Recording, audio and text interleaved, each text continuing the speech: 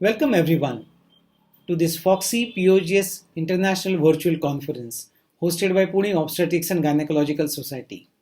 The theme of the conference is Just Tumours, Benign to Malignant, with special focus on gynecologic oncology. The conference is in association with AOFOG, ICOG, AGOI, ISO, and endorsed by SAFOG, ISMPO, AMOGS, ISPSM, PMS, making it a congress with national character and global participation. In these trying times, we wish to give you a wonderful experience that could be unique and would leave you enriched with knowledge.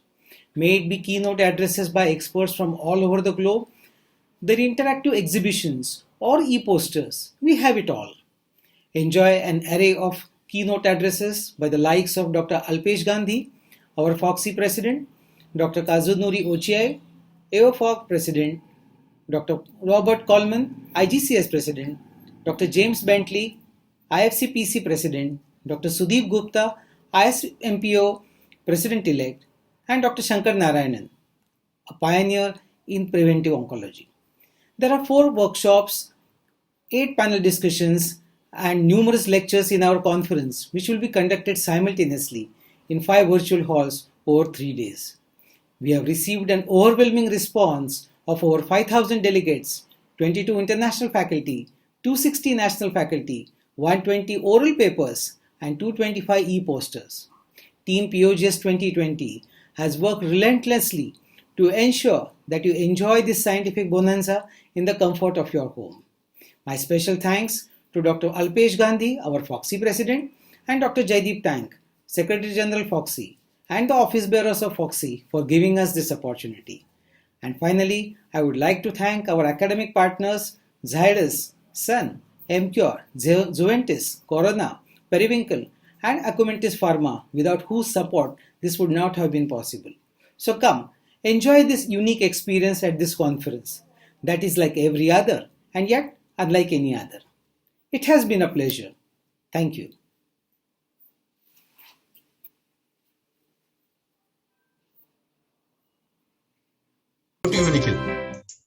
Good morning, delegates, and thank you very much for joining in on the day 3 of Just Tumours Conference. To get started, I request our President POGS, Dr. Harshad Parasnis, sir, to please welcome all and give the welcoming remarks. Over to Dr. Harshad Parasnis, sir.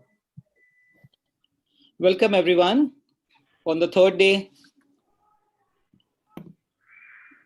of this academic extravaganza of Just Tumours, I welcome you all on behalf of Pune Obstetrics and Gynec Society as well as FOGSI. Today's program is again fully packed. I think all of you all will be waiting to go ahead and hear it. Yesterday session we had excellent response. All the speakers were very good, and the response was to the tune of, we had a login of 2,800 logins, and out of the more than 6,000 registered delegates that we have. So I wish you all the best for today's session, and I ask Nikhil Khatri to kindly start with today's proceedings. Thank you so much, sir. We have our first speaker, Dr. Amita Naithani from Delhi. We request her to please start her screen sharing and also switch on the camera, unmute herself. Your 8+2 minutes starts right now, man. Over to you. Please get started. Just before that, she's going to be speaking on the controversial LAC trial. And after she finishes, we would request her to remain with us to join the panel as well. Thank you. Yes, Amita. Yeah. A very warm good morning to all from a foggy and chilly Delhi morning. My heartfelt thanks to Dr. Harshad Parasnis, President POGS, and Dr. Alpesh Gandhi, President FOGSI, to provide me with this opportunity to speak on this landmark practice-changing trial of the probably decade, the laparoscopic approach to carcinoma of the cervix trial. And, oh, the slides are not moving. So this trial was published in the New England Journal of Medicine on 15th of November 2018. The rationale of the study was that the NCCN guideline 2018 cervical cancer suggested that MIS is an acceptable approach to radical hysterectomy in patients with early stage 1A, 2 to 2A and comparable to the open arm. Until 2007, there was no prospective study which directly compared the DFS and overall survival in both the arms. The primary objective of the study was to compare the DFS at 4.5 years between the open radical hysterectomy and the lap/robotic radical hysterectomy arms for early stage cancer cervix. And the secondary objective was to look at the overall survival, the pattern of recurrence, the treatment associated morbidity, the cost effectiveness, the pelvic floor dysfunction, feasibility of sentinel nodes, and the quality of life.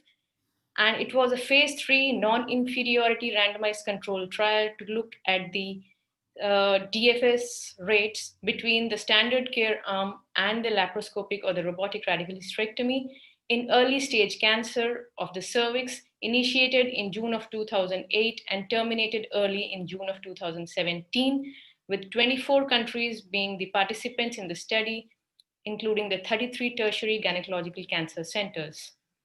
The patients in the study were randomized 1:1 in the standard care arm and the experimental arm, with the inclusion criteria being a histologically confirmed primary squamous cell carcinoma, adeno-CA and or adenosquamous carcinoma of the cervix, with a FIGO stage 1A, LVSI 1A2 and 1B1, and the patients were assigned to undergo either a type 2 or type 3 radical hysterectomy. The trial was oversighted by a management committee independently reviewing the submission of 10 cases of MIS with unedited videos from the participating centers, detailed in terms of age, BMI, OR, estimated blood loss, length of hospital stay, intra-op and post-op complications, and the transfusion rates. The trial was called for an early closure in June of 2017 in view of observed increased morbidity and mortality in the experimental arm. The total number of patients planned to be randomized were 740, but at the closure, a total of 631 patients were randomized. 312 were randomized in the standard treatment arm and 319 in the experimental arm. And of the total 312 patients who were randomized in the standard care arm, 274 achieved the surgery by open technique and 8 or 3% patient crossed over to the other arm. And similarly, in the MIS group, the total of the designated 319, 2 patients crossed over to the standard care arm. So of the total MIS performed, the 244 patients received the surgery by the laparoscopic arm and 45 patients received surgery by the robotic arm. By that meaning 16% received the surgery by robotic arm in the MIS group, and a total of 3% patient in the MIS group were converted to laparotomy.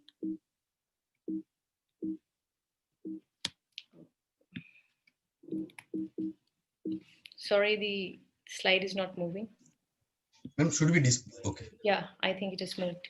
So the coming down to the results and analysis in terms of outcomes of the surgery, the minimally invasive surgical arm had a significantly longer operative time of 215 minutes, but the estimated blood loss and the median length of stay in the hospital were significantly less in the MIS arm.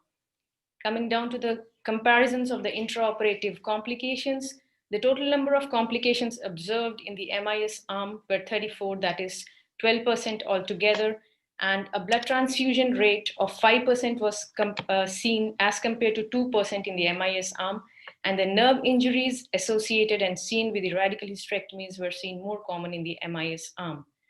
The post-operative histopathologies, when compared, were almost comparable in all the parameters, with the tumor size being not known in 1/3 of patients in both the arms, and the LVSI being negative, the parametria being negative, and the vaginal margins being negative and comparable in both the arms. The median number of lymph nodes which were harvested by both the arms were almost equal, the 21 and 20, and the positive nodes were seen to the tune of 13% in both the arms. So when the primary outcomes were compared, the DFS at 4.5 years, by intent to treat, and per protocol, the DFS rates were observed to be inferior to the experimental arm, favoring the total abdominal radical hysterectomy or the standard care arm. Patients undergoing MIS were at 3 times more risk of disease recurrence with a hazard ratio of 3.74, and the most common site of recurrence was seen in the pelvis, followed by the vault.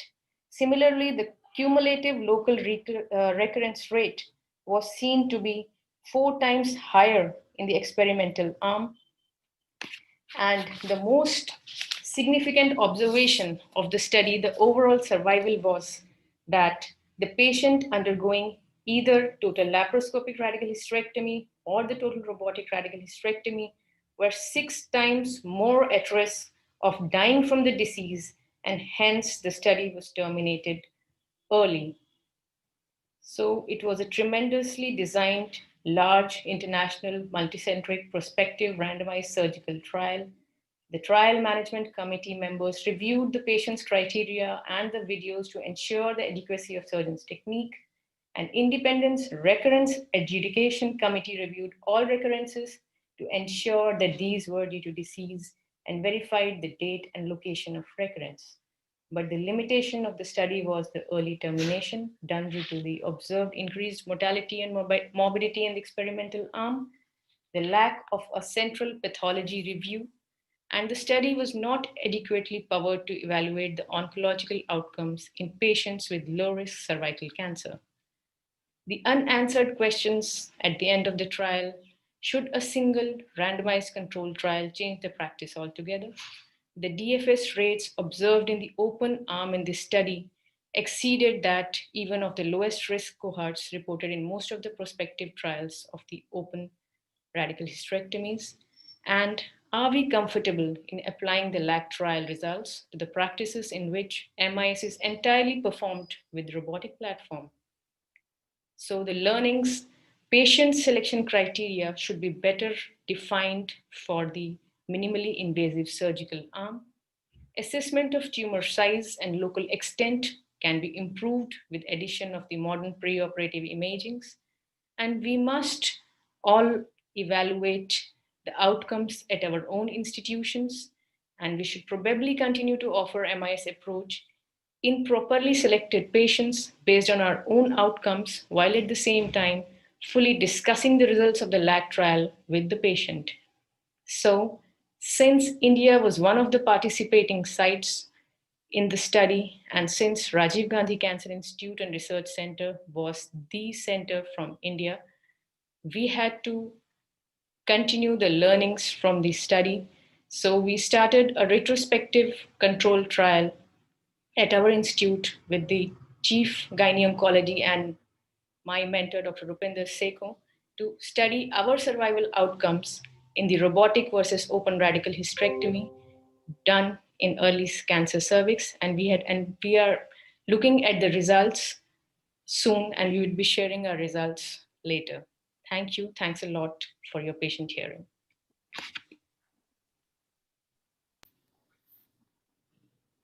Thank you so much, ma'am. Thanks a lot. Next, we have Dr. Rohit Ranade, who's going to be two.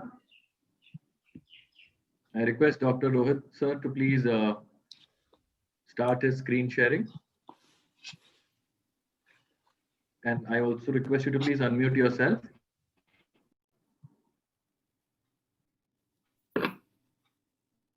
Sir, you're still on mute. Sir, could you unmute yourself, please? Yeah, am I audible? Yeah. Yes, good to go. Sir, put it full screen. Slideshow mode. Yeah. Is the screen visible on slideshow?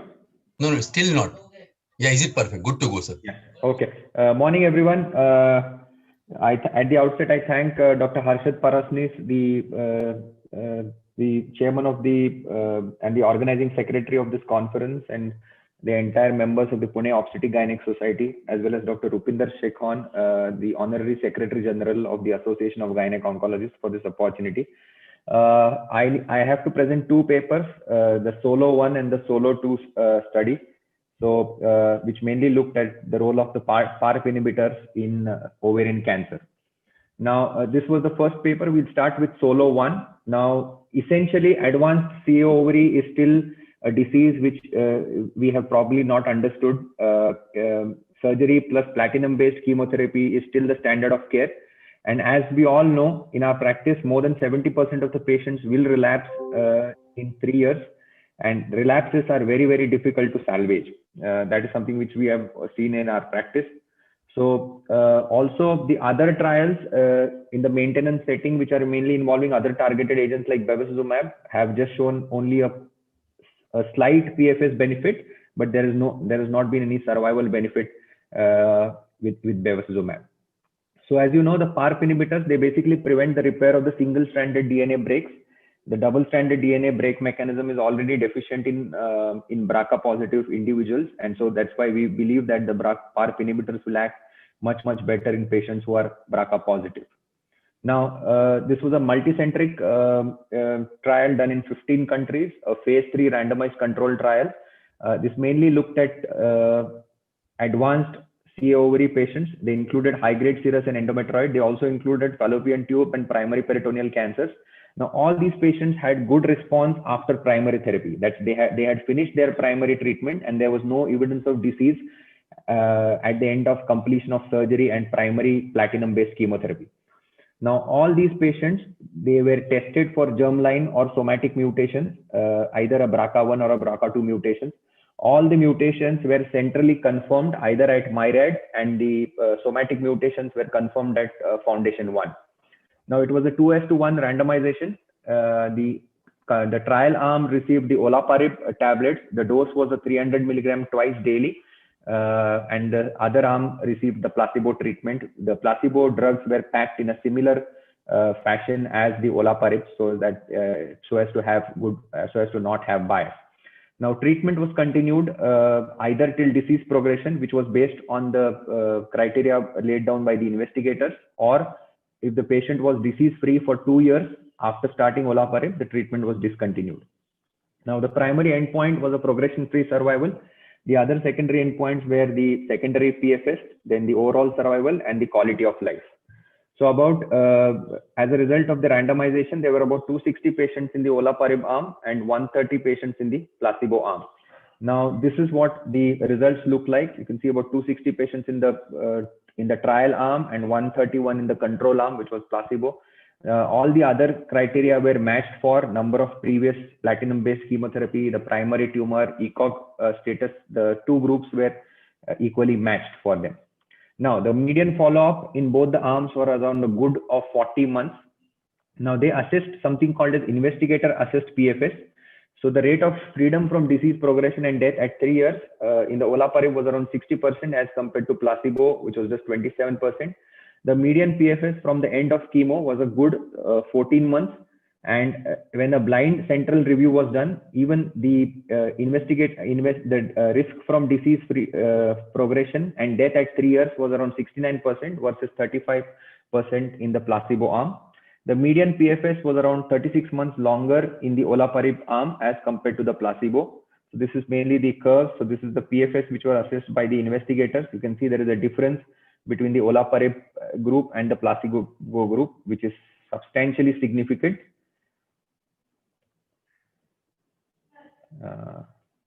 My slide is not moving.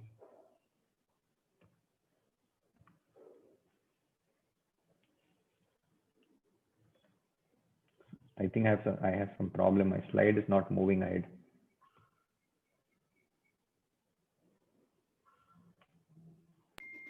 Hello. Nikhil, can you help him out? Yeah, I think my slide is not moving ahead. Yeah, Nikhil, can you help him out? Can I stop share screening and again screen share? Yeah. Yes, perhaps that would help. Yeah, you can Yes. do that. Just a minute.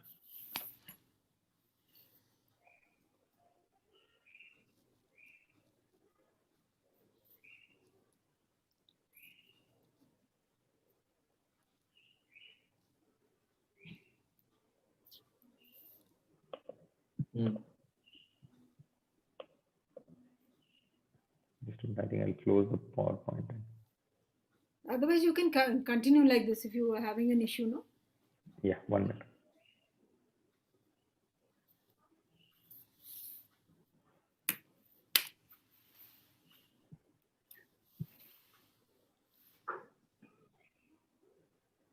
Dr. Rohit, if yeah. you could see it not in full screen mode is also okay.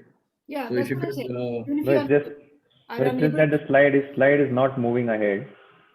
not even in this mode, you need No, not. not. maybe you could then give the summary or the main points. Maybe that would help, ma'am. Dr. Upinder, what would you suggest? Because Yeah, time is that also. would. No, that's fine. Just let's give him a minute. Sure, Yeah. sure, ma'am.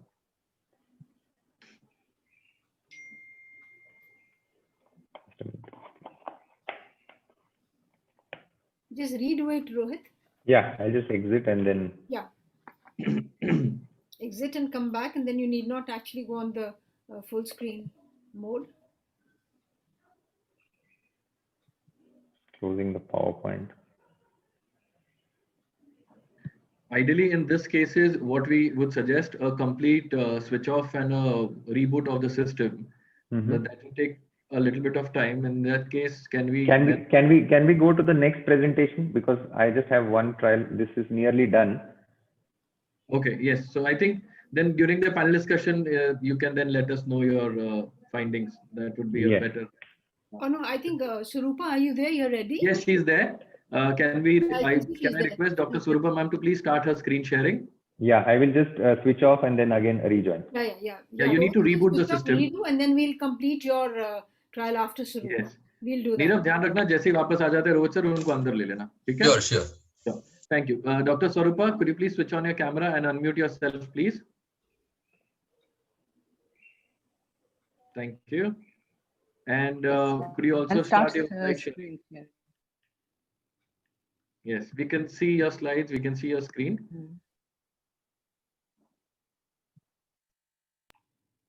Yeah, can you see my screen? Yes, just put it in full screen mode and you're ready to go, ma'am. Yeah, yes. All right. Thank you. Good to go, ma'am. Okay, yeah. Good morning, everybody. Let me thank Dr. Rupinder Shikho, ma'am, to give me this opportunity to come and speak about these trials. Thank you, ma'am. And I congratulate everybody for this very nice show. And I think today is the first day, if I'm not wrong, and wishing everybody a very good success. So I have to speak in 10 minutes about 3 trials, the POTEC 1, 2, and 3. I have consciously avoided the POTEC 4 trial. So coming to POTEC 1 trial, we all know that it's a long-term outcome and quality of life of patients with endometrial carcinoma treated with or without pelvic radiotherapy in post-operative radiation therapy in endometrial carcinoma. So this is the POTEC 1. And this was among the first randomly organized trial to compare pelvic EBRT to no treatment at all. So there were about 715 patients. The primary endpoints were locoregional recurrence and overall survival. The secondary endpoints were treatment morbidity and survival after relapse. So these are the eligibility criteria, but mainly they were the endometrial adenocarcinoma stage 1, grade 1 with deep invasion, or grade 2 with any invasion, or grade 3 with superficial invasion. Now, here the surgery which was done was total extrafascial hysterectomy with bilateral salpingo-oophorectomy without lymphadenectomy, and biopsy was done for suspicious lymph nodes. Pelvic EBRT was given by 4-field or 3-field techniques, 46 gray in 20 fractions. So here we saw that the patients with high intermediate risk features had a 20% risk of locoregional recurrence after no adjuvant treatment, and which was actually reduced to 5% with addition of EBRT. Now, the local regional recurrence in the EBRT group was 5.8% at 15 years, and in the no adjuvant treatment group, it was 15.5%. Now, all these, about 74% of the local recurrences were located in the vagina. So the conclusions from POTEC 1 was, it was among the first to compare that pelvic external radiation therapy was compared with no adjuvant treatment at all post-surgery. It showed that external beam radiotherapy provided a highly significant improvement in local control, but there was no survival advantage. The conclusion of this trial was EBRT would definitely be justified, but only for patients who are at a relatively higher risk of recurrence. Pelvic EBRT at the same time was associated with long-term urinary and bowel symptoms, leading to lower physical functioning even at 15 years of treatment. And let me just add over here, all the treatment was done by the four-field, that is the conventional treatment. No IMRT or IGRT was done. So POTEC 2, this was also a randomized trial with 427 patients with stage A or 2A endometrial cancers with features of high or high intermediate risk endometrial cancers. The primary endpoint was vaginal recurrence. The secondary endpoints were locoregional recurrence, which was pelvic or vaginal or both, distant metastasis, overall and disease-free survival, and treatment-related toxicities and quality of life. Now here in the results, no significant difference was seen in the 5-year locoregional recurrence, although there was a higher rate of pelvic recurrence in the vaginal brachytherapy group. And there was no difference in the overall survival and the disease-free survival. The conclusions of POTEC 2 trial was vaginal brachytherapy achieved excellent vaginal control and also locoregional recurrence. Both were very good control was seen with vaginal brachytherapy. Overall survival and disease-free survival were similar to external beam radiotherapy. But the quality of life and the gastrointestinal toxic effects were significantly better with the vaginal brachytherapy alone. So the vaginal brachytherapy should be the adjuvant treatment of choice for patients with uterus confined endometrial cancer with high intermediate risk. Coming to POTEC 3, so this is something a little different. This is comparing adjuvant chemoradiotherapy versus radiotherapy alone for women with high risk endometrial cancer.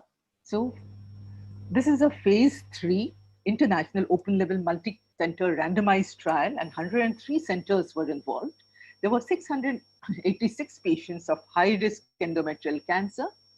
They were randomized to chemoradiotherapy versus radiotherapy alone. The surgery was abdominal or laparoscopic hysterectomy with bilateral salpingo-oophorectomy, lymphadenectomy, whether systemic or sampling was left to the discretion of the participating center. But lymph node debulking and para-aortic lymph node sampling were recommended in cases of macroscopic positive pelvic lymph nodes or para-aortic lymph nodes. External beam radiotherapy, again, it was the same in both the groups, 48.6 grays and 1.8 grays per fraction. Here, brachytherapy was added in 2 fractions in the usual way we do in the same dose. In the chemoradiotherapy arm, there were 2 cycles of cisplatin, which was given in the 1st and the 4th week of the external beam radiation therapy concomitantly. And this was followed by 4 cycles of adjuvant carboplatin and paclitaxel at 21 days interval. The primary endpoints are overall survival and failure-free survival, and the secondary endpoints were vaginal, pelvic, and distant recurrence, treatment-related toxicity, and health-related quality of life. Something important to be mentioned is that the abdominal recurrences outside the pelvic area, they were considered as distant metastasis. So you can see the results over here. The overall survival was better in chemoradiotherapy arm compared to the radiotherapy arm. 5-year failure-free survival was also better in the chemoradiotherapy arm compared to the radiotherapy arm. The subgroup analysis of this, it showed that the stage 3 endometrial cancer who have higher frequency of recurrences, they also had the greatest absolute benefit from the combined treatment. The pelvic control was higher with the radiotherapy alone arm, and women with 70 years age or older had the greatest benefit from chemoradiotherapy compared to the younger women. So what were the conclusions? That chemoradiotherapy significantly improved the 5-year failure-free survival patients with high-risk endometrial cancer compared to radiotherapy alone, but there was again no significant difference in overall survival. Women with stage 3 endometrial cancer had a significant improvement in failure-free survival. Now, important is that for each patient, the cost in terms of increased toxicity and the longer treatment duration should be weighed against the benefit in terms of improvement in failure-free survival. So this is left to the discretion of the physician. So thank you. Thank you so much, ma'am. In the meanwhile, I would just like to reconfirm, Nirav has Rohit. Yeah. Okay. Yeah, he's there. He's there. So we were a little confused. Hello. We just rename you to Rohit Ranade. It's Yeah, please. I'm just I'm using another MacBook, so no problem. We understand. Sir, could you start your screen sharing then? In the meanwhile, check if that's working. Just to also let you know, sir, we've got only 3 minutes remaining for your turn. Sure. I'll just finish off and. Yeah. That would just wanted to remind you, sir. Yes. Because we have a panel discussion waiting, and we would like to just keep it on time. So yes. Thank you. Is my screen visible? Yes, sir, it is visible. Could you just put it on full screen? And I think we should get started right away. Yeah. And forward it to the slides that I think after the graph of placebos. Yeah, so this was the progression-free survival which was assessed by the investigators. That is shown a significant survival advantage. This was the progression-free survival assessed by the blind independent central review that also showed a significant survival difference between the two curves. Again, the interim time analysis of overall survival showed that the median time to subsequent therapy was also much later in the olaparib arm as compared to the placebo arm. Side effects and toxicity, anemia was the most common side effects. Now, most important is most of the side effects were grade 1 or 2. So this was quite a regimen which was quite well tolerated. And nausea and anemia were the most common reasons for discontinuation. There was a slight concern that they could increase the incidence of AML or myelodysplastic syndrome, but that was only found to be 1%. Pneumonitis and interstitial lung disease, the incidence was only about 2%. Take home message, this puts a spotlight more on the doing BRCA mutation testing, because previously we didn't have anything to offer to the patient as such. It was only for the benefit of other family members, and no targeted therapy in maintenance setting has shown such a significant survival advantage with which olaparib has shown. The overall survival data is not mature, but which is likely to show advantage. Now, most important point is that the effect persists even beyond 2 years of stopping the treatment. This is very unlike to bevacizumab, where the disease recurrence is much faster when you stop bevacizumab. Again, as compared to other targeted therapies, the side effect profile is very manageable. And there was a 5-year update on PFS, which was just published in, it was presented as a press release in September 2020, which showed that the PFS benefit which was obtained is still continuing.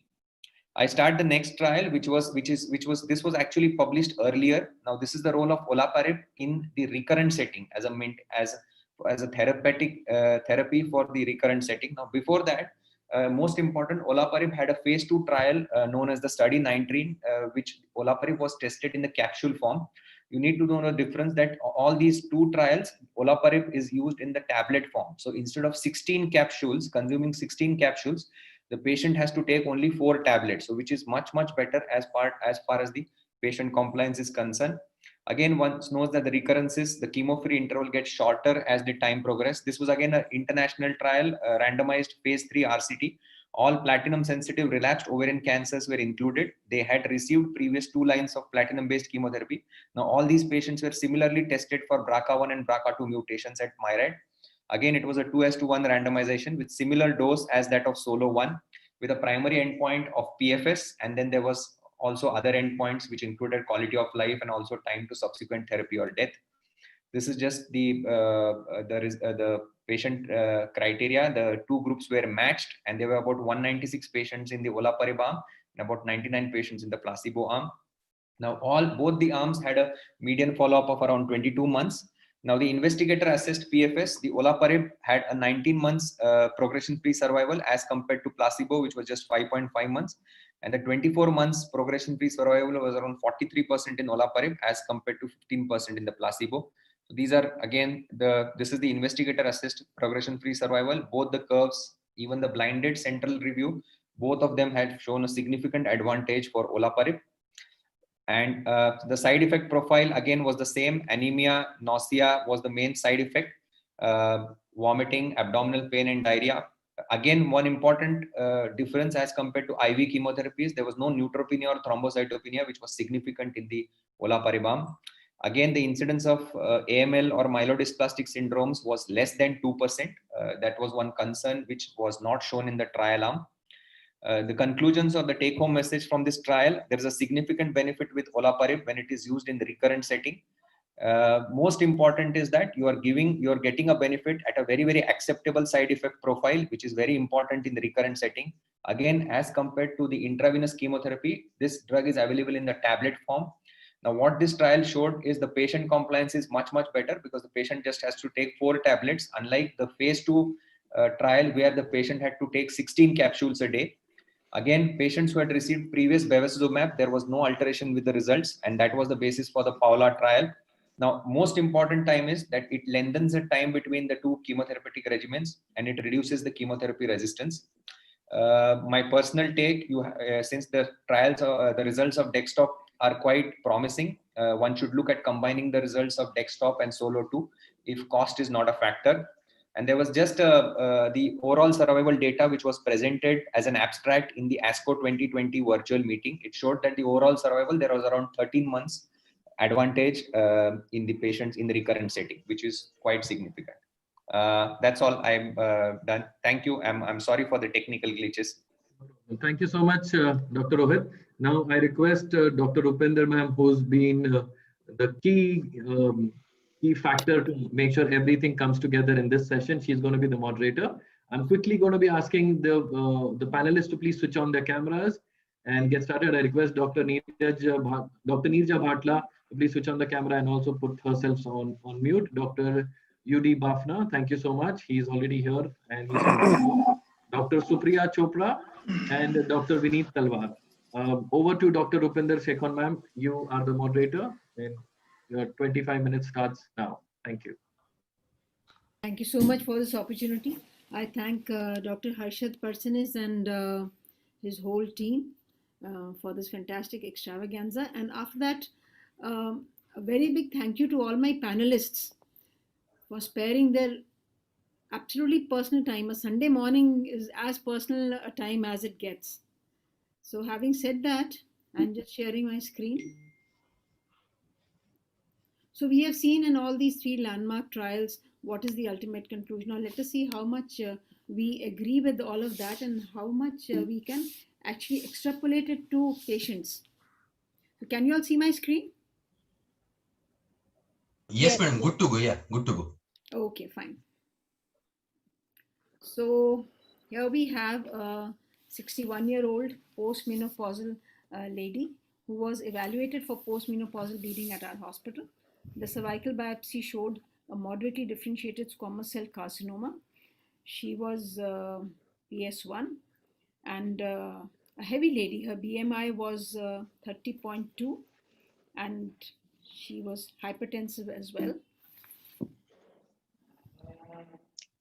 On local examination, we saw a small circumscribed growth at the ectocervix.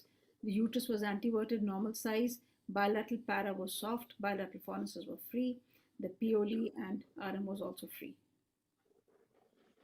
We got an MRI done which showed that there's heterogeneously poorly enhancing area 2 into 1.7 into 1.6 centimeter growth seen at the posterior lip of the cervix.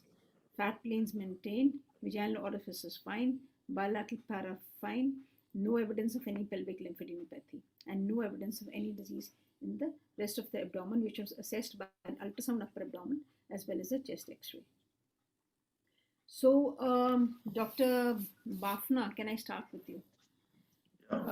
Would you like to do any other investigation apart from all of this? No, I think for small tumors, that is current staging figure 2018, stage 1B1 and 1B2, MRI scan would be sufficient. If it was 1B3, I would have asked for a PET scan also to detect distant metastasis, especially in the paraortic nodes. But in 1B1 and 1B2, the incidence of having positive paraortic nodes is very, very small. So I think MRI scan of abdomen and pelvis is sufficient. Dr. Neerja, what about you? You're in an institute. Yes, I agree. I agree with Dr. Bafna. that it is enough to have the MRI scan. And Supriya, what about you? I think I agree. Okay, fine. So I'm so glad that we've started on an agreeable note. And the next thing is what would be the mode of surgery? Neerja, you first. So as far as we are concerned, we are following the open route for cervical cancer now. And we would go with the open radical hysterectomy. Okay, you don't mind dipping into so much of obesity and all that? That's part of the game, right? Yeah. Because in cervical cancer, we are not looking at that aspect at all. I mean, they are rare, of course, to have the obese women with cervical cancer is rare, but even so. I agree on that. And you know, more of the problems are really in the immediate post-op period and they sort out. So it's more important that we don't come back. We were having the discussion yesterday also. I was seeing that, you know, there was this hectic discussion in oncosurgery also. And I have to say that we have seen patients coming back who shouldn't have come back with distant spread, with small tumors. So, and there's no clear explanation. So we are very cautious. Okay. Bafna? Yeah, I think I have experience with open as well as laparoscopic as well as robotic. I have dealt with all three modalities. So I feel if you leave aside the lag trial, I know why the lag trial or minimally invasive surgery fails. Personally, I know why it fails. I think it is mainly because we are not able to give adequate parametrial margins or give unequal margins on both the sides, right side and the left side. And probably you are not able to give good vaginal margins. And most important thing would be tumor spillage during minimally invasive surgery. So I feel in India, I think we have very good laparoscopic surgeons and robotic surgeons. I think there should not be any harm for doing minimally invasive surgery for small tumors, only small tumors, less than 2 centimeters. I think more than 2 centimeters, however expert you are, I think better to avoid laparoscopic surgery. Rohit? Hello, If you are a believer of lag trial, you can still offer her minimal access because it is under 2 centimeters. If you only believe randomized evidence, and as Dr. Bafna has said, with the shape trial coming in, because he said that you tend to reduce on the parametrial margins, which is see, we are all in our learning curves. Initially, we don't want complications. We will tend to not go more aggressive whenever you are learning a new technique. But for a 2 centimeter tumor, I don't think, as per current evidence, you need to do a type 3 type of radical hysterectomy where take even a nerve sparing or a modification of a class between a class 2 and a class 3 is sufficient because she has a very small tumor. So I think minimal access should be okay. But again, we should take precautions like try to prevent the tumor spillage. Maybe try something by which you can close the vaginal cuff instead of exposing the tumor to the peritoneal cavity. I think what is the need of the hour is for everyone to honestly bring forward their data, whether they can bring it forward retrospectively or not, to honestly collect their prospective data and present it in this forum a year down the line even, before we can really convincingly, it's a lot of I think and should we or shouldn't we, but this is the problem I have faced when I was a FIGO chairperson looking at the revision of the staging. A lot of people come forward saying I think, but that is not how it works, and we need to see published evidence to really support what we are doing.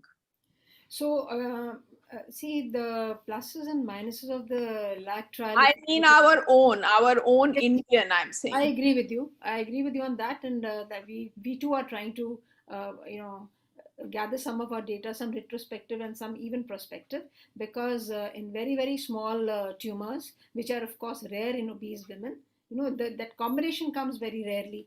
We are doing robotic surgery even now, after carefully assessing. Because see, in the lag trial, all is fine. The results were, of course, very well recognized all over the world. But what is the actual cause of the high recurrence? I don't think we have really come to a head on that. we have conjectures that maybe, it is the spillage, or like Bafna very nicely said, that unequal margins and so on and so forth. But we haven't really analyzed that. So having said that, I think what Nija is saying is basically the take-home message. We need to analyze our own data. And for those who are doing robotic surgery or even laparoscopic surgery on a regular basis, I'm sure they would be able to at least pick and choose a few cases at least of cervical cancer which can be addressed by minimal access. Supriya, do you want to straight away give RT to this patient? No, before I want to give RT, I can just tell you we have completed analysis of our randomized trial of post-operative patients. So there, the 4-year DFS is 75%, 5-year DFS. So it is almost like 2B in our country. So whatever we say as anecdotes, I think that has no relevance, and it's good to go with published data. Yeah. I can tell you in the results of randomized trial, we are lower in our outcomes than the published literature. Yeah. Thank you so much. So I think we'll move on to the next case because we are a little short on time. This is just the, we'll just move on to the next case. Case 2. Yeah. Okay. Now this is a 51-year-old lady who was diagnosed as FIGO stage 3 carcinoma ovary with the help of a mental biopsy, because I'm sure Vineet, who's with us in this panel, will agree that some of our medical oncologists, they start giving chemotherapy merely on the basis of a positive acidic fluid. It is prudent to actually do a mental biopsy and then get or if at all it is acidic fluid, then do a cell block on that, diagnose the patient, and then carry on with giving new adjuvant chemotherapy.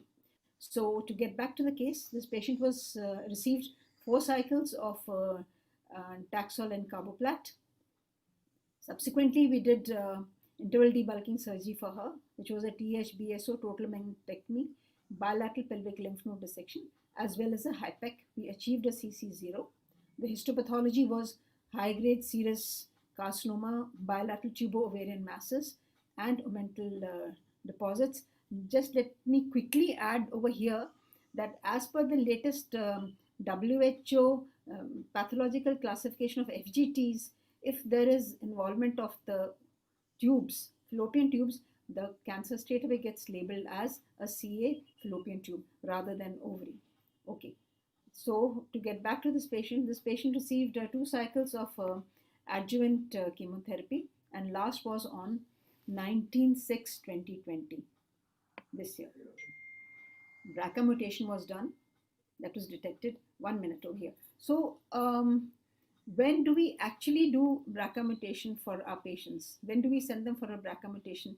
Vineet, could you please tell us what we do in our setting? Well, madam, as you go by the NCCN guidelines now, all the patients who have a high-grade serous carcinoma, they are mandated to have their BRCA mutation testing, whether it is germline or somatic, preferably somatic, preferably germline, and accordingly, this should be done at the inception so that you can, chart your way out, as it has been told in the Solo 1 trial. So if you have a high-grade serous carcinoma, then there is a mandate that all these patients should be tested for the BRCA mutations. Yes. So, Nija, in your hospital, do they do BRCA mutation, and are the patients charged for it? Because cost is definitely a factor. We do have one research project going now, so whatever fits with that, but as a routine, no, it is not done, and they do have to get it done outside and pay for it. We have tried setting up something where, they might, for a very poor patient, give some free after certain numbers, which Dr. Anurag Srivastava worked with them for. But broadly, no, broadly they have to pay for it. And I have to say, very unfortunately, even patients who can afford to we are still trying to find the optimum counseling to persuade all to get the testing done. Yeah, absolutely. This is the Madam, can I add something? Yes, definitely. Actually, prior to the BRCA mutation detection and the mandate that NCCN guidelines says that all these patients should be tested for BRCA, what we forget is the most important thing is the pre-counseling and the post-counseling of these patients.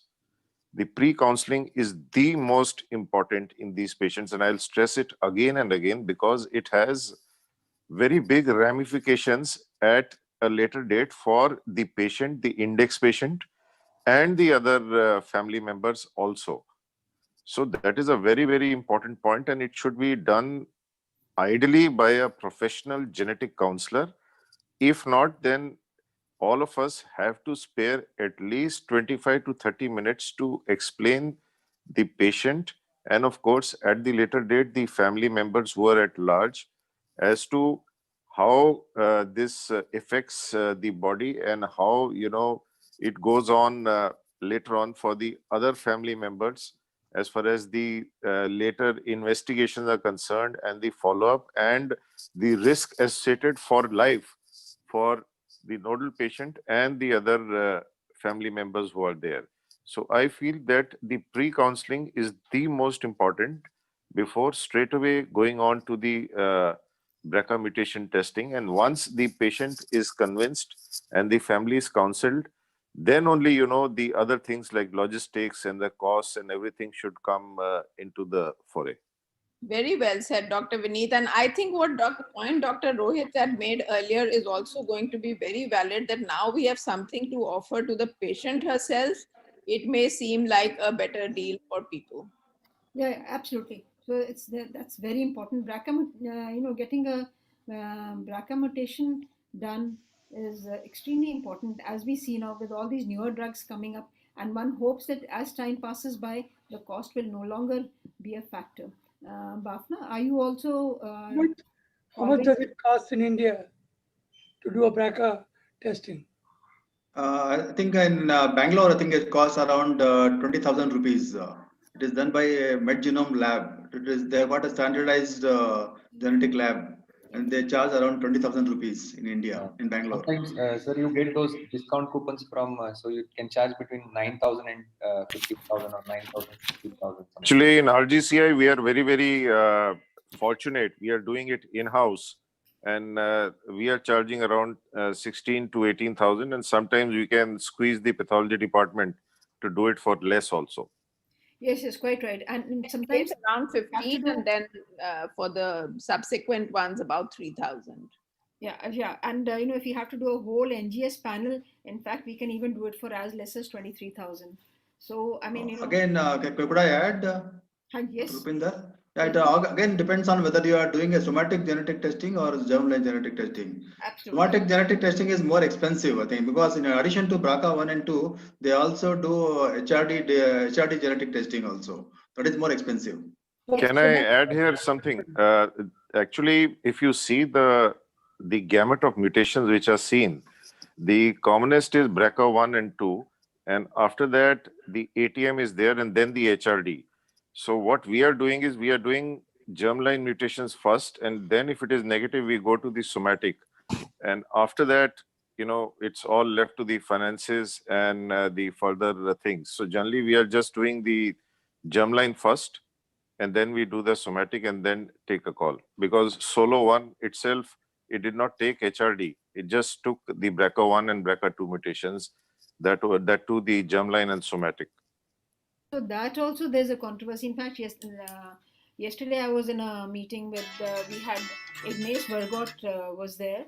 And what they are practicing is first the somatic gene testing and then the germline testing. So I think it'll take a couple of years before we standardize all of this, the cost and what should be done first and whatever else. So to get back to the patient, what would be the next line of management for? Okay, we've completely finished the first line treatment for this patient, and she is BRCA mutated. And now what next, Dr. Vineet?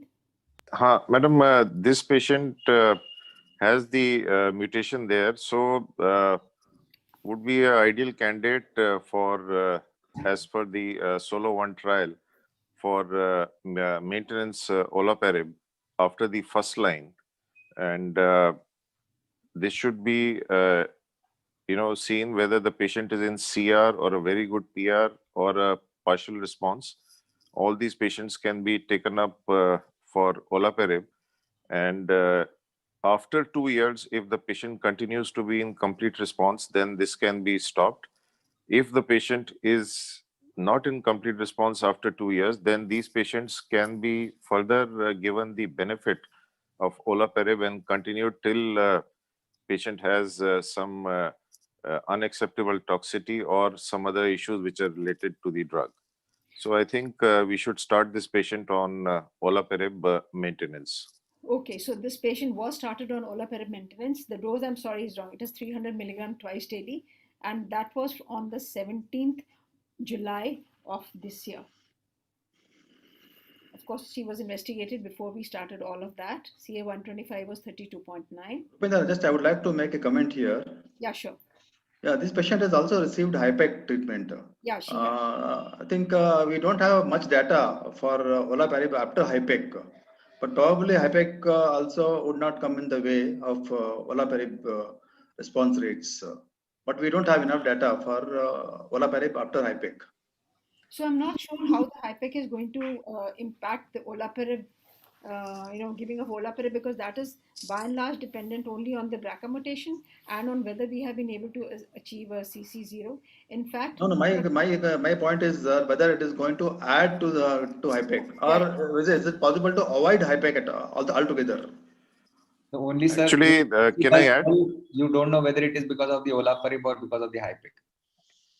Actually, earlier on, when bevacizumab was given as maintenance, when the PFS was calculated, in that the time when chemo was given and bevacizumab was started, that was added to the PFS.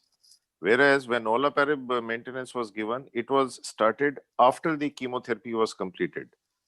So I really don't know whether it would make a dent on the PFS, whether HIPEC has been added or not, although definitely, as Dr. Bafna has said, it would slightly confound the final results. I think that point is well taken, and I think we will have to look into all of that. So anyway, for this patient, she was started on olaparib in July, and in September itself, she started complaining of generalized weakness, and HB fell down to 7.7, platelets fell down to 1,04,000, and she was transfused 2 units of PRBC and managed symptomatically and subsequently discharged. Now, for such a patient, how long would you want to continue with the olaparib? Or do you want to stop? Or do you want to continue in any case? What are we really looking at? Dr. Well, the data says that you assess these patients at 24 months, and if they continue to be in CR, they can be stopped. Okay, I think we'll take that as this take-home message.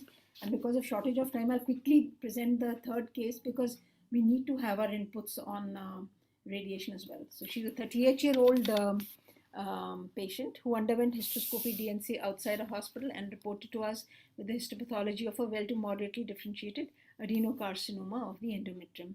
A PET CT, see, many patients come to us with a PET CT report. It's not that we are getting the PET CT done.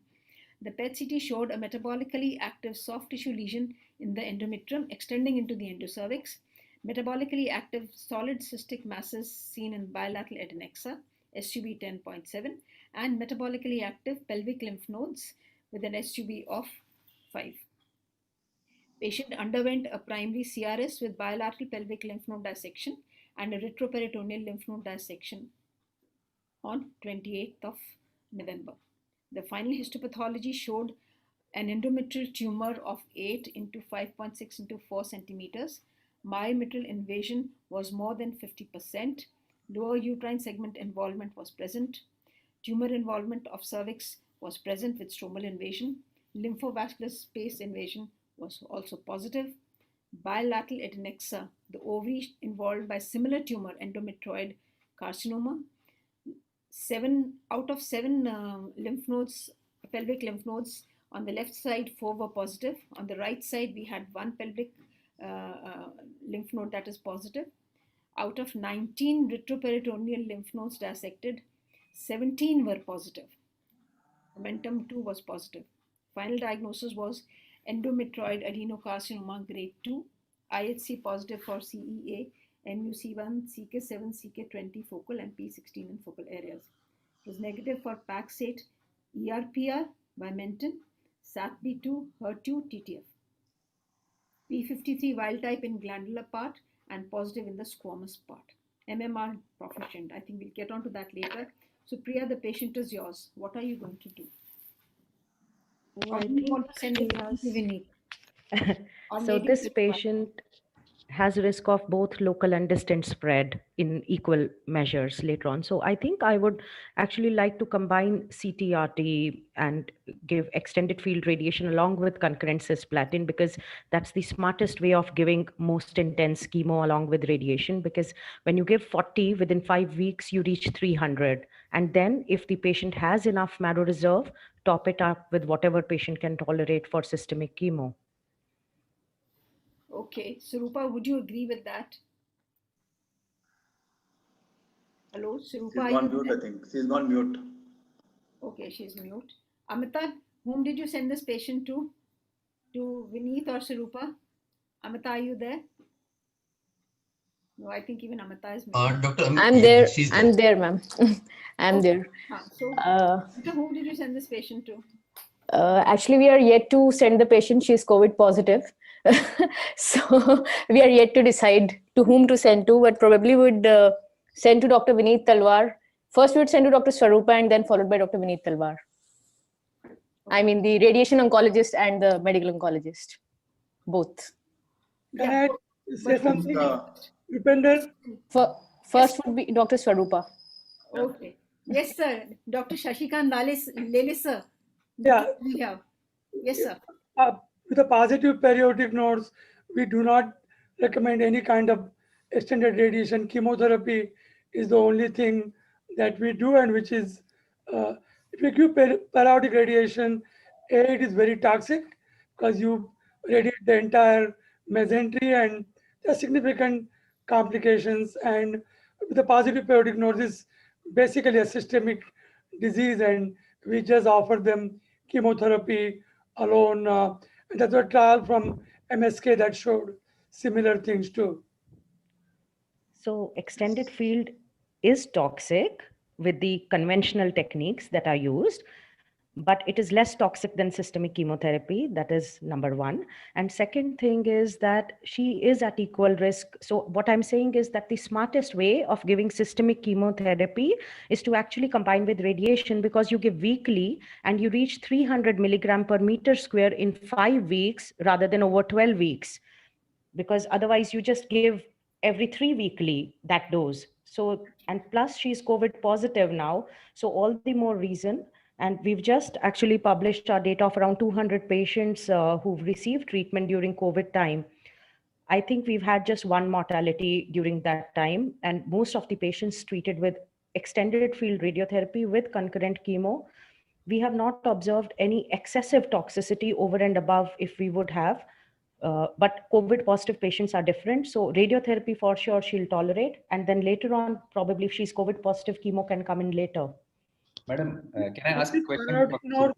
Microscopically, I think we will have to stop this discussions, because as we all know, discussions are the key, but we also have to keep it in time. Rupinder, ma'am? Just give me 5 minutes. Yes, closing remarks, please, if possible. Thank you. 5 minutes. Yes, please continue. Yes, sir. Who was somebody was giving us an Professor Shashikant Lele, I think, was saying something, sir.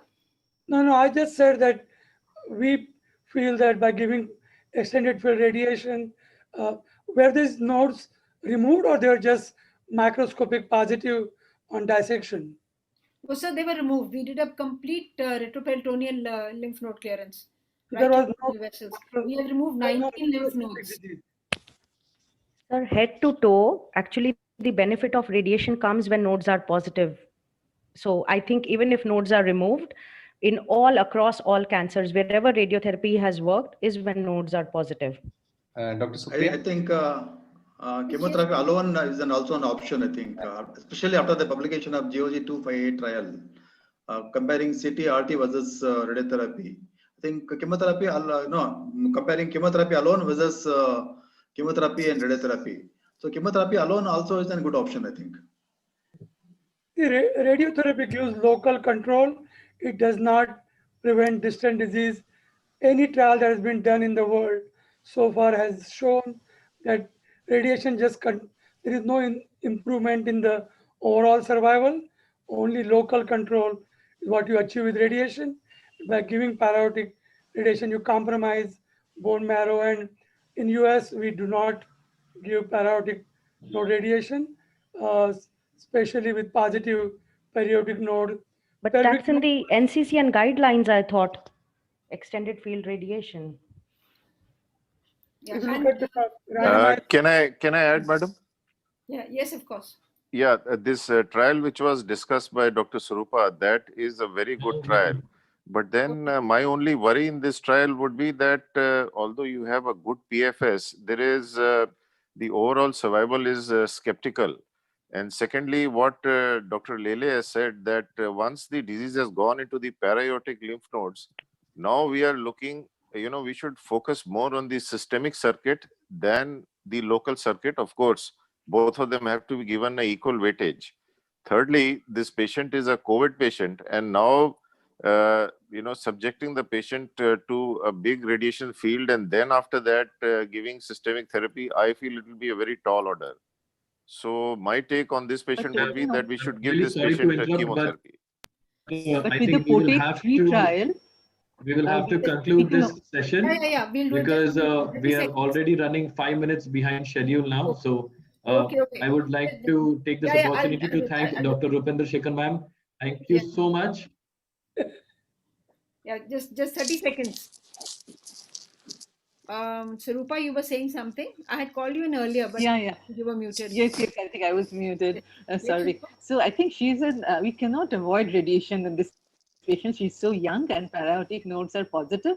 And we have such good techniques of giving radiation these days with IMRT, IGRT. And with the POTEC3 combination, I think patient can get both the advantages of the radiation and the chemotherapy. We are not compromising on anything at all. Yeah, okay. So she is COVID positive, and we are actually waiting for her to get a little better, and then we'll send her off to our radiation oncologist and the medical oncologist, and the ball is in their field. Everyone, thank you so very much. All the panelists, it has been an absolutely wonderful session. Thank you. And thank you so very much. And thank you, organizers, for giving us all this opportunity. Thank you very much. Thank you, ma'am. Thank you so much. Without taking too much of time, I would like to call the chairpersons for the next session. Thank you, chairpersons. Thank you, moderators. Thank you, panelists. I request the chairpersons, Dr. Charusundar Joshi, sir, to please unmute himself. I also request Dr. Vaishali Korde Nayak, ma'am, to please switch on his camera and also unmute himself. And we also have Dr. Tushar Panchanadikar, who has confirmed on call. He shall be joining in just a couple of minutes from now. Over to Dr. Vaishali Kode ma'am to introduce our first speaker, Dr. Sashikant Lele sir from USA. Good morning everyone. I welcome you to Pune virtually, Dr. Sashikant Lele. Greetings from India, and you are our first international speaker of this day. So the dais is all yours.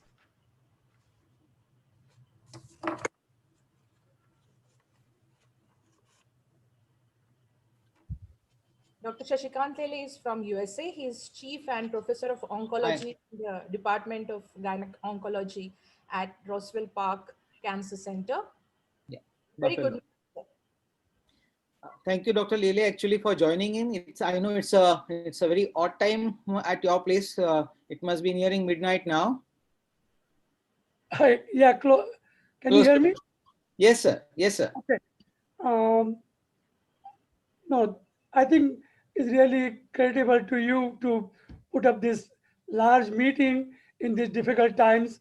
Originally, we were supposed to come to Pune and do this meeting, but I think you persisted and your hard work has, I think, paid off. I heard yesterday there are about 25,000 people are clicked into your conference, which is really something I can't believe. Anyway, I can start my presentation.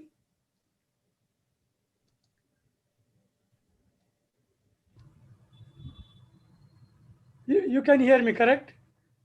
Let the scene. Yes, yes. Can you see my Yes, sir. Yes, slides? sir. We are good to go. We can see your slides, but can you just please make it full screen? Yes, just Go on make it full screen, sir, on presentation mode, and we are good to go. No, you have to go to the slideshow and sir, go to the slideshow and then you can make it full screen.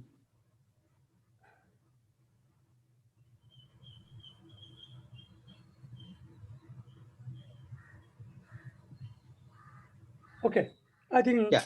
that's good. All right. Good morning. It's almost 11:30 at night here, and we'll start with management of type 2 endometrial cancer. I don't want to show what I've done. I've been in Buffalo since, I believe everybody can hear, right? Yes, yes. Yeah, okay. So I've been here in Buffalo since 74. I did my fellowship. And I've been here in Buffalo at Roswell Park Cancer Institute, which was one of the first cancer institute in the world in management of cancer. About the cancer statistics in US, you can see there are about 62,000 cases a year with about 12,000 deaths. Ovary, about 22,000 odd cases with 14,000 deaths. So you can see it's a number 2 killer in GYN malignancies.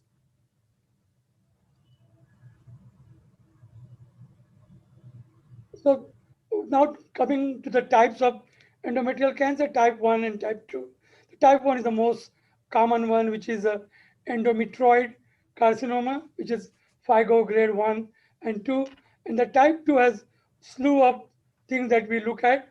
Endometrioid carcinoma grade 3, serous, clear cell, mucinous, squamous, a very rare, transitional cell, mesonephric, and undifferentiated type.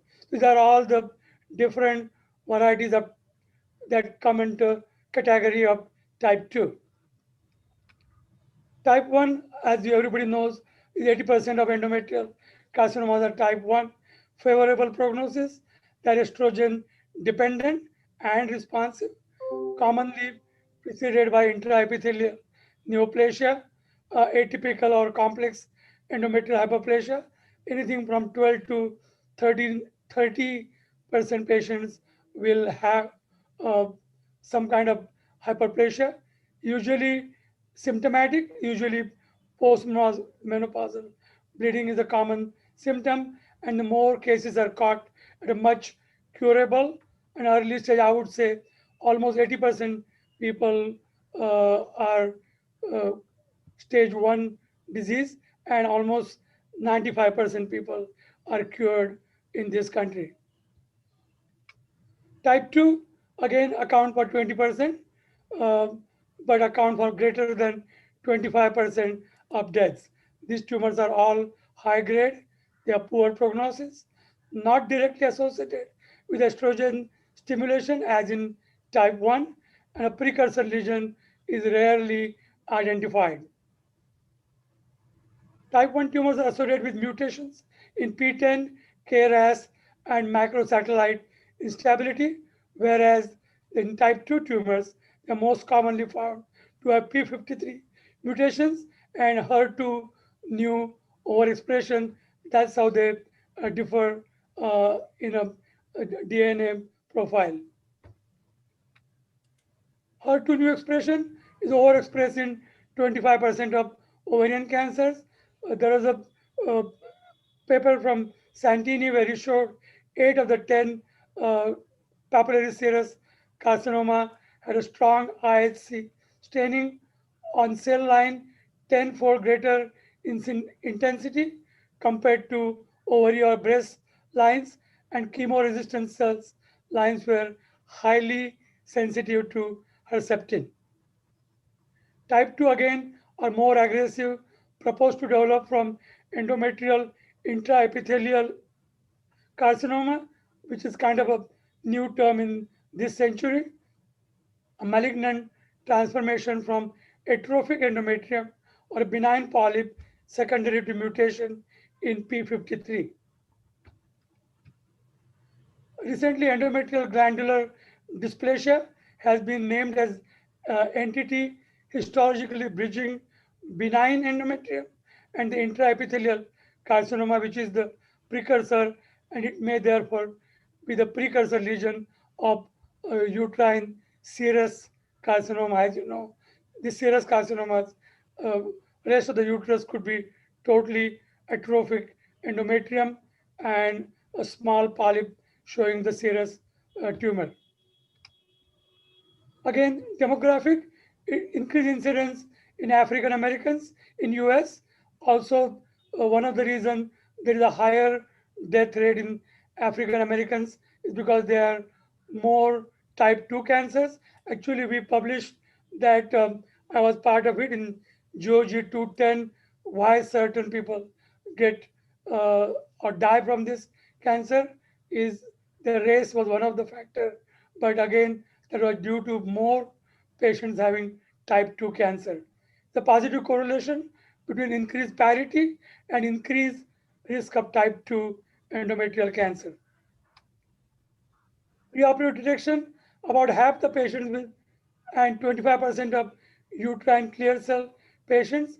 Abnormal pap smear was the only clinical finding at presentation in asymptomatic women. As you know, with the type 1 cancer, bleeding is most common, but in these patients, sometimes bleeding is rarely present, and we see them just by abnormal pap smear. Furthermore, if there is suspicion of uh, one of the type 2 cancers, CA125 may be warranted and may suggest metastatic disease if elevated, and we have published that from Roswell Park about 30 years ago too. Uterine serous carcinoma, which is one of the big problem with type 2 cancers. It is a papillary architecture similar to ovarian cancer with very atypical nuclei. 30 to 60% of tumors are noted to have samoma bodies like you see in the ovarian serous cancers, and they are all high grade. You can see here the very classic picture of a serous carcinoma. And again, if I didn't tell you it came from uterus or ovary, there is no way of differentiating them. They look exactly alike. Behavior, there was a manuscript from Slomovic, who is in Miami now. 25% of patients had no uterine invasion, and out of those, 38% had extrauterine spread. So, in spite of being confined to the endometrium, about more than third of the people had extrauterine spread. Predominantly, almost 70% had abdominal disease, either active or microscopic. 90% positive lymph nodes have the patients was involved a polyp, and 6 were confined to the polyp only. Again, in the same manuscript, 74, the treatment portion, 74% or 3/4 were observation, remaining 5 were treated with radiation, brachy and whole abdominal radiation, 4 recurrences, 3 in observation arm and 1 in the radiation arm. Again, propensity to metastasis, clinical stage 1 and 2, approximately 75% have extrauterine disease. Again, this is from another group of people who presented the data. Bristow was the primary author, who is the editor of GYN Oncology.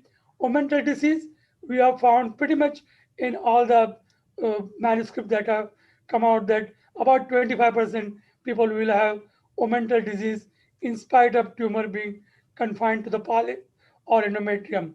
About 40% people will have positive nodes, 25% mental involvement in another manuscript, 40% extrauterine spread. Again, this is a very common pattern in serous tumors where we see almost 20-25% mental disease and 40% extrauterine disease. You, who was last year's SGO president, and he presented as last year's our oncology meeting.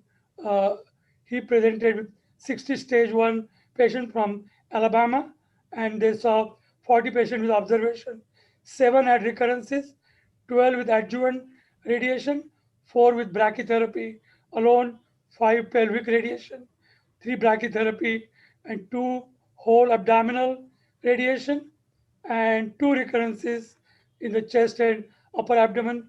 7 patients received chemo only with no recurrences. Again, that's a common theme you will find in all the subsequent slides I show, that chemo is the one that really we see with no recurrences. Stage 1 is, we did a similar retrospective study. Myself and Dr. Peter Rose is at Cleveland Clinic, and we had 32 patients. Again, this was a retrospective study done with, from 90 to around 2004, and we had 4 observations, 2 recurrences, one at the cuff and one at cuff, lung and liver, 20 pelvic RT and brachytherapy, 1 recurrence in a pelvis and chest, 7 with chemo radiation, that is chemotherapy with vaginal brachy, and 1 had chemo only, and we had no recurrences. Role of adjuvant chemotherapy. This is Berman, who is from California. He had 30 stage 1 patient and 2 stage, 9 stage 2 patients. 26 no chemotherapy, 19 observation, 7 with radiation therapy, 9 recurrences with 8 deaths, 10 with no myometric invasion. There were 3 deaths, 7 with RT only, 2 recurrences, and a death. In a similar series, he had 12 patients with chemotherapy and 1 chemo plus RT. Chemo was platinum Taxol, all NED at 52 months. Overall survival 100%, progression-free survival 92%. No chemotherapy. That's the previous slide which I showed. Overall survival 69%, and progression-free survival was 62%. This is again, we looked at the literature that time when we published our paper, and you can see people who got a chemo or chemo plus RT had only 2 recurrences, and people with observation only had multiple recurrences, pelvic, abdominal distance, pelvic RT only, again multiple recurrences. In whole abdominal radiation, only 1 recurrence, thereby showing the importance of chemotherapy or possibly brachytherapy. Clear cell carcinoma is another killer in the type 2 cancers. Name clear cell is given due to increased percentage of glycogen within the cell, histologically varied, often characterized by tubulocystic, solid, and papillary patterns. Diagnosis requires at least 1/4 of the tumor to illustrate clear cell component.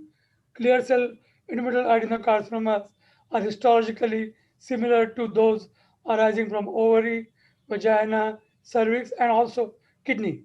In the uterine serous carcinoma, the clear cell carcinoma are also labeled as a high grade, and compared to serous cancers, these tumors tend to be deeply invasive. This is a picture of a clear cell carcinoma of the endometrium. Again, if I don't tell you the site, a pathologist could easily call it a clear cell carcinoma of the kidney, ovary, cervix, or uterus. Mixed cell carcinomas, a serous component of tumor, if greater than 10%, but less than 90%, and typically the other fraction in these tumors is the endometrioid histology. Again, there was a multi-institutional study where we compared the pure UPSC to mixed UPSC, and we found that pure clear cell and serous carcinomas had poorer prognosis, almost threefold risk of recurrence and death than the mixed cell histology. So mixed cell do better than the pure clear cell and the serous tumors. This is a mixed cell tumor. You can see some clear cell, some endometrioid, and there is some serous component. There are all three varieties in this particular slide. Again, I told you, in order to call mixed, serous component has to be 10 to 90%, and in clear cell, at least 25% clear cell component. Surgical staging, very important, absolutely must. Total hysterectomy, again, you might do open, laparoscopic, robotic, depending upon where you work, your expertise.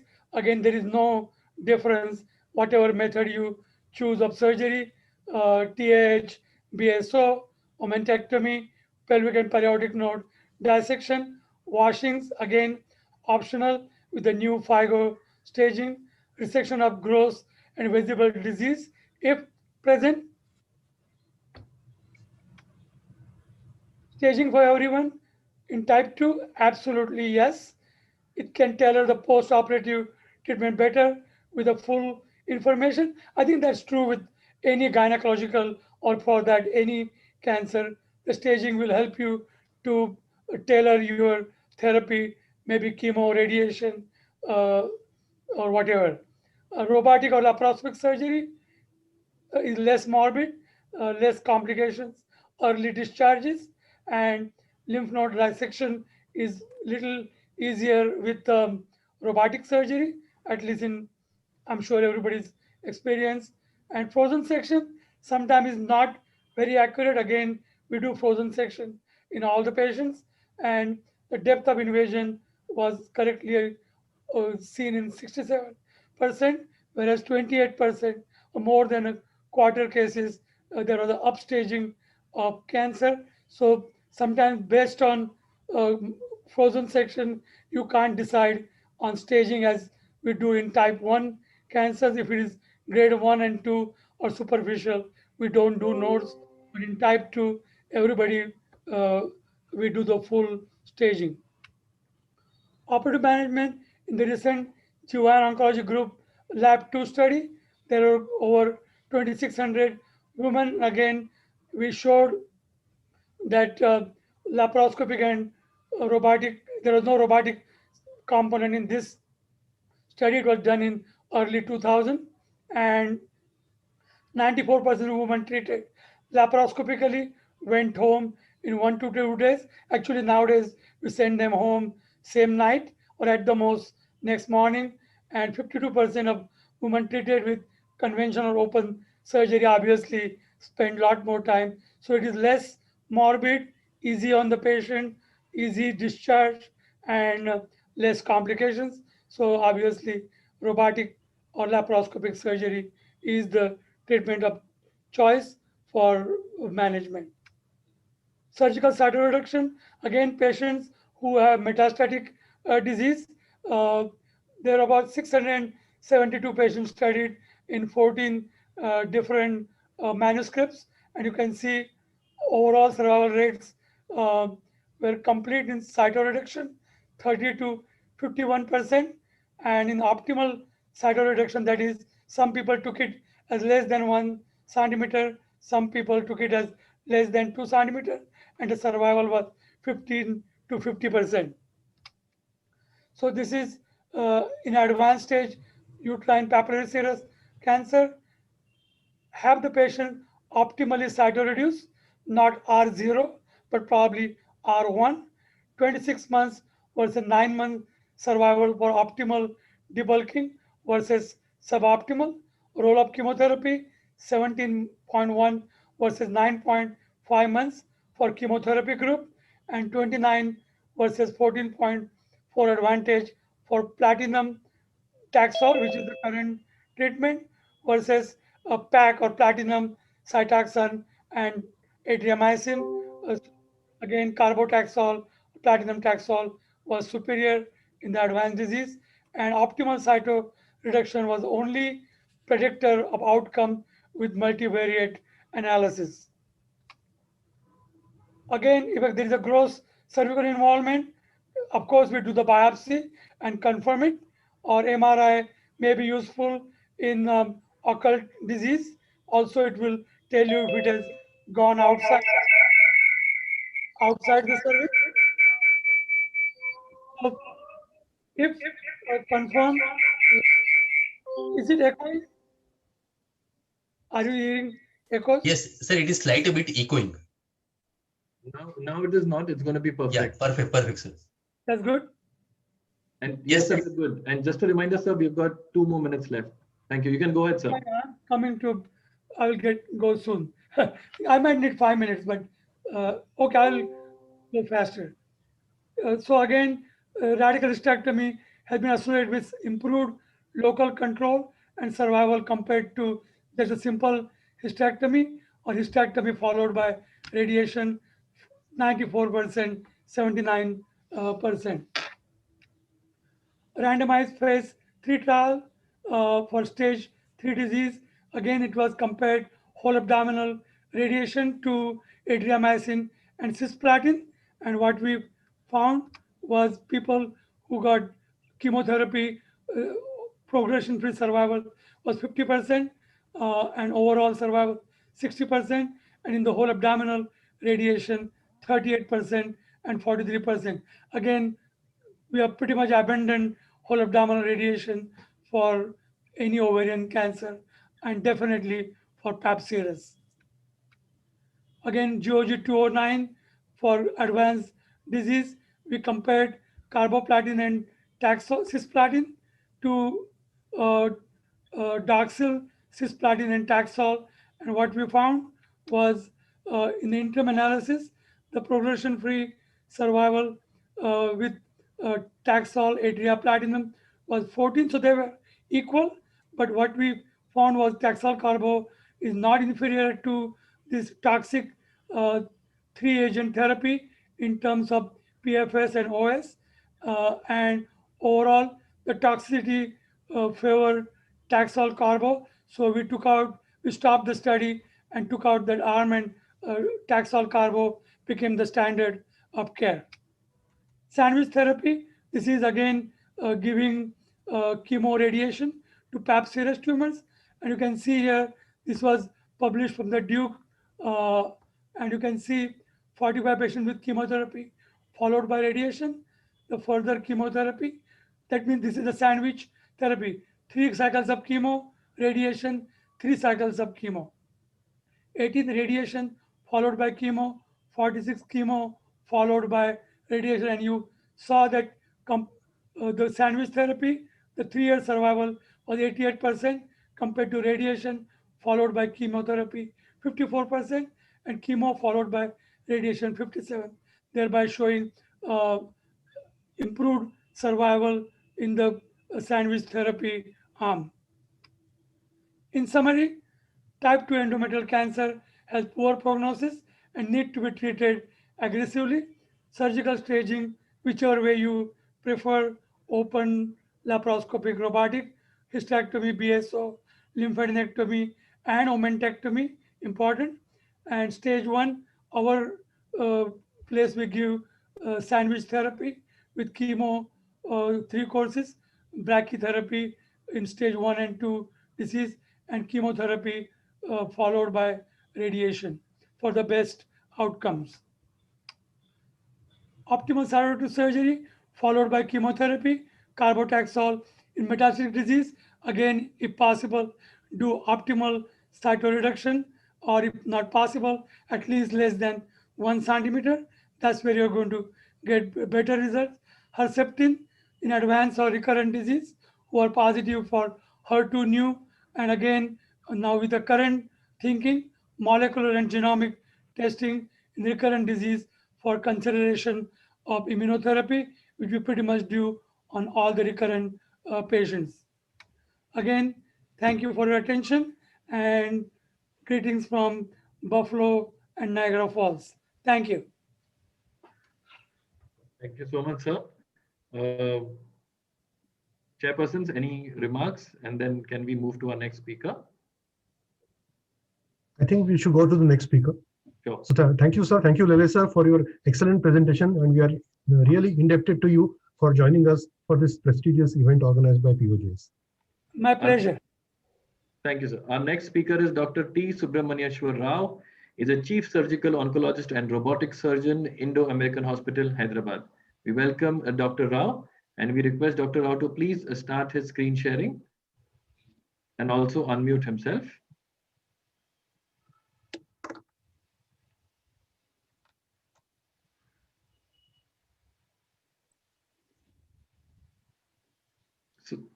So your total time is 15 minutes, that is 13 plus 2, and you can get started, sir. Just put it on full screen and we're good. I'm trying to do that. Yes. Yeah. Thank you, sir. Good morning, Harshad, and all of you at Just Tumors. It is a great privilege, not just a great privilege to be speaking here, but a great privilege because you have given me a very, very difficult topic. I'm more into development of skills rather than rattling data and scientific thing, but I'll do my best. From confusion to clarity, lymphadenectomy in endometrial cancer. Up to the mid-80s, endometrial cancer was staged clinically and a systematic retroperitoneal nodal dissection was never performed. GOG 33 was the study in 1988, based on which FIGO changed the staging guidelines for endometrial cancer from clinical to surgical. This was probably the first organ where it became a surgical staging rather than a clinical staging. But what surprises us is 30 years later, there is no consensus regarding the role of lymphadenectomy in surgical staging. And that's what leads you to confusion. When you are not convinced and when there is no consensus, that is when confusion prevails. Confusion for the surgeon is what is actually the role of lymphadenectomy, whether it is staging or an element of therapy, whom to subject this, risk categories, are they enough to actually choose patients for each procedure? How much is enough pelvic, or do you need to extend to para-aortic for all? And what is the method of assessment? Sentinel node biopsy, would it be enough, or do you need to do a systematic lymphadenectomy to achieve this? Why such a confusion? The causes are many. Most of them are early cancers. Even in India, when you talk about early cancers, most cancers in India are much more advanced than in the West. But when you're discussing endometrial cancer, the numbers are almost similar to the West. So that opens a challenge. And then the heterogeneity of the disease, it's not just one disease. Professor Shashikant Lele spoke about type 1, type 2, and various other things. And then many of them are obese and they can be morbidly obese. So treatment is not easy. Any extension of procedure extends lots of agony and anguish for the surgical team and the patient. And because of the morbidity, these procedures can actually induce. If it is just a hysterectomy, a type 1 hysterectomy, then it's an everyday procedure. But a para-aortic lymphadenectomy is something that has to be learned over years and performed with great efficiency. Confusion also is because of the anatomical complexity itself, because there are multiple pathways. In the interest of time, I'll just leave this slide like this. There are 3 dominant pathways, and there are multiple other abnormal pathways where the lymphatic drainage can occur. Lymph nodal prevalence, when you look at pelvic lymph nodes across the stages, 17% of them are positive. When you dissect para-aortic lymph nodes, 12% of them are positive. In a seminal study by Mariani, in patients with lymph nodal metastasis, deposits in both pelvic and para-aortic are seen in about 50%. Only para-aortic are seen in 16%. When combined, it makes it's 67% in which para-aortic lymph nodes are involved. Only pelvic lymph nodes are seen in about 33%. And what is also important is along the ligaments, the lymphatics drain into the para-aortic basin. 28% of them are seen. Endometrioid versus non-endometrioid doesn't seem to make too much of a difference in terms of lymph nodal prevalence. And 88% of the times, involved lymph nodes, para-aortic lymph nodes, are above IMA, which makes it much more challenging for the surgeon. Nearly 1/3 patients with positive high parietic nodes had negative lymph nodes below the IMA. So a low parietic lymphadenectomy, like in cancer of the cervix, would not suffice for endometrial cancer. If you have to do a lymphadenectomy in endometrial cancer, it has to be up to the renal pedicles. What is the role of staging? You need to stage because the cells are different. When it's localized, it's very high. When it's regional, it drops down, and it's metastatic, it's pathetically low. So we have to understand and staging is also a very important aspect of overall care of the patient. And you need to prognosticate because you need to tell the patients and their families. And then you have to understand, unless you stage correctly, within our own limitations, adjuvant therapies cannot be administered. And adjuvant therapies of various forms are never without problems, both immediate and late. When there is no adjuvant is necessary in stage 1A, 2 tumors, those with only a single risk factor, only vaginal brachytherapy, it has already been alluded in the morning, external beam RT in other situations, and then chemoradiation in stage 3. So all this is done based on a good staging, which doesn't happen if you don't assess the lymph nodes. If you're discussing about its role in survival, there are only 2 randomized controlled trials which did not show too much of a difference.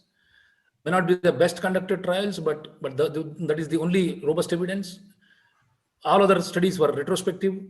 If you combine all of them, meta-analysis, what it seems to be showing is that it may improve overall survival in patients with intermediate or high risk early stage endometrial cancer, particularly when you do a good lymphadenectomy. It works as a staging, no doubt about it.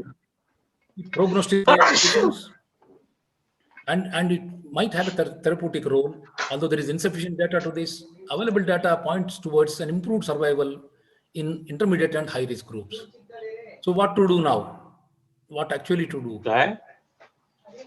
The chances of lymph node metastasis in low risk groups is less than 1%, whereas it is around 16% in the high risk group. It's 16 times higher.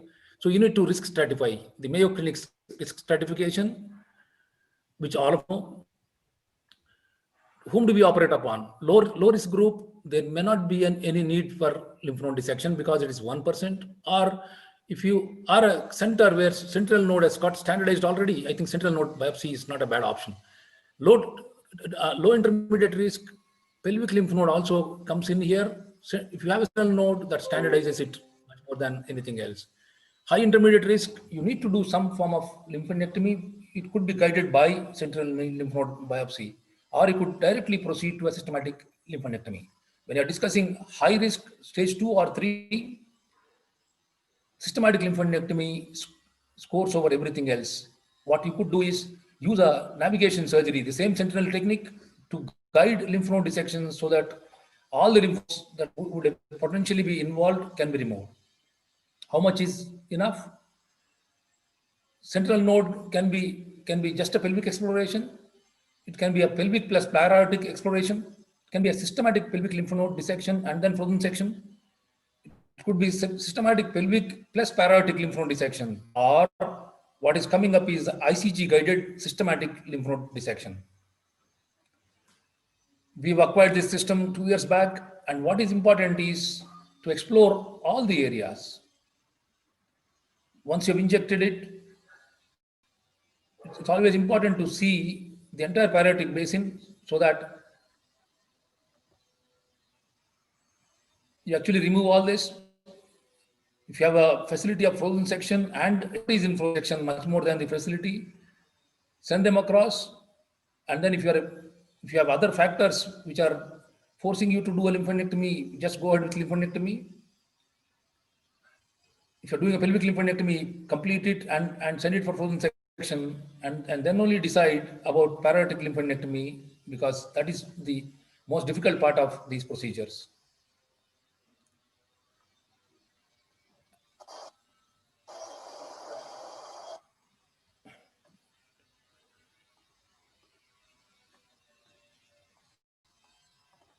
One second.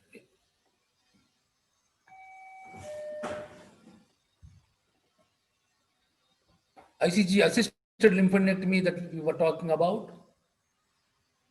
a lymph node that is actually retroiotic had taken up so much of the dye. And you have various techniques of doing this. It could be groin node injection for guiding you.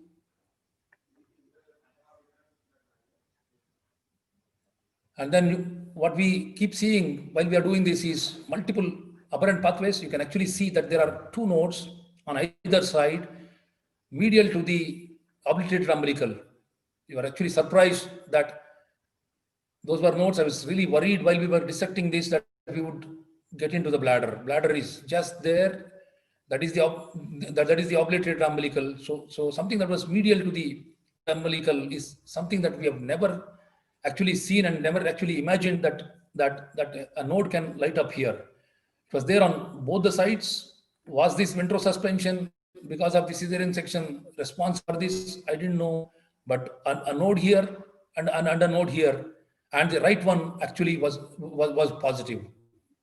On any other day, without this technology, the artificial intelligence, I would have never dissected this, and this would have been an area of a clear failure on the table itself.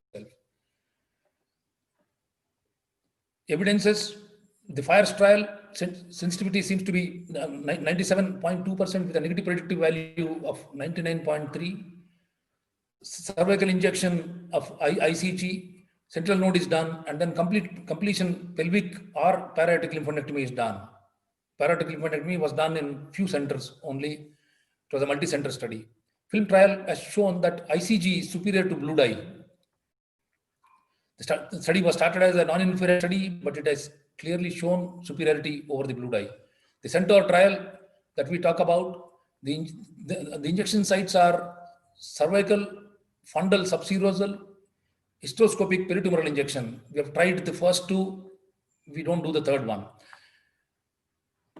And then cervical versus corporal detection rates seem to be similar. Para-aortic mapping, corporal seems to be the best. Deep cervical is better than just a superficial cervical injection. Technetium-99 radiocolloid is something that we did not use, but indocyanine green and methylene blue, we have actually, indocyanine is much more easier to tackle than methylene blue. Unilateral and bilateral technetium seems to score over others, but ICG makes it much simpler.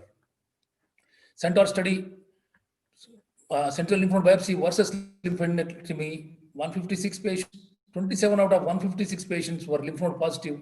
26 of them were identified by SLNB algorithm with a sensitivity of 96.3% and a negative predictive value of 99.3%, a false negative rate of only 1 out of 27, that is 3.7%.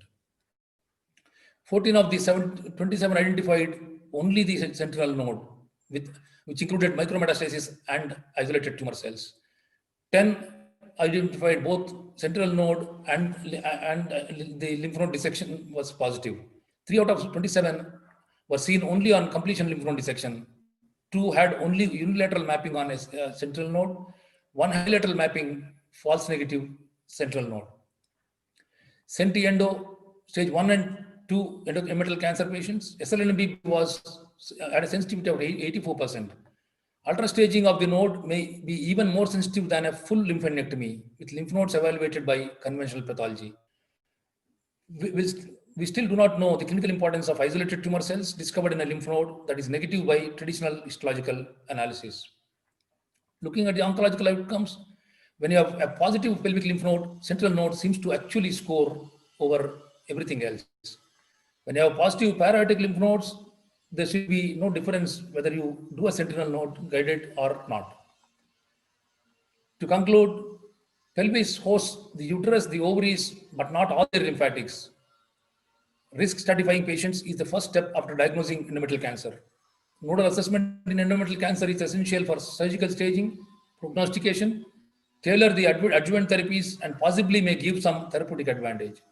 SLNB is here to stay and may actually improve results, may add to clarity by universalization of treatment of endometrial cancer. Fluorescence imaging assisted lymphadenectomies is a value addition to assure comprehensiveness. That is the team of 50 surgeons working at the institute. Thank you very much. Thank you, sir. We have one more speaker.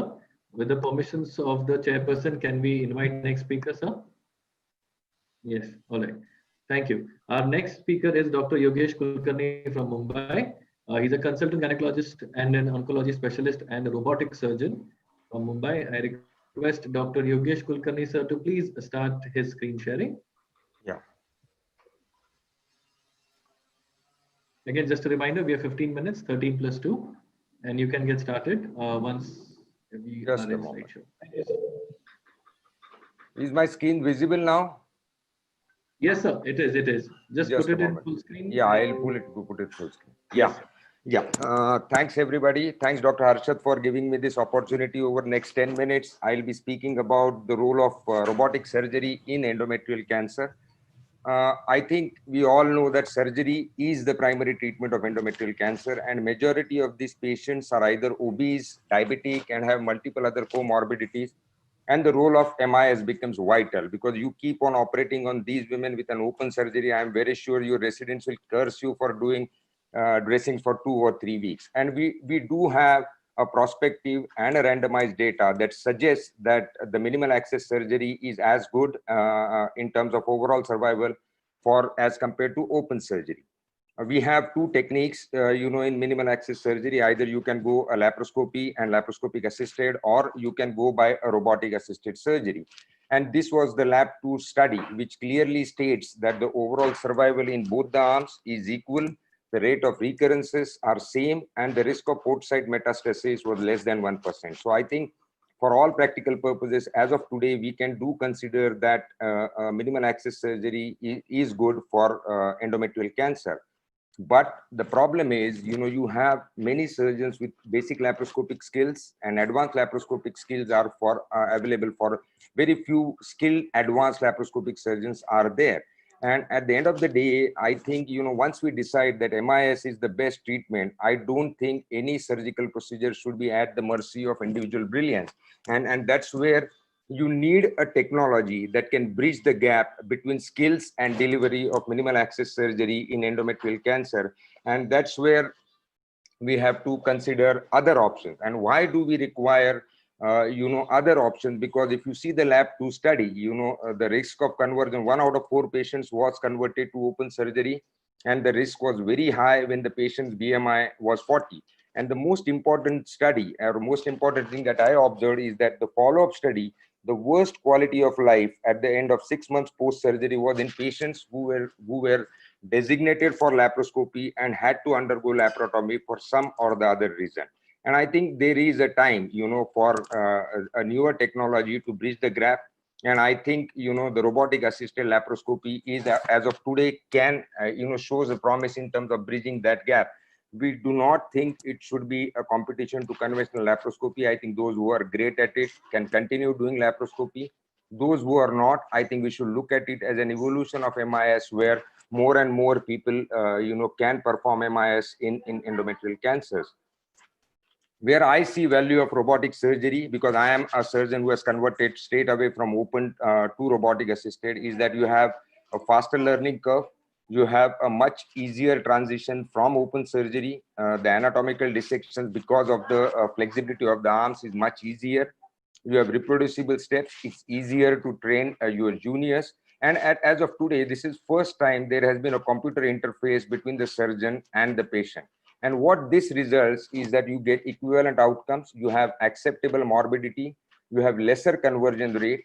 It's a technique which is extremely useful in obese and elderly patients. And with the addition of sentinel node mapping integrated in the newer robotic system, I think all in all, this would increase the use of minimal access surgery in endometrial cancers.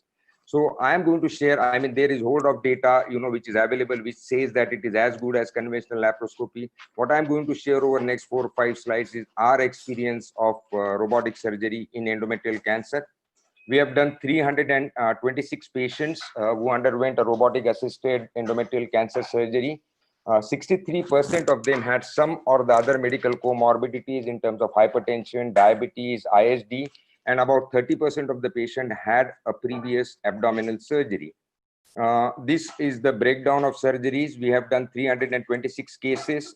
Pelvic lymph node dissection was done in 247. We acquired the exercise system very late. So we have done sentinel node mapping in 60 cases. And we had done para-aortic lymph node dissection in about 94. That is 34% of cases we did a para-aortic lymph node dissection.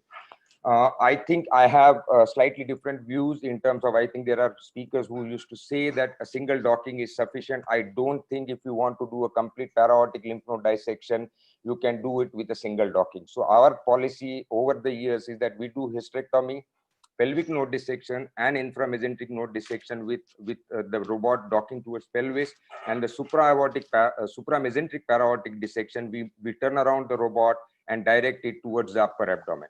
I think this gives you, a better control on your instruments, particularly in patients with higher BMI, and the risk of vascular injury, or at least the threat of vascular injury, is much lesser when you use the dual docking.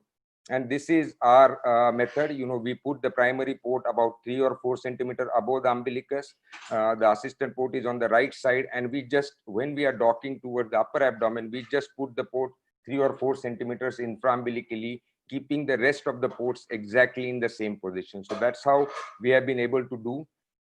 This is our BMI distribution of patients, and I think about 30% of our patients were with BMI more than 40. And I also have a chart which is showing in how many cases we were able to do a para-aortic lymph node dissection, because that's the key part of performing, or the difficult part of performing a minimal access surgery. And in about 50 to 60% of patients with BMI more than 40, we were able to perform para-aortic lymph node dissection. And here is a short video of how do we go about para-aortic lymph node dissection. I always start at the common iliac artery, because that's the referral point where structures are much more visible. You are in better control of the anatomy. Then you start clear the the lower paracaval or aortocaval nodes.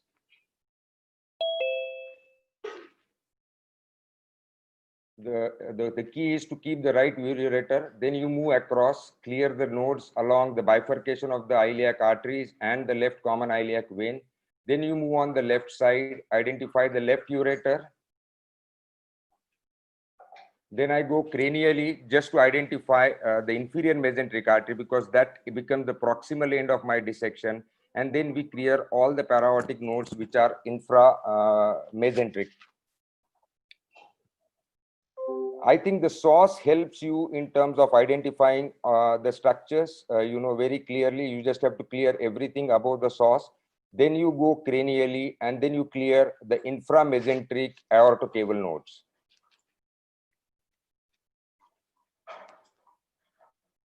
Once this is done, we change the robot and point it towards the duodenum. The key is we first dissect the duodenum, completely from the vessels, and then we take a mesenteric stitch. I'm sorry. Just a moment. I think there is some problem. Yeah. And we use a V-lock stitch, in order to hitch the mesentery up, so that you can see the duodenum also lifted completely up, so you're not worried about injuring the duodenum. And that sort of creates a sheet where the small bowel completely lies behind it. And then you just clear first the paracaval nodes. You can see the right ureter. Then you clear the pre-aortic nodes. That's the left gonadal vein joining the left renal. And then you clear the nodes along the IMA and the proximal aortocaval nodes. And this was a patient with a node positive disease, but that's the clearance that you can achieve, using a robot. So that's the anatomy. That's the IVC aorta and the IMA, and that's the left renal vein. So I think there is a learning curve, and there is learning curve for each step of the robotic surgery. What I observed is that after 20 procedures, there is a significant improvement in the operative time and the blood loss. I think for para-aortic, most of the process, the operating time is stabilized after 50 cases. So we started taking about 60 to 70 minutes for hysterectomy. Currently, we take about 30 minutes. For pelvic lymph node dissection, currently we take about 25 to 30 minutes on both the sides, but we have not been able to reduce significantly the time that is required for para-aortic lymph node dissection. We still take about 1 hour and 15 minutes, to complete. So overall, the procedure of hysterectomy, pelvic lymph node dissection, and para-aortic lymph node dissection takes us about 2.5 to 3 hours. Convergence, yes, we had 10 convergence and 7 convergence were in the first 90 cases. The reasons were in 2 cases adhesions were there. In 2 cases it was because of bleeding, because in 1 case we injured the internal iliac artery, and in 1 case there was an IVC injury. Inability to retract the bowel, I found this a particular problem. Then I had gone to Dr. Rao's, and there I saw them using a bolster, and we started using it, and fortunately it works wonderfully well. And the other 2 cases, the patient, because of obesity, were not able to tolerate a steep Trendelenburg, and then we had to, convert. Complications, we had all the vessels injuries, we had external iliac vein injury, which was managed robotically, IMA injury, which we managed, internal iliac injury, we had to convert the patient, a small bowel injury, and an IVC injury. Post-operatively, an important complication that I found, particularly in the initial cases, was the lymphatic leak that we see in about 6 patients post-surgery. And that's where we started, taking both the angles separately and using V-lock. And after that, we haven't had much of a problem with lymphatic leak post-surgery. The difficulties that I faced, I think bowel retraction was one of the biggest problems. That's where we started putting an additional port if the bowel is coming too much. We stopped using uterine manipulator. Now we use only a vaginal tube, that too at the time of colpotomy. Large size uterus, I think that creates a problem, particularly if your decision making is based on the frozen section. But then here we give too much importance, to preoperative imaging and perform the hysterectomy as a last procedure so that the uterus does not hang in the peritoneal cavity. Para-aortic node dissection, I think we found excellent results with dual docking and if required an additional port where you can have a complete para-aortic node dissection, and a Trendelenburg position with high BMI where I said, we started using the bolster so that we can give a lesser steeper head low for morbidly obese patients. Sentinel node mapping, I think we have done in about 60 cases. We were able to identify bilateral sentinel nodes in 87% and in 54%, and unilateral or either side is about 87%. Most of the times we have found the sentinel nodes in the pelvis, very rarely in the presacral or the para-aortic node. The key, is obviously giving the dye properly, and most importantly, trying to find a lymphatic that leads, to the dye. I think so. That's the key. But we use it only for low risk and low intermediate risk patients. We are not using it for high risk patients. So to conclude, I would say robotic assisted surgery is safe and feasible in endometrial cancer. In patients with high BMI, I think it provides a distinct advantage over conventional laparoscopy, if I may say so.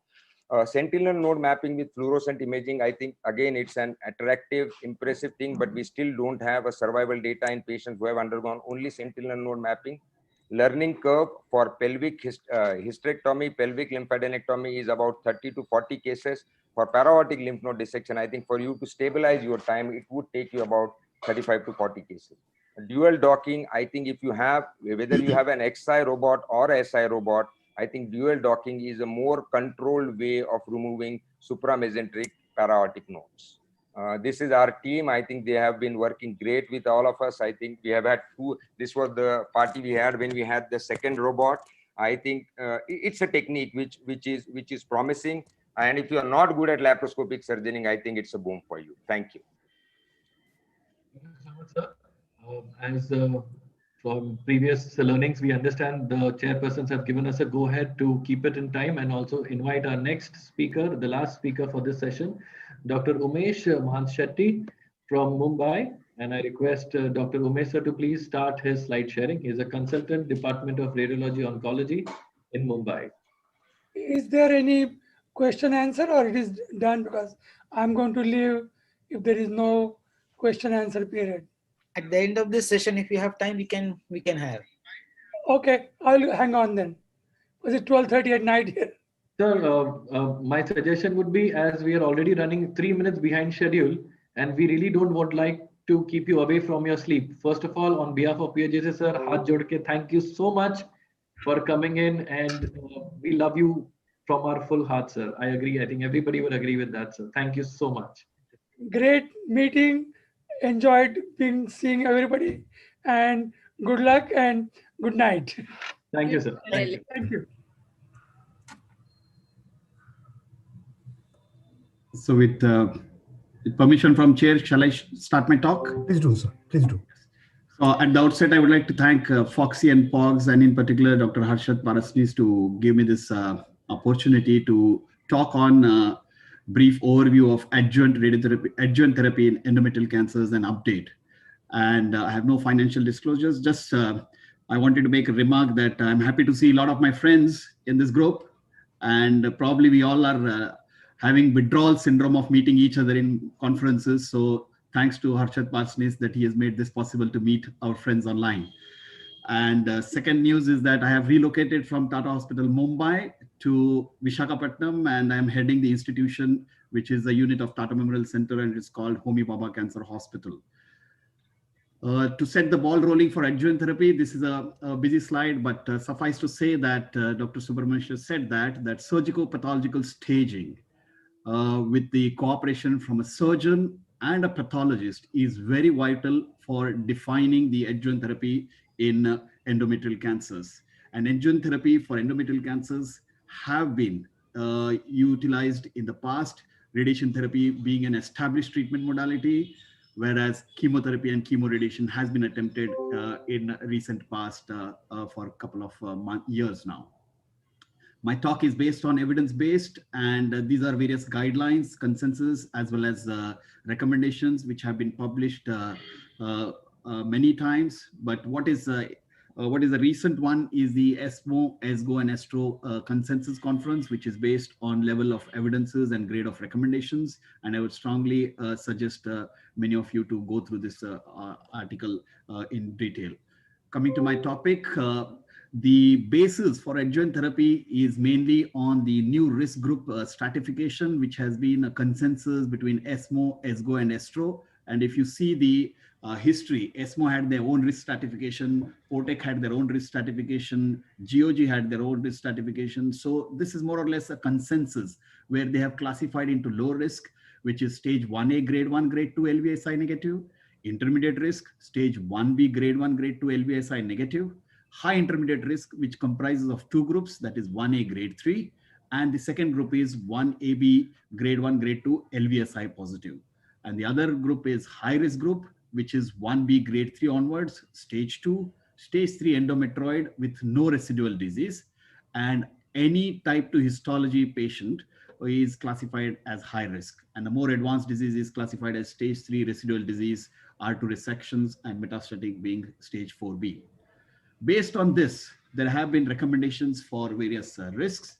So to conclude, for low risk, stage 1 endometrium, grade 1, grade 2, LVSI negative, there is no role of adjuvant therapy, and the level of evidence is 1, and recommendation is grade A, and this is based on many randomized trials which have been published. For intermediate risk group, there are two recommendations. First recommendation is adjuvant brachytherapy to decrease the vaginal recurrences. And this comes from POTEC as well as the GOG studies. The second option, especially if patient is young and the surgery is clean, option of no adjuvant treatment is also can also be offered. However, if you see the level of evidence is level 2 and the strength of recommendation is C. So you have to be very careful when you're offering the patients no adjuvant treatment in this group. For the high intermediate risk group, which comprises of two groups, that is 1A, grade 3, and the other one is 1A, stage 1, grade 1, grade 2 LVSI positive. Here comes the role of the pelvic lymph node or the lymph node dissection. So if the lymph node dissection is performed, the recommendations are shown on the left side. The options are similar to intermediate risk. Adjuvant brachytherapy can be offered to decrease the vaginal recurrence. However, the level of evidence is 3. The second option is similar to the previous one. No adjuvant therapy is also an option. If surgical lymph node staging is not performed, which is very, very common in Indian setting, especially patients coming to Tata Hospital for further management, Depending on the groups, if LVSI positive, we would strongly recommend adjuvant external beam radiation to decrease the pelvic recurrence, and the level of evidence being 3. In the other group, that is stage 1A grade 3, adjuvant brachytherapy alone is recommended to decrease the vaginal recurrences. I must say that systemic therapy is of uncertain benefit in this group. Clinical studies are encouraged according to this consensus recommendations. For the high risk group, which is a matter of discussion and debate, and a couple of talks, we had some discussion on this even in panel discussion. The recommendations as of today are shown in this slide. On the left side, if surgical lymph node staging performed, adjuvant external beam radiation with limited fields to decrease the locoregional recurrence is considered, should be considered, and the level of evidence is level 1, and strength of recommendation is B. Alternatively, adjuvant brachytherapy may be offered in patients who have undergone adequate surgery. However, the level of evidence is low, that is, level of evidence is only 3. And most important is the consensus is that adjuvant systemic therapy still remains investigational in this group of patients. The recommendations change if the surgical staging is not done in high risk. In high risk group, patients always will receive adjuvant external beam radiation if nodes have not been addressed to have a better pelvic control and relapse-free survival. The second recommendation is some studies have shown a sequential adjuvant chemotherapy and radiotherapy can be also offered to these patients, but the level of evidence being 2. And the third recommendation is that there is there is more evidence to support giving concomitant chemoradiation rather than a single treatment modality, and the level of evidence is higher than the earlier first and second recommendations for patients who have not undergone surgical nodal staging for high-risk patients. For stage 2, if simple hysterectomy performed and surgical nodal staging performed and node negative, they will more or less follow the similar risk group as high risk. You could offer vaginal brachy alone if the LVSI is negative, but if LVSI is positive, then you could give limited external beam radiation. And in stage B, we usually consider brachytherapy boost so that the vaginal recurrences are reduced further. And for chemotherapy, it still remains investigational. And for if in patients where surgical nodal staging has not been performed, all these patients will definitely receive external beam radiation, and it is recommended strongly with the level of evidence 3. And if grade 3 or LVSI positive, then these patients can be considered for adjuvant chemo, and nevertheless maybe even in a research setting. For high risk stage 3, where no residual disease is identified, for example, pelvic nodes, then external beam is recommended to decrease pelvic as well as paratic recurrences and improve the progression-free survival. And this level of evidence is level 1, with strength of recommendation being B. And although it doesn't show an improvement overall survival, but to some extent, there is evidence that it may improve the survival, and I'll show you one of the slides at the end.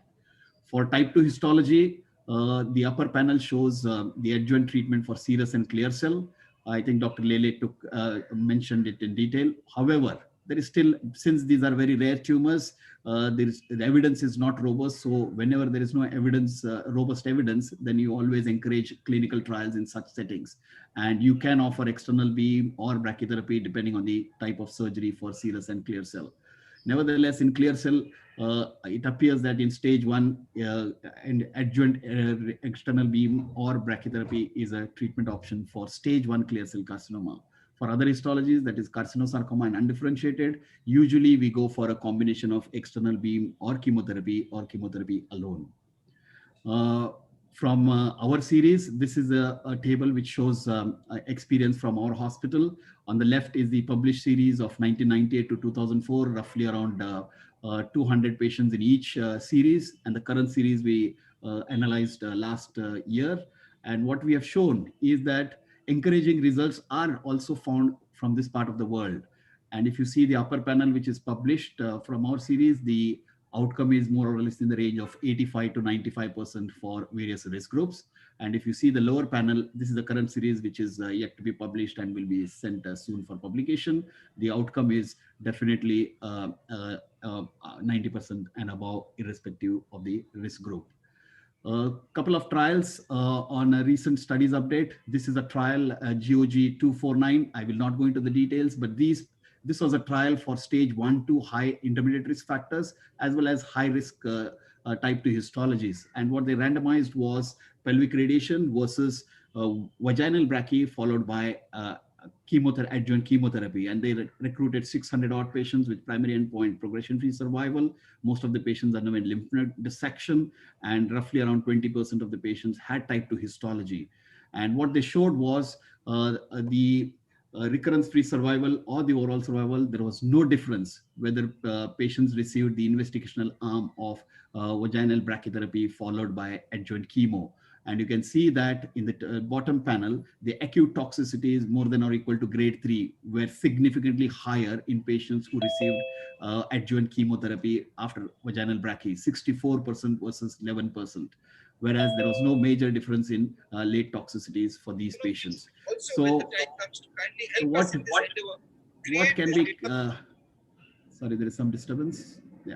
So what you can see here is a detailed description of the patterns of relapse. And if you carefully see what I've highlighted, patients who do not receive pelvic radiation land up with a higher incidence of pelvic relapses, irrespective of whether chemo is given or not given. There is no major difference between the distant relapses. So the conclusion of this trial was that there is no superiority of offering vaginal brachy followed by adjuvant chemo 3 cycles over pelvic radiation in patients with high intermediate risk or high risk type 2 histology. The other 2 trials, I will not go into details, POTEC3 and GOG258. This is a trial schema where concomitant chemo radiation followed by adjuvant chemo was tested against this gold standard arm of pelvic radiation. And what they showed was, especially for stage 3, there was a significant improvement in not only failure-free survival by 12%, but also in overall survival by 10%. And it was also shown that the benefit is even higher in patients with type 2 histology, and the benefit was 12% and 18% respectively for failure-free survival and overall survival in patients who received concomitant chemo radiation followed by adjuvant chemo as compared to pelvic radiation alone. The other trial is the GOG258. Again, 800 odd patients were randomized, predominantly stage 3 patients in this trial as well. But what I want to highlight here is the following. On the left is the stage 3 survival curves for patients who underwent radiation or chemoradiation. On the right side is the GOG trial where chemo versus chemoradiotherapy has been shown. And what is striking is that patients who receive concomitant chemo followed by chemoradiation in POTEC3, for stage 3, the 5-year survival was 71%, whereas in GOG258, the irrespective of whether chemotherapy alone was given or chemoradiotherapy, the 5-year survival is less than 60%. So 10% inferior survival in GOG258. Mind you, this is for stage 3 disease. And my question is, are we looking at different spectrum of stage 3 disease in America or the Nordic countries? I'm not sure about that. But this is a very important slide which summarizes comparison of various arms. And I would like to highlight the first arm, that is the radiotherapy alone arm. In POTEC3, if you see the vaginal and pelvic recurrences, no doubt there is a benefit. However, the systemic relapses is almost 30%. Whereas the last arm, that is if you give chemotherapy alone in stage 3, the vaginal and pelvic recurrences are no doubt very high. And if you see the systemic relapses, there is 20%, still 21% of the patients have systemic relapse. And if you see the concomitant chemoradiation arms of both POTEC3 and GOG258, which is highlighted in the center, that is arm 2 of POTEC3 and arm 1 of GOG258, what is shown here is no doubt vaginal and pelvic recurrences are lower because patients are receiving pelvic radiation with concomitant chemo.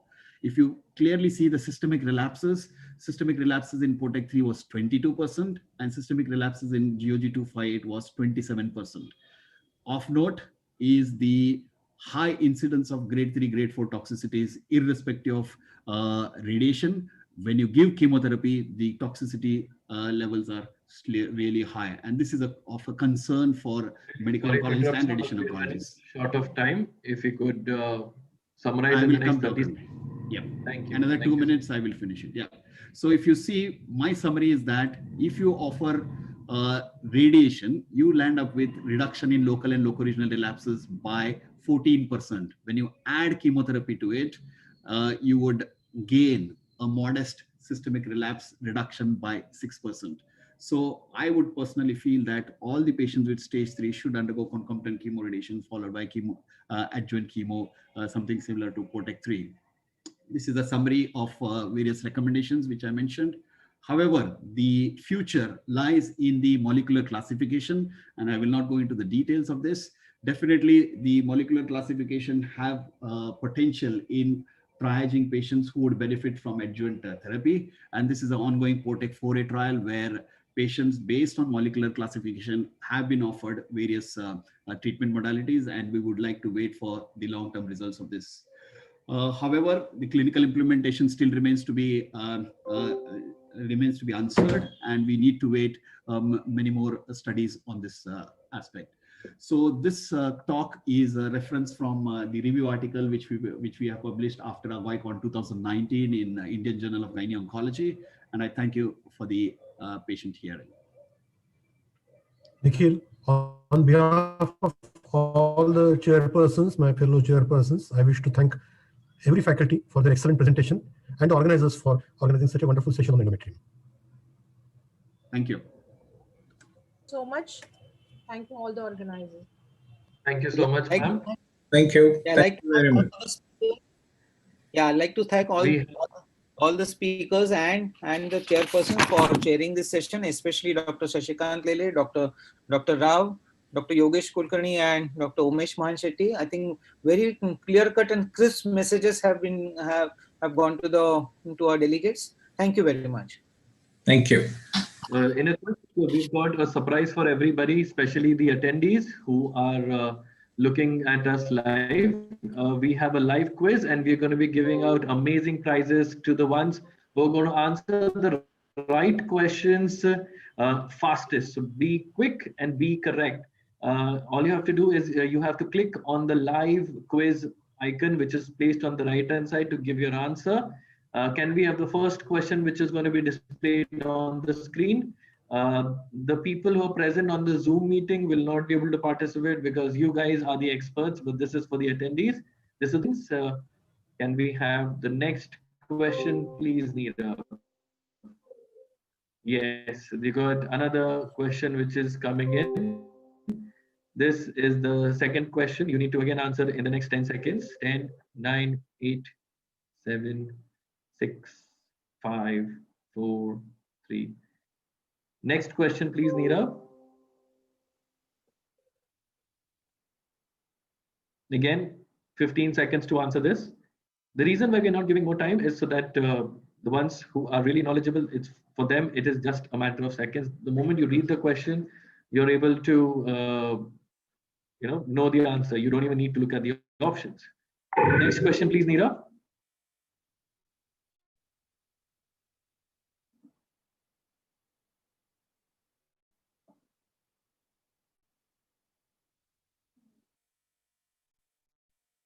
Next question, Neera. This is the last question.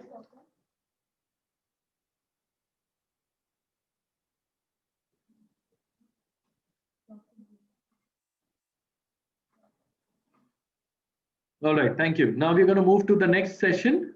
And to do that, I request the chairpersons to please unmute themselves, starting with Dr. Suvarna Khatilkar, ma'am. Thank you so much for joining in from Mumbai. We've got Dr. Smita Jog from Pune, and we've got Dr. Kanan Yalirkar from Aurangabad. I request the chairpersons to unmute themselves and switch on their camera. To save time, we've also got our first speaker, Dr. Neerja Bhatla, ma'am, from New Delhi. I request Dr. Neerja, ma'am, to switch on. Thank you so much for joining in, ma'am. Could you please start your screen sharing?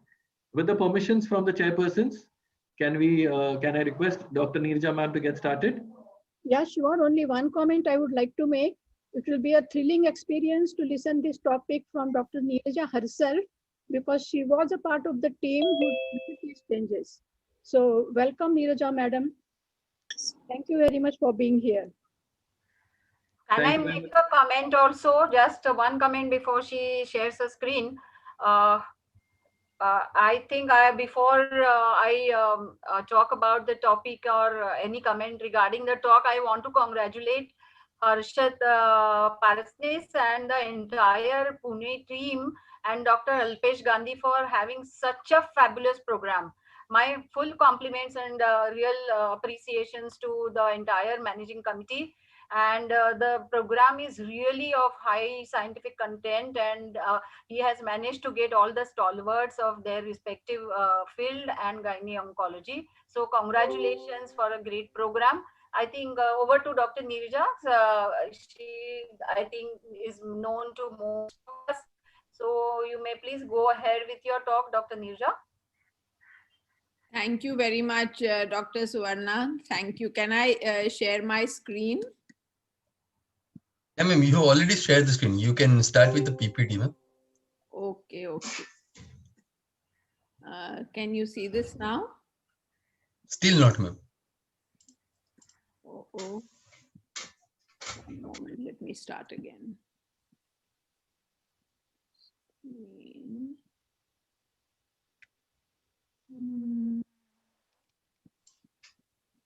Just you can open. Okay. Yeah. Yes, perfect. Perfectly. Good to go, ma'am. Great. So first of all, congratulations really to the great conference that Dr. Harshad has organized, and thank you for having me here today. Good morning to my respected chairpersons, such an illustrious panel of chairpersons today. And yes, this is my conflict of interest that I was really leading this staging. And this is the topic that has been given to me, new FIGO staging of 2018, changes and updates and impact on management. So if we understand what a staging system's purpose is, we not only describe the extent of disease, but thereafter it helps us to plan the treatment, predict prognosis, evaluate the response, and guide our further research. But since it has to be universal, it should be applicable in different resource settings. The skills must be achievable, the investigations should be affordable, and they should have an impact on the management. And FIGO is sensitive to different resources in various parts of the world and the need for equal participation and access. Now, in endometrial and ovarian cancers, the mainstay is surgery. So it was easy to change it to a surgico-pathological staging because no matter how many people will or will not reach treatment, but when they do, this is its treatment. And the last revisions were in 2009 and 2014. But cervical cancer continues to be a disease of low resource regions. 85% are in the low resource regions. They still come in advanced stages, and radiation remains an important treatment option. So it continued to be staged clinically because of this problem. And the last revision had been done in 2009. When I took over the FIGO Gynae Oncology Committee 2015, and as per the mandate, only a very small number of individuals are to form the committee, and they should represent the gender, ethnicity, different continents, etc. And we did have a very illustrious panel of members who were on this committee, who were not only in their own rights very eminent oncologists, but they had the support of important organizations behind them, like IGCS, UICC, IARC, and GCIG, and so many others built in, and ICWO, of course, yes, from ASCO as well. And it all began in Pune, where we had our first FIGO Oncology Committee, and Dr. Bharti was the vice president. I was also the FOGSI Oncology Committee chair, and she was extremely supportive. And that is where, on the sidelines of the FOGSI FIGO conference, which she organized, we had our first FIGO Oncology Committee, and we also had a workshop. And we discussed this, among other things, as what was our agenda for the 3 years ahead. And we thought that this has been a problem. The main issue has been how to bring the lymph nodes into the staging. Imaging techniques have advanced considerably. Surgical approaches and extents have changed. MIS was being increasingly used. At the time, it was a pre-LAC era. And the main concerns that were expressed was, oh no, again, another change. And then, of course, still, how will the basic levels participate? But we did recognize that imaging capability had increased significantly globally in the last decade. And though it was significantly lacking in many regions that bear the burden, at the same time, there was advanced imaging technique available in many parts of LMICs, rather being misused, I would say, in the absence of guidelines, that same patients got multiple types of imaging as well. Image-guided FNA was being practiced at several centers. And because of the advances in MIS, there was an increased practice of surgical staging, especially in the West. And also in some areas, for example, Sri Lanka, as Kanishka was a member, said they would have to do a surgical staging even by open surgery before the radiation oncologist would agree for the extended field radiation. And we have been hearing about the concerns in the previous session. The third thing that was there was the increasing use of fertility sparing surgery and radical trachelectomy, which had given data on correlation of the size of tumors with the outcomes. So therefore, there was a genuine concern. Was it really valid to just have a clinical one? Did we not bring in the other changes and include this imaging, etc.? And if we did not do that, then we would have to reconcile to having a different staging in different resource settings, which was totally not acceptable. The main purpose of the staging is to show this difference, and the curves do show separation even in the old staging. But the accuracy is notorious. There's a 24 to 39% error rate. Without cross-sectional imaging, there's a poor evaluation of the deep invasions. The accuracy is more in the early stages, up to 85%. It goes down to as little as 21% in stage 2B. Because the significant prognostic factors cannot be assessed, like tumor volume, nodal bed, stromal invasion, uterine segment, lower uterine segment involvement. And there is therefore also a difficulty in assessing the data for future research in this method. The GOG trial back in 1991 had shown the importance of nodal metastasis. The para-aortic node status and the pelvic node status were significantly associated with PFS, and the prognostic value of the tumor size also was clear. Now, imaging had already begun to obviate the use of invasive procedures such as cystoscopy and proctoscopy, especially when there was no sign of local extension, and was clearly able to identify important prognostic features such as lesion volume and metastatic lymph nodes, can upstage or downstage, and very importantly, which is something which may not show on your survival curves, avoid the multimodality management. Because you will have maybe no impact on survival if you have used a multimodality, but you will definitely impact morbidity, and you will definitely impact how your resources are used if you're going to use multiple resources on the same person.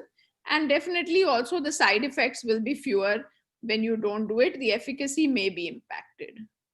The only problem that remains is this question of where this burden lies and the very regions which don't have the access to the resources. And even in the OECD countries, it was seen that the number of MRI units may not quite be as many as you would like them. And of course, in places like Africa, there is lack of radiologists, there's lack of the pathologists, and many don't see them. They're sent for training, they don't return to their country, and so on. Then the dilemma of including imaging in large nodes may be just infective, and especially true in HIV endemic areas. And then there is the dual burden of tuberculosis as well. And nothing can be really considered to be confirmatory, not even your PET CT, and if you need those extra pathologists anyway.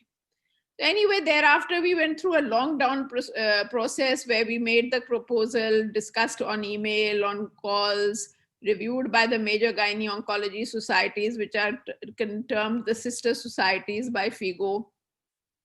And we finally had an approval after a face-to-face meeting in Dubai at the Regional Congress in April of 2018, and presented it at the FIGO World Congress. And some people ask me, why is it called 2018 and not 19? But the publication eventually happened in 19, but the presentation was done in 2018 and abstracted in the proceedings.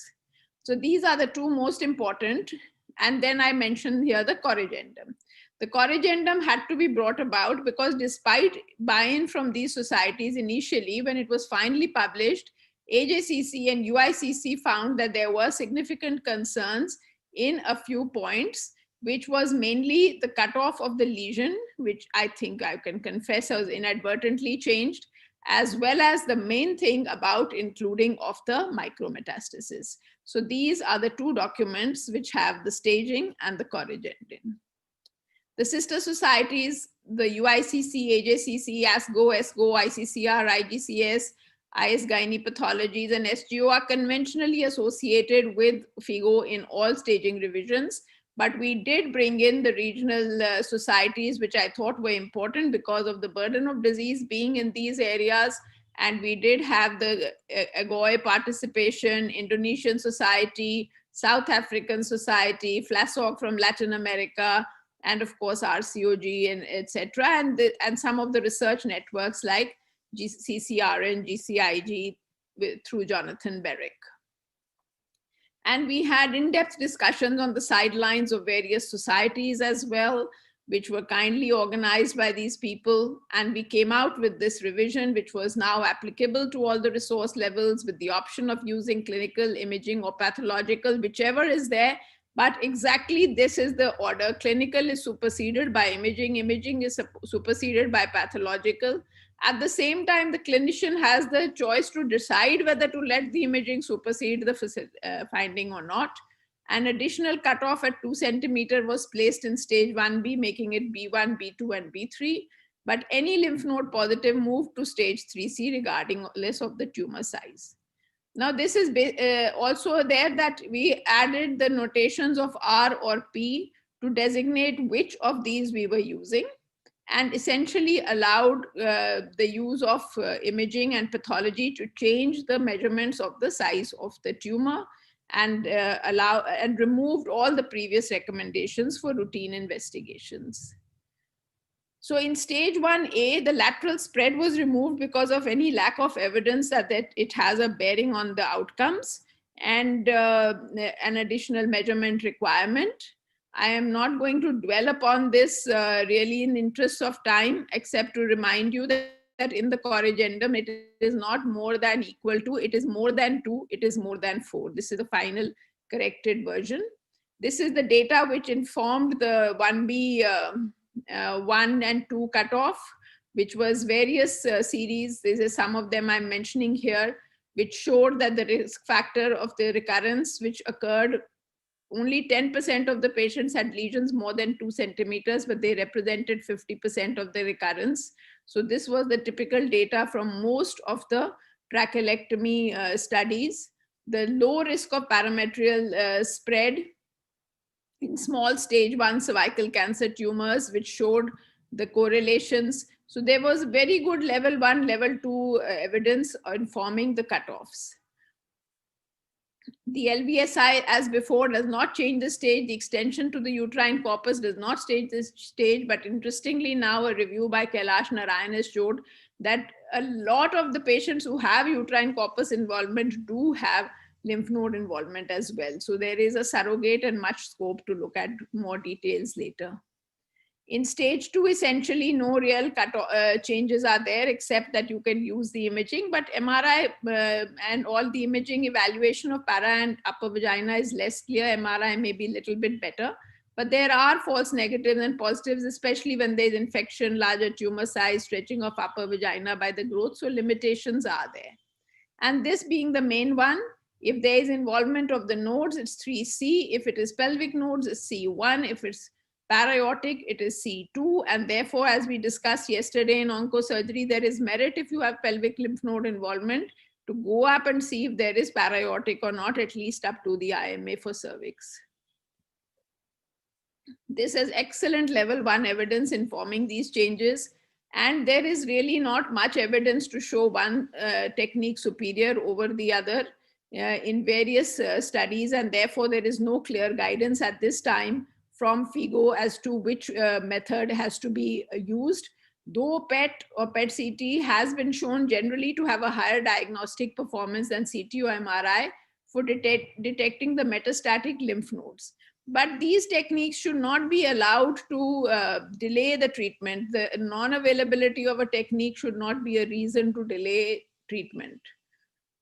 So then again, for lymph node staging, very good data from Elizabeth Kidd to show the relationship of lymph node staging by PET on prognosis is there. the comparison with TVS is very important, because this was something which was pushed strongly by the European societies, the importance of TVS in expert hands. And this being a technique which is definitely available. So we need to get radiologists trained where other facilities do not exist, or even perhaps if they do, to see, because there is excellent correlation with TVS, and then TVS sometimes being a problem with the larger tumors, even the transrectal ultrasound, so that there is no direct impinging and bleeding of the tumor, has excellent results in the right hands. So the controversial issues which were that we had not included ITCs or micromets to allow these to change the stage, but we have in the corrigendum changed that. Micromets are allowed to change the stage, but ITCs, as Subramanieshwar rightly said, we still don't know in any cancer what is their role, and we just document them. And for differentiating metastasis from infection, the radiologists will have to do some more work to give us clear guidance. Sentinel lymph nodes is definitely upcoming, and we've been hearing about that, but still not clear enough for cervix. And then stage 4, again, not really a very clear answer.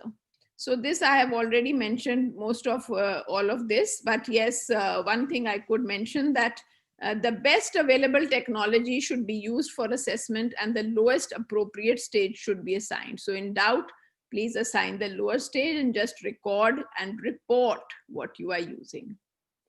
Now, the impact of this revised staging is on all the multidisciplinary team members who manage a case of cervical cancer, because there is much greater sort of onus on the radiologists and the pathologists on how they are to be managed. And as happens with any staging change from FIGO, as soon as it was out, there were a lot of centers reviewing their data retrospectively, and they observed that there was a significant stage shift. Well, of course, there will be a stage shift from B2 to B3.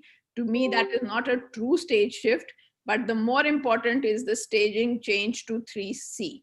So these were various publications that have come out subsequently, who have looked at this, and they found that there was a change because of tumor size, for example, in 23%, lymph node involvement in a third. And this study, which came from ICUO's group, was the first population-based study to examine the validity. And what was observed, as expected, was a diverse range of survival outcomes for women with stage 3C.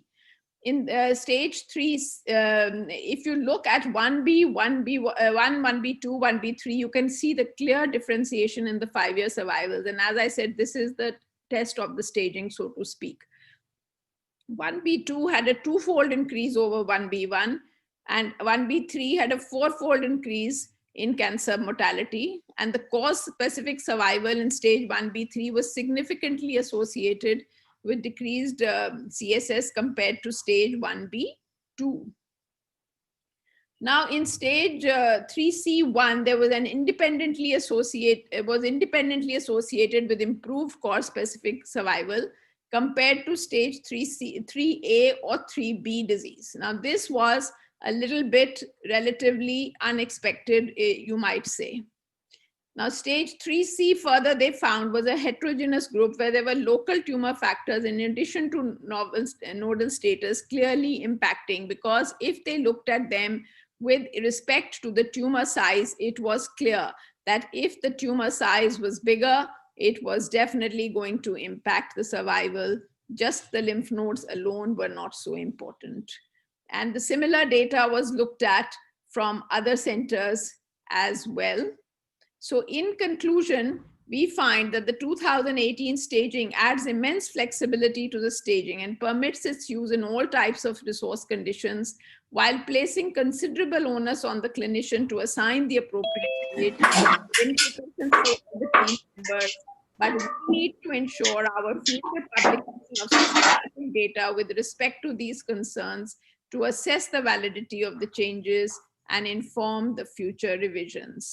I would like to remind you all that in the emerging global strategy, while a lot is being talked about the role of preventive methods because these are poorly accessed, there has to be equal emphasis on ensuring that 90% of women who identified with either cancers or precancers should receive treatment and care meaning the palliative care. So 90% of women should reach and complete treatment, and those who need the palliative care should get it, so that we are able to meet the SDG 2030 of a 30% reduction in mortality from cervical cancer. So with that, I thank you all for a very patient hearing, and with special thanks to my team here at Dubai, and including especially Jonathan Berek and Dr. Shankar, who were very, very actively involved, along with Dr. Lynn Denny, who couldn't make it to this meeting because of health concerns, who really participated most actively in the division of cervical cancer staging. Thank you. Thank you so much, ma'am, for completing it in time. But since we are running slightly delayed, I'm immediately going to request Dr. Amish Dalal, sir, to please switch on his screen sharing. He's the next speaker. He's joining us all the way from Mumbai. He's a surgical and gynecologist, oncologist at Breach Candy Hospital, Safi Hospital, Bhati Hospital, and Jaslok Hospital. Requesting Dr. Amish Dalal, sir, to please start his screen sharing. So we can see your screen. Can you if see you it? put it in presentation mode, you could be going ahead with you, sir. Okay, so my topic is, can you hear me all right? Yes, All yes, right? we can hear you, sir. Okay, so it's always a very difficult task to follow Dr. Batla. After an erudite talk, which covers a fair bit of my talk also, we will see how it goes. So, yeah, so in most of the developed countries, we see about 10% of the gynecologic cancers as cervical cancers. In India, the rate is supposed to be around 26 per 100,000.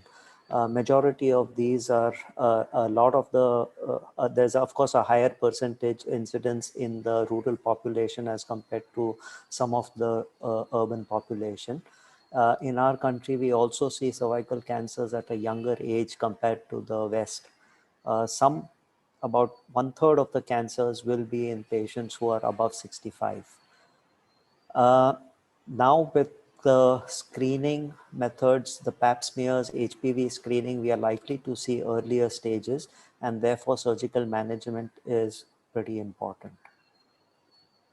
So the indications for surgery in cervical cancer remain for early stage cervical cancer, which ranges from stage 1A to 2A, post chemotherapy, radiotherapy, residual disease, and recurrent cervical cancers. My talk will basically remain for early cervical cancers without the trachelectomy part. If there is time, then I will cover the recurrent cervical cancers.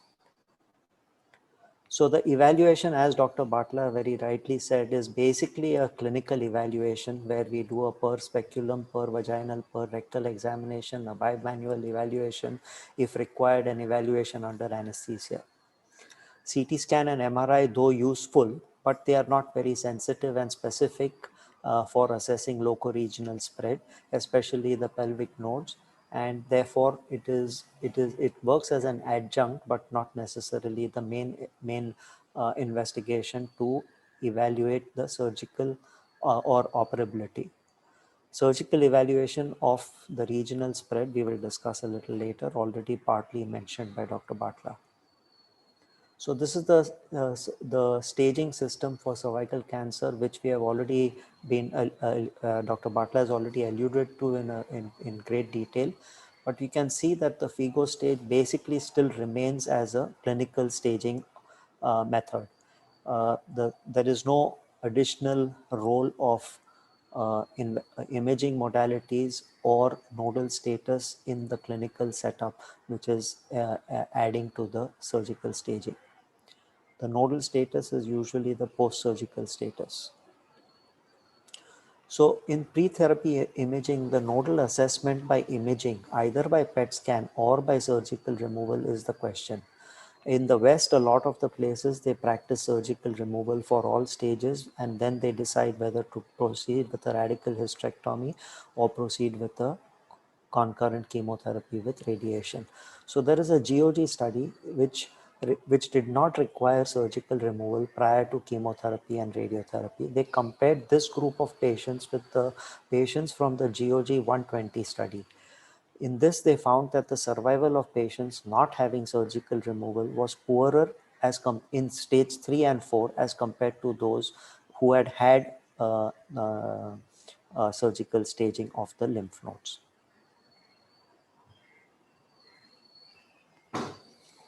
As compared, Dr. Patla again mentioned a lot about the PET scan versus CT scan. This is one of the trials which was done by GOG and the American College of Radiology and Imaging Network, where they compared a PET scan versus only a CT scan, and this was followed by removal of the surgical lymph nodes. The sensitivity and specificity were fairly close, and they found that there was no additional benefit of PET scans. In this group of patients, the total 28% of the patients had nodal positivity. Now, as far as the radicality of surgery is concerned, there is an increasing trend in surgical oncology to modify and to individualize the surgery for patients. Similarly, in cervical cancer, there is a push towards individualization. For fertility, there is trying to do fertility preservation. People are tending more towards trachelectomy for early cervical cancers. For reducing the morbidity, we take sometimes less parametrium, less nodal clearance by doing sentinel nodes, nerve sparing approaches, and minimally invasive surgery. Now, these modifications have to be assessed for recurrences and overall survival. Presently, there is no good randomized data for most of these modifications, but there is retrospective data and case control studies. Let us see how it goes for some of these. So the factors determining radicality are the tumor size, the lymphovascular space invasion, parametrial invasion, depth of invasion of the cancer, and the nodal status if one can know on the imaging status or with surgical staging. So this is the original classification of the varieties of hysterectomies which was done, and this was by Piver. This was Piver's classification, which was first written about in 1974. So this ranges from class 1, which was the standard hysterectomy extrafacial. Class 2 was a modified radical hysterectomy where the parametrium was taken at the level of the ureters or just medial to the ureters. Class 3 is the standard radical hysterectomy that we practice for cervical cancers, where the parametrium and the paracolpos is taken lateral to the course of the ureters. Type 4 is the more radical hysterectomy, which is going more towards the pelvic wall, as well as taking an increasing amount of the vagina. Class 5 is not something which is commonly done. Following that, the new classification of the modification was by Querlu in 2017. As you can see that here he has divided it into A, B, C, D. A is the standard extrafacial hysterectomy. B is what we call as the modified radical hysterectomy, where the parametrium is taken medial to the level of the ureters. C is the standard radical hysterectomy, and D is taking it all the way from the pelvic side wall. So this was the study or the guidelines or the data which came out of the European Society, where they found that if it was a less than 20 millimeter tumor, the survival curves for a less radical versus more radical was more or less overlapping. But as the tumor size was increasing, if there was a less radical operation being done, then the survival curves were diverging and there was a poorer result with less radical surgeries. This sort of ties in very nicely with this concept which was propagated by Hockel. His concept was based on the ontogenetic compartment theory. The cervical cancer is locally confined to the Mullerian compartment derived from the common primordium during the embryonic development over a long phase.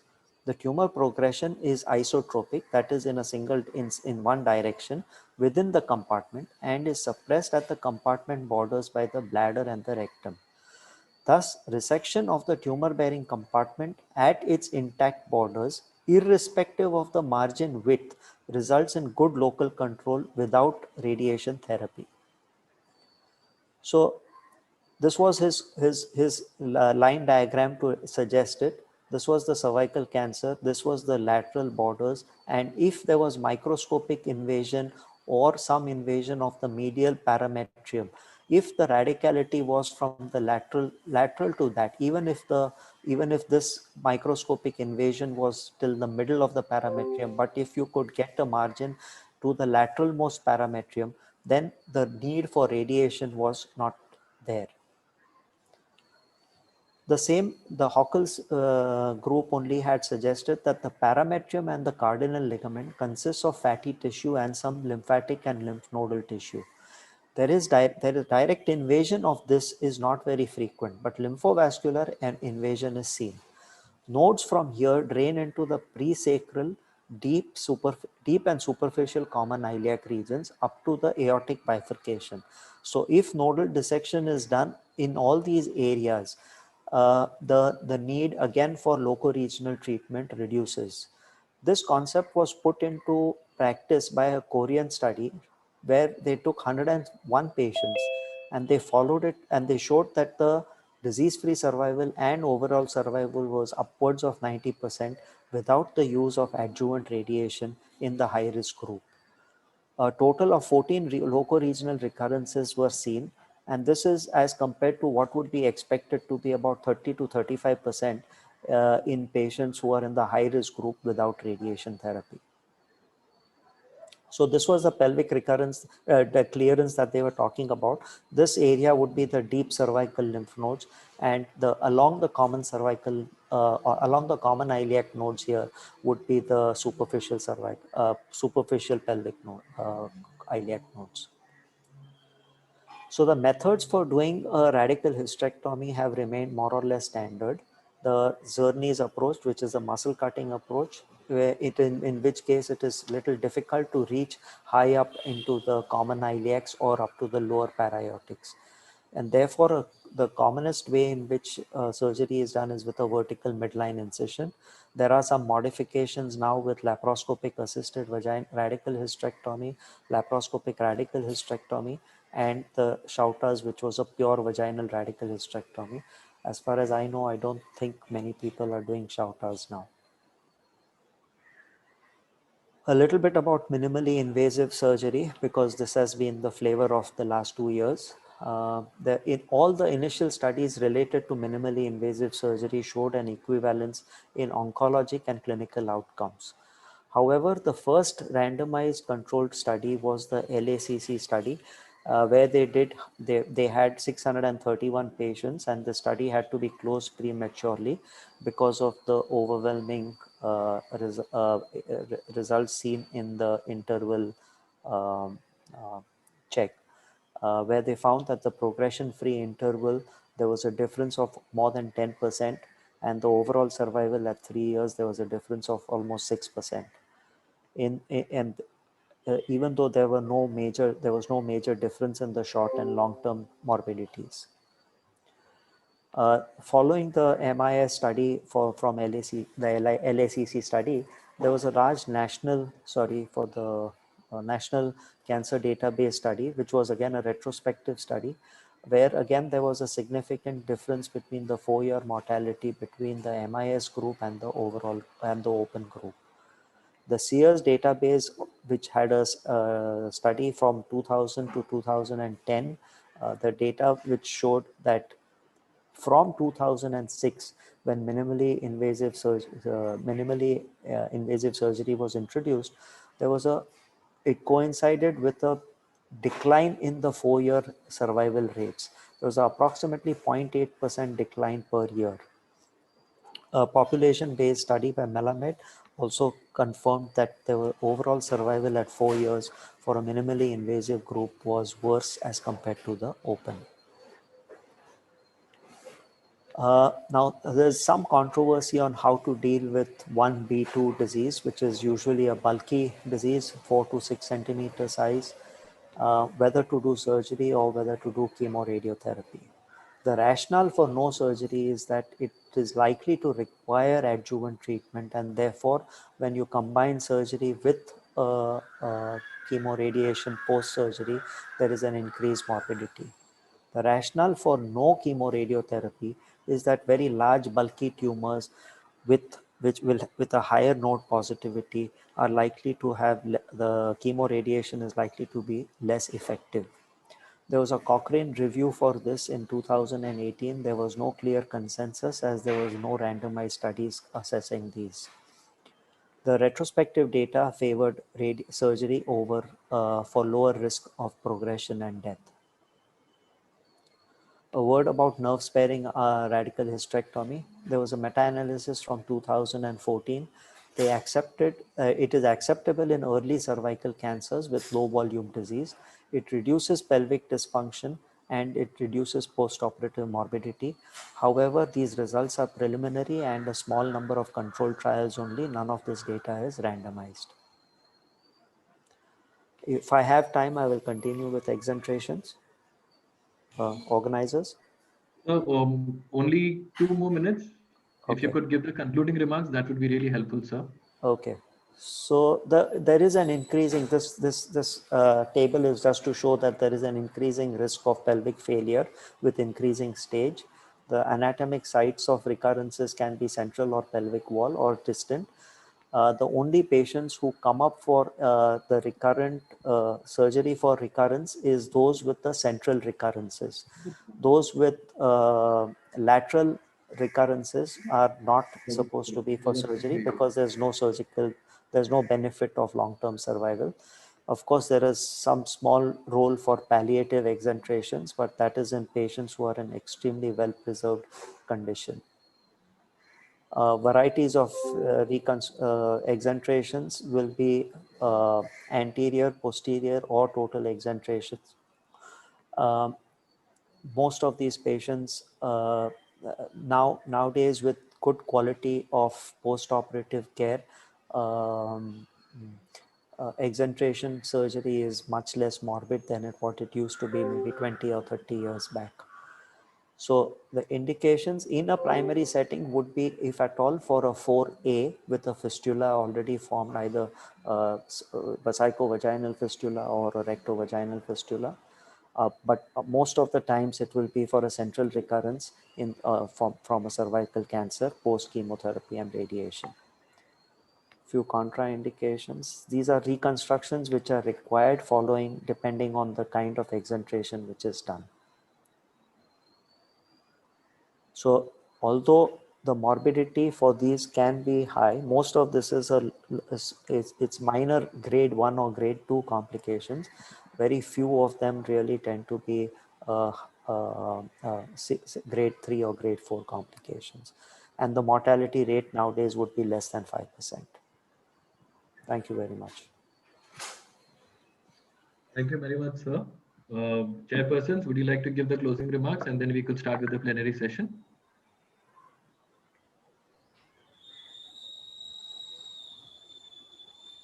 You can go ahead with plenary session. Okay. Yeah, if Dr. Yadikar would want to say, if you speak something. Very good morning to all of you, and it's always a pleasure to be a part of the activities of Pune OBGY Society. I congratulate the President, Dr. Harshad Parasnis, Secretary, Dr. Ashwini, and the whole team of POGS. And it was really required, just tumors. Everybody needs a update on this particular issue, and especially cancer cervix is very close to my heart. As you know that the incidence of cancer cervix is very high, but then I'm happy that awareness about cancer cervix has increased. And not only that, now the women are willing to get their screening examination done. And that is how we have now, as you see the worldwide figures, that even the mortality in cancer cervix has reduced. And I think more and more work, whether surgery is better, whether chemotherapy is better, whether radiation is better, all these things will keep on going. And one day we are going to find out a final solution to prevent this disease. Even the role of vaccine in preventing cancer cervix. I think it was a wonderful session and I enjoyed it. And I once again thank you, all of you. Good day. Hello, Yes. Dr. Suvarna, would you like to No, say? I just thoroughly enjoyed both the talks. I think Dr. Neerja, it was an excellent talk on the changes of staging. You have done great work in that field at the level of ego. We are really proud of it. And Dr. Amish, nice to connect again. He is always so enthusiastic about his work and he's very passionate. We used to work together at St. George's Hospital. After that, I think I'm seeing you after a long time. So it was an excellent talk and we really enjoyed it. And once again, Harshad, thank you so much for having us here.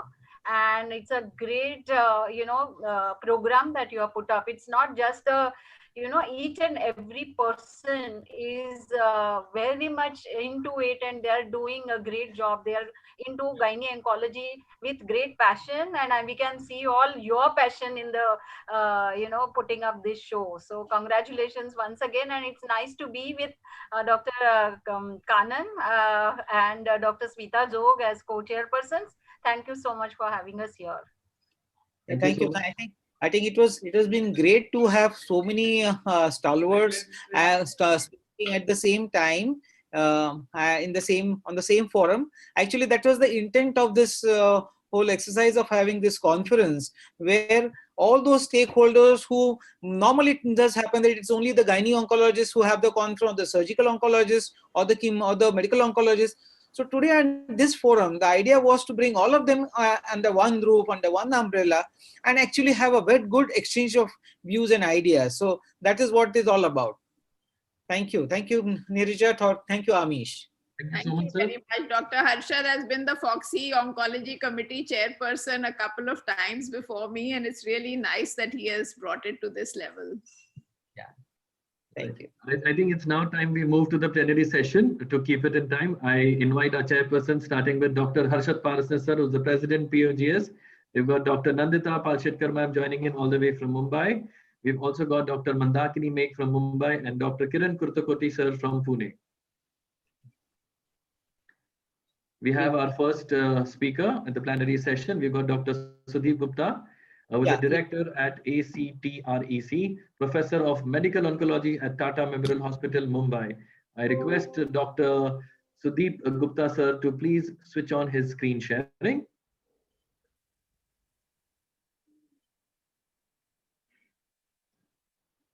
Dr. Sudeep sir, also if you could unmute yourself. And yes, we can see your screen. You could put it in presentation mode, unmute yourself, and with the permissions from the chairperson, we can get started. Over to Dr. Nandita.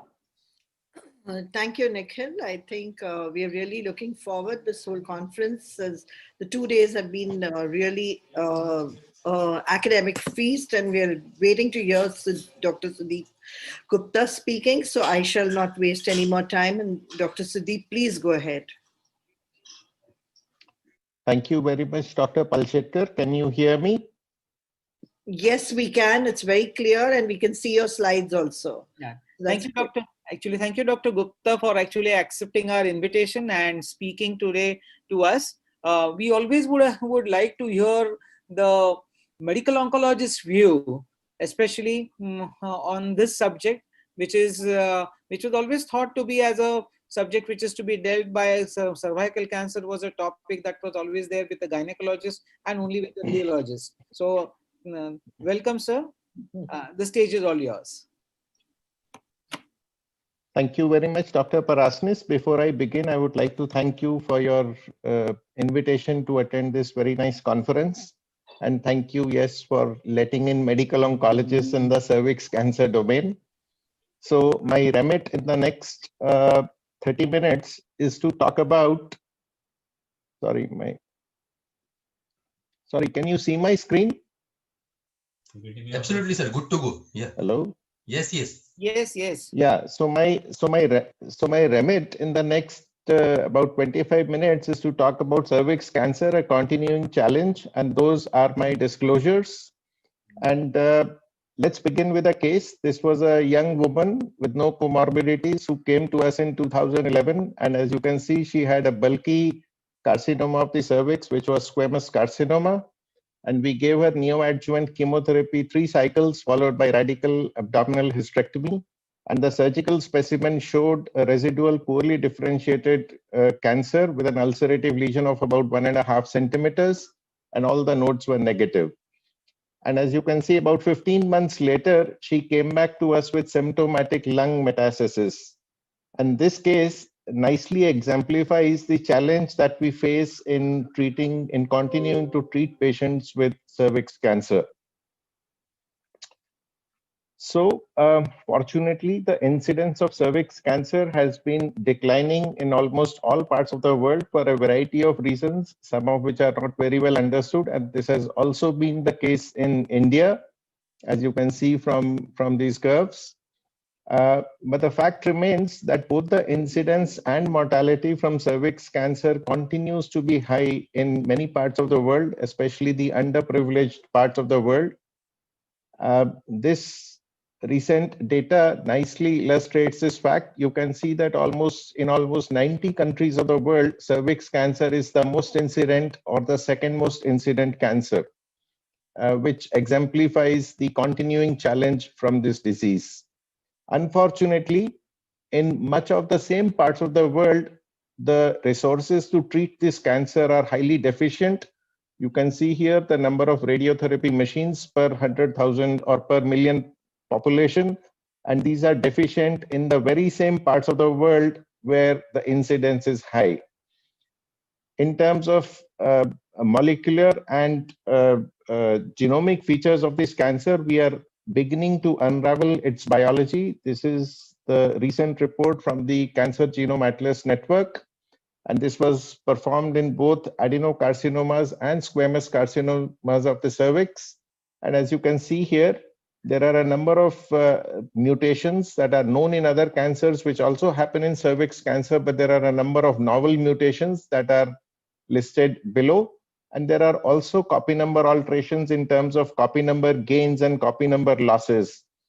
And the idea is not just to show you a very colorful picture, but also to share with you the excitement that unraveling the biology of a disease can have in terms of its treatment, and also the fact that some of these targets may present useful avenues for both treatment and prognostication in the very near future.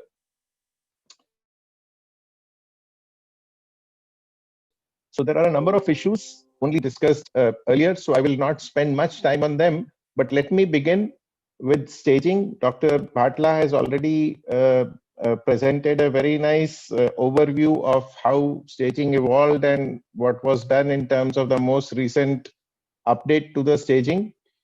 The fact remains that cervix cancer staging, unlike many other sites, has relied strongly on clinical examination for a long time. But as we know, clinical staging can be somewhat inaccurate. It can understage, it can overstage. And so therefore, this revision that was brought about under the leadership of Dr. Bhatla was very much needed, and I congratulate her for leading this initiative. The two main changes that have happened are essentially the division of stage 1B into 3 substages instead of 2 based on size criteria, 1B1, 1B2, and 1B3 now instead of 1B1 and 1B2, and also the incorporation of lymph node status in the staging framework. So I have borrowed some of these slides from my colleague, Dr. Amita Maheshwari. There are implications for how we treat cervix cancer that flow from this staging. I think the revised staging can now nicely lend itself to triaging patients who might be eligible for fertility sparing surgery.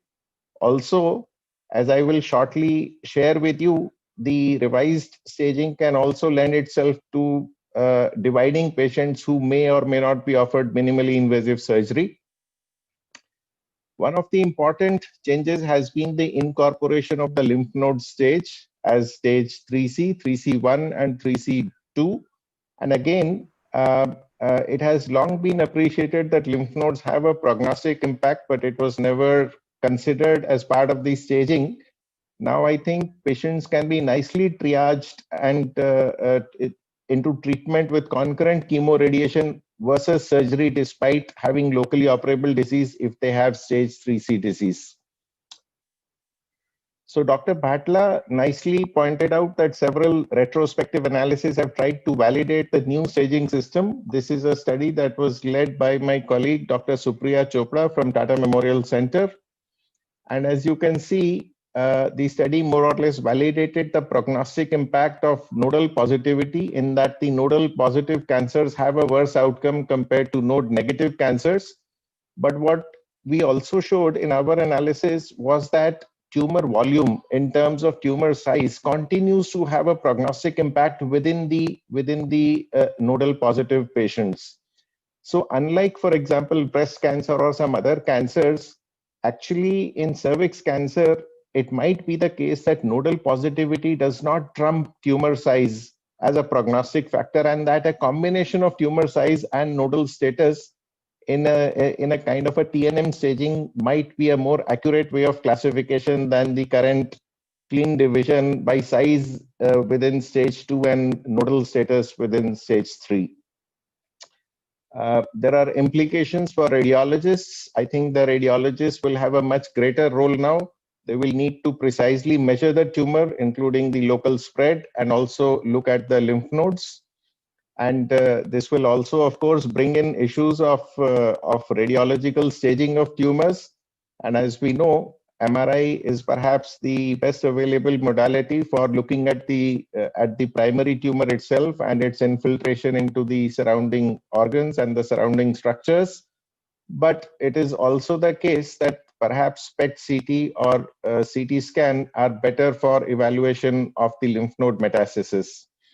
So this is and this is some data to suggest that PET-CT might have a better sensitivity and specificity with respect to lymph node staging. So this is what we suggest at Tata Memorial Center if there are no resource constraints. But as Dr. Bhatla said, one should not wait for fancy radiological investigations to begin treatment if those are not easily available.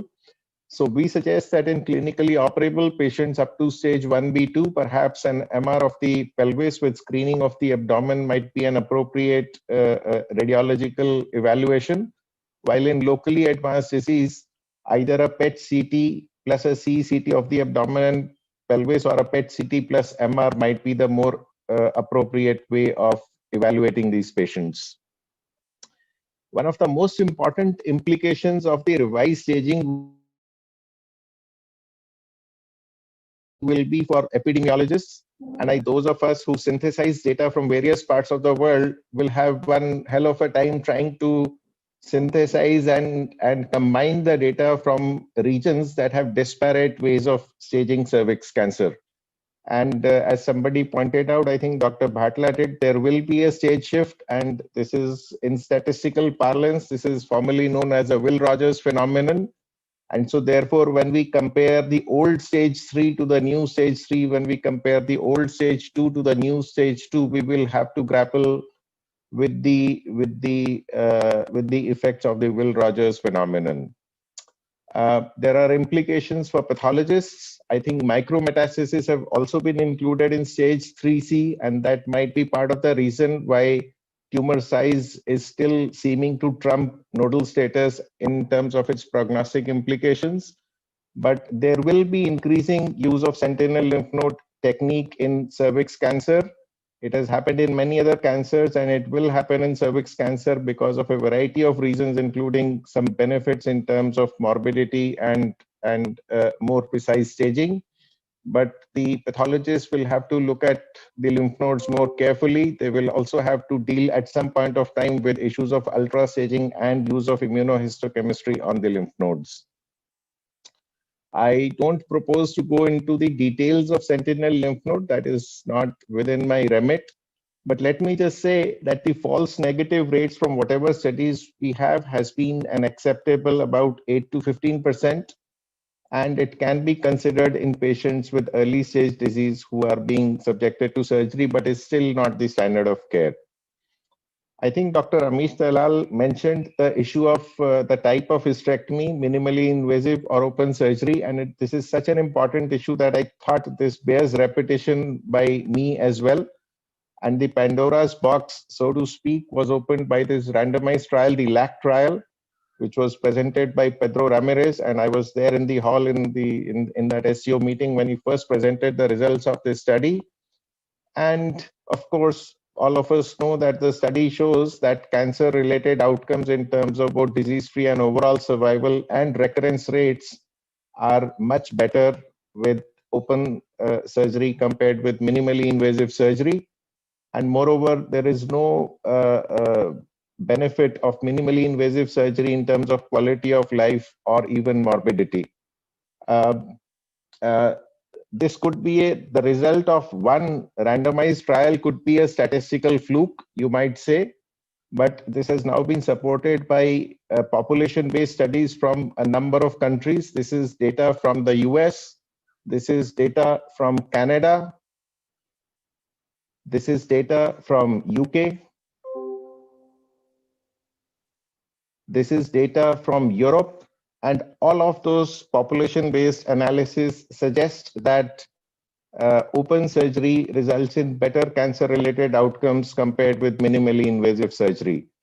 And interestingly, this last analysis from multiple European centers actually, while suggesting that open surgery was better than minimally invasive surgery, performed a very nice and somewhat provocative analysis suggesting that if you perform minimally invasive surgery without the uterine manipulator, it might actually result in outcomes that are equivalent to that of open surgery.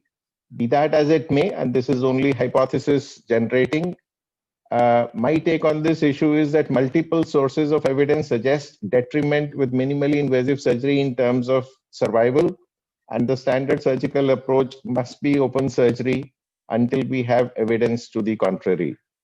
Let me switch gears to locally advanced disease.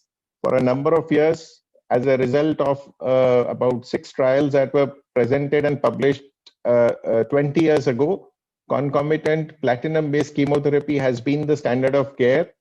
This meta-analysis synthesizes the results of all those studies, and as you can see, there was a clinically meaningful and statistically significant gain in overall survival with the addition of chemotherapy to radiotherapy in patients with locally advanced disease. But the meta-analysis also suggested that this benefit may, the benefit in the most advanced stages, stage 3B and 4A, was not very clear-cut. And so therefore, my colleague, Dr. Shyam Srivastava and Dr. Umesh Mahanshetty, they led this very important trial in patients with stage 3B squamous carcinoma of the cervix, a randomized trial of cisplatin to radiotherapy in these patients, and proved that once and for all, that the addition of platinum does benefit these most advanced stage patients as well. There has been another study. This one is from Mexico, and this was published a number of years ago in the JCO. And this compared gemcitabine plus cisplatin to cisplatin alone. And in the gemcitabine plus cisplatin arm, this was given not only concomitant, but also as a couple of adjuvant cycles after the completion of radiotherapy. And as you can see, gemcitabine and cisplatin is superior to, was superior to only cisplatin in terms of concomitant chemotherapy. However, as you can also see on this slide, many toxicities were markedly higher with gemcitabine and cisplatin compared with cisplatin alone. And because of this much higher toxicity, despite the improvement in survival, this regimen has not become the standard of care in any part of the world. For a number of years, many gynaecologists have practiced neoadjuvant chemotherapy followed by surgery, also in patients with locally advanced cervix cancer, but there has never been a good trial that has compared neoadjuvant followed by surgery with concomitant chemoradiation until recently. And very recently, 2 studies have been presented and 1 has been published. I had the privilege of being the PI of one of those studies and presented it in the plenary session of ESMO in 2017 and then published it in JCO. And the other study was presented in the ASCO annual meeting 2019. This is the EORTC study presented by Gemma Kenter. So this is the Tata Memorial study. Here, we actually randomize patients with stage 1B2, 2A, or 2B squamous carcinoma of the cervix. After stratification by stage 1:1, half the patients received neoadjuvant chemotherapy with paclitaxel and carboplatin for 3 cycles followed by surgery, and the other half received concomitant chemoradiation. The primary endpoint was disease-free survival. In the EORTC study, the chemotherapy was cisplatin-based chemotherapy, not carboplatin, and their primary endpoint was overall survival, and the secondary endpoint was disease-free survival. In the Tata Memorial study, we had a planned crossover from the surgical arm to the concomitant chemoradiation arm if there was suboptimal response to neoadjuvant chemotherapy. And we also had a pre-planned schema of delivering post-operative radiotherapy or concomitant radiotherapy based on the standard criteria that are listed here on the slide. These are the baseline characteristics, and somewhat uncannily, you can see that 57% of patients in both the Tata trial and the EORTC trial belong to stage 2B. In our study in Tata Memorial, you can see here, this is the result of treatment, not the result, this is the delivered treatment in the neoadjuvant surgical arm. And a full 44% of patients in the surgical arm ended up also receiving radiotherapy as per the pre-planned criteria for one reason or the other. So this suggests that a large fraction of patients who are initially planned for neoadjuvant chemotherapy and surgery will also end up receiving radiotherapy for one reason or the other. In terms of toxicity, in the median term, the concomitant chemoradiation arm resulted in a higher rate of rectal, bladder, and vaginal toxicity, but in the long run, only the rate of vaginal toxicity continued to be higher with concomitant chemoradiation compared with NACT and surgery. And these are the results of the survival analysis.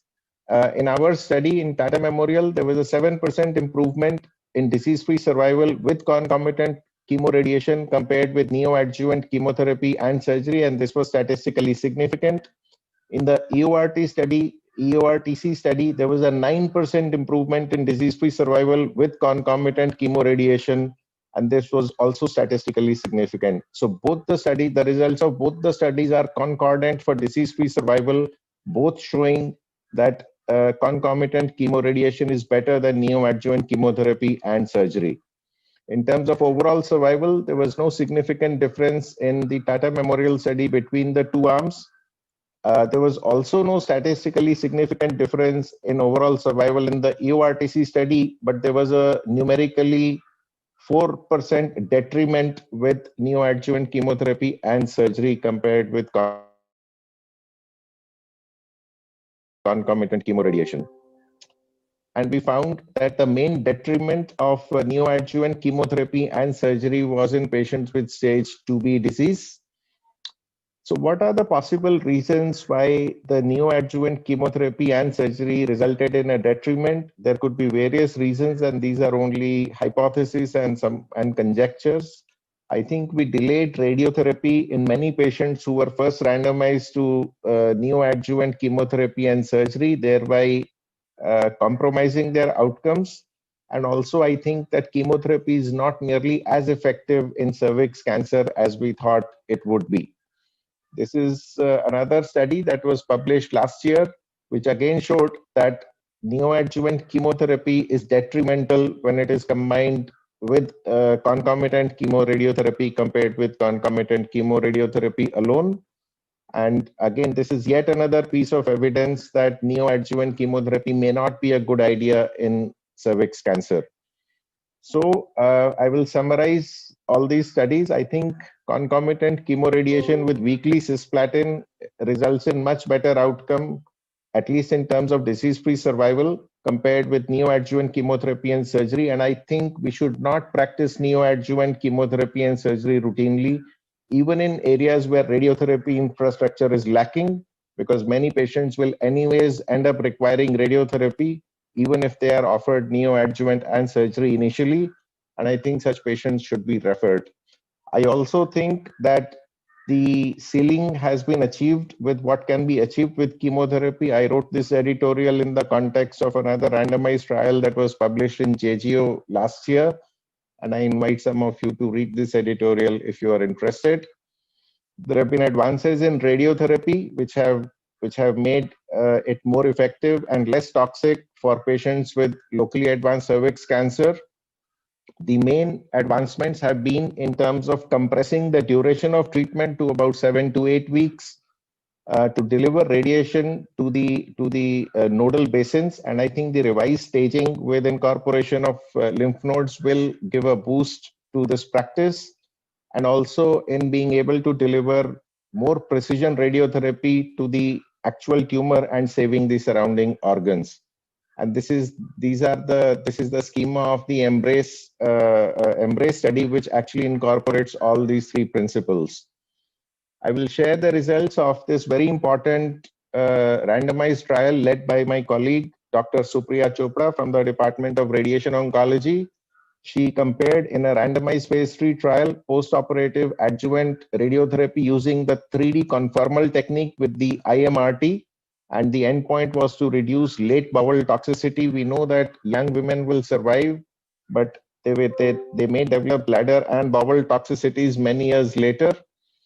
This is the primary analysis, and this was just presented also at the ASTRO meeting in October 2020.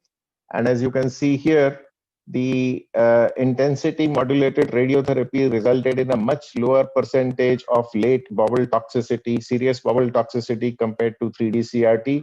This is a practice defining trial, and Dr. Chopra will hopefully is about to publish this study in a very important journal, and you will get to read the full report. Before I log off from locally advanced cancer, I would also say that there are a number of prognostic factors. We can't precisely define the prognosis of any patients. This was an important study that was led by my colleague, Dr. Umesh Mahanchetty, and he evaluated the persistence of HPV infection after CTRT as a prognostic factor and found that in patients who had persistent HPV infection fared worse compared to those who cleared that infection. We need to learn much more about the interplay between infection and the prognosis, and I think this is an evolving field, but this is an important piece of contribution from our group. Immune therapy, all of us know that immunotherapy is the flavor of the season. The Nobel Prize for Physiology or Medicine last year was given to James Allison and his Japanese colleague for discovering this modality of treatment. There is a rationale for using immunotherapy in cervix cancer. These are HPV-associated cancers, have an increased PD-L1 expression, and the normal immune responses are blocked. So if you can, then you can try to unleash the body's immune mechanism against the tumor. I must say that the outcomes have been somewhat disappointing. Has been about 15% in PD-L1 positive cases, with nivolumab about 26% in multiply pre-treated patients. Based on these somewhat underwhelming results, the US FDA did approve pembrolizumab for treatment of recurrent or metastatic cervix cancer. Let me give you my take on immunotherapy. I think it is promising, especially in heavily pre-treated patients, but there is a low response. There is a lack of an adequate biomarker to call out who will benefit and who will not benefit from this treatment. And I think the way forward for immunotherapy might be its combination with chemotherapy and or radiotherapy. And I think it might move into earlier lines of treatment. And there are a number of big randomized trials that are investigating the addition of immunotherapy in stage 2 and stage 3 cervix cancer. And stay tuned for these results in the near future. There are a number of other targeted therapies, and my colleague Chakor Vora and I had the privilege of reviewing these targeted treatments for the ESMO Open Journal, and we published it last year. This is a comprehensive review of all the new treatments that are emerging in cervix cancer, and I invite you to read this editorial. It's freely downloadable. Let me summarize. This is my last slide. I think it is very heartening to note that the cervix cancer incidence is declining in many parts of the world. But the sad part is that the burden of cancer continues to be high in many countries and in many regions, especially the less privileged ones. I think there is now, we are now beginning to better select our patients in order to avoid tri-modality treatment, and our neoadjuvant trials were an effort to actually do that. The outcomes are excellent in early stage invasive disease and are better with open surgery than with minimally invasive surgery. And the outcomes are also improving in locally advanced cancer. I might recount that in our own randomized trial, patients with stage 2B had a disease-free survival of about 74%, which is much better than what it used to be several years ago. However, the outcomes continue to be poor if the patient has persistent or relapsed disease, and this is an area of active research. And medical oncologists are especially the physicians who deal with these patients who have poor prognosis, who are towards their end of their life. And I think we need better treatments in this scenario. These are many of my colleagues, current and former, from the gynaecology disease management group. And I thank all of them for their partnership and collaboration. And I had the opportunity to share many of the studies that were the work of all these individuals. Thank you very much for your attention. Thank you. Thank you, Dr. Thank you, Dr. Gupta. Actually, a very well summed up presentation. It actually tells us all about like a saransh of the whole of CA cervix that he has done here for the benefit of all our gynec colleagues.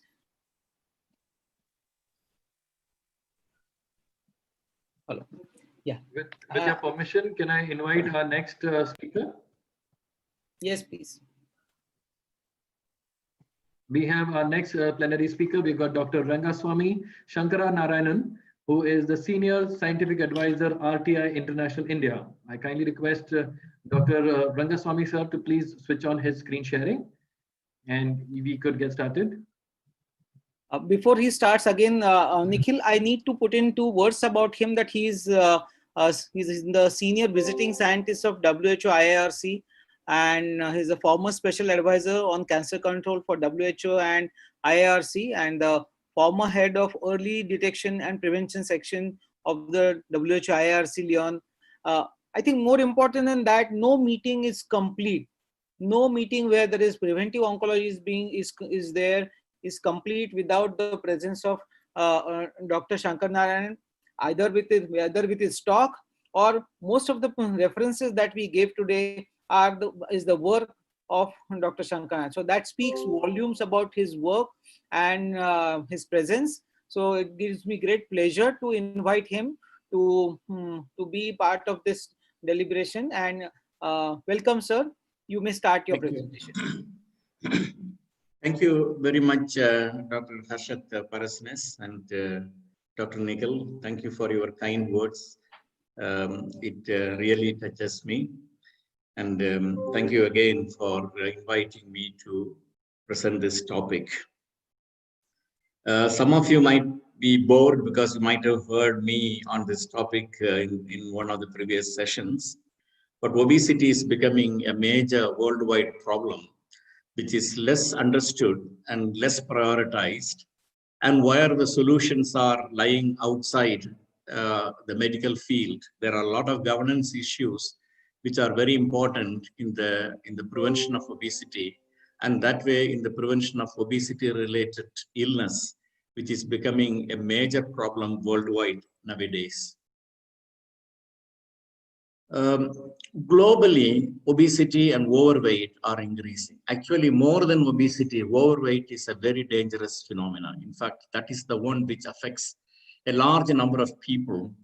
And then if it is not properly cared for, then it ultimately leads to obesity.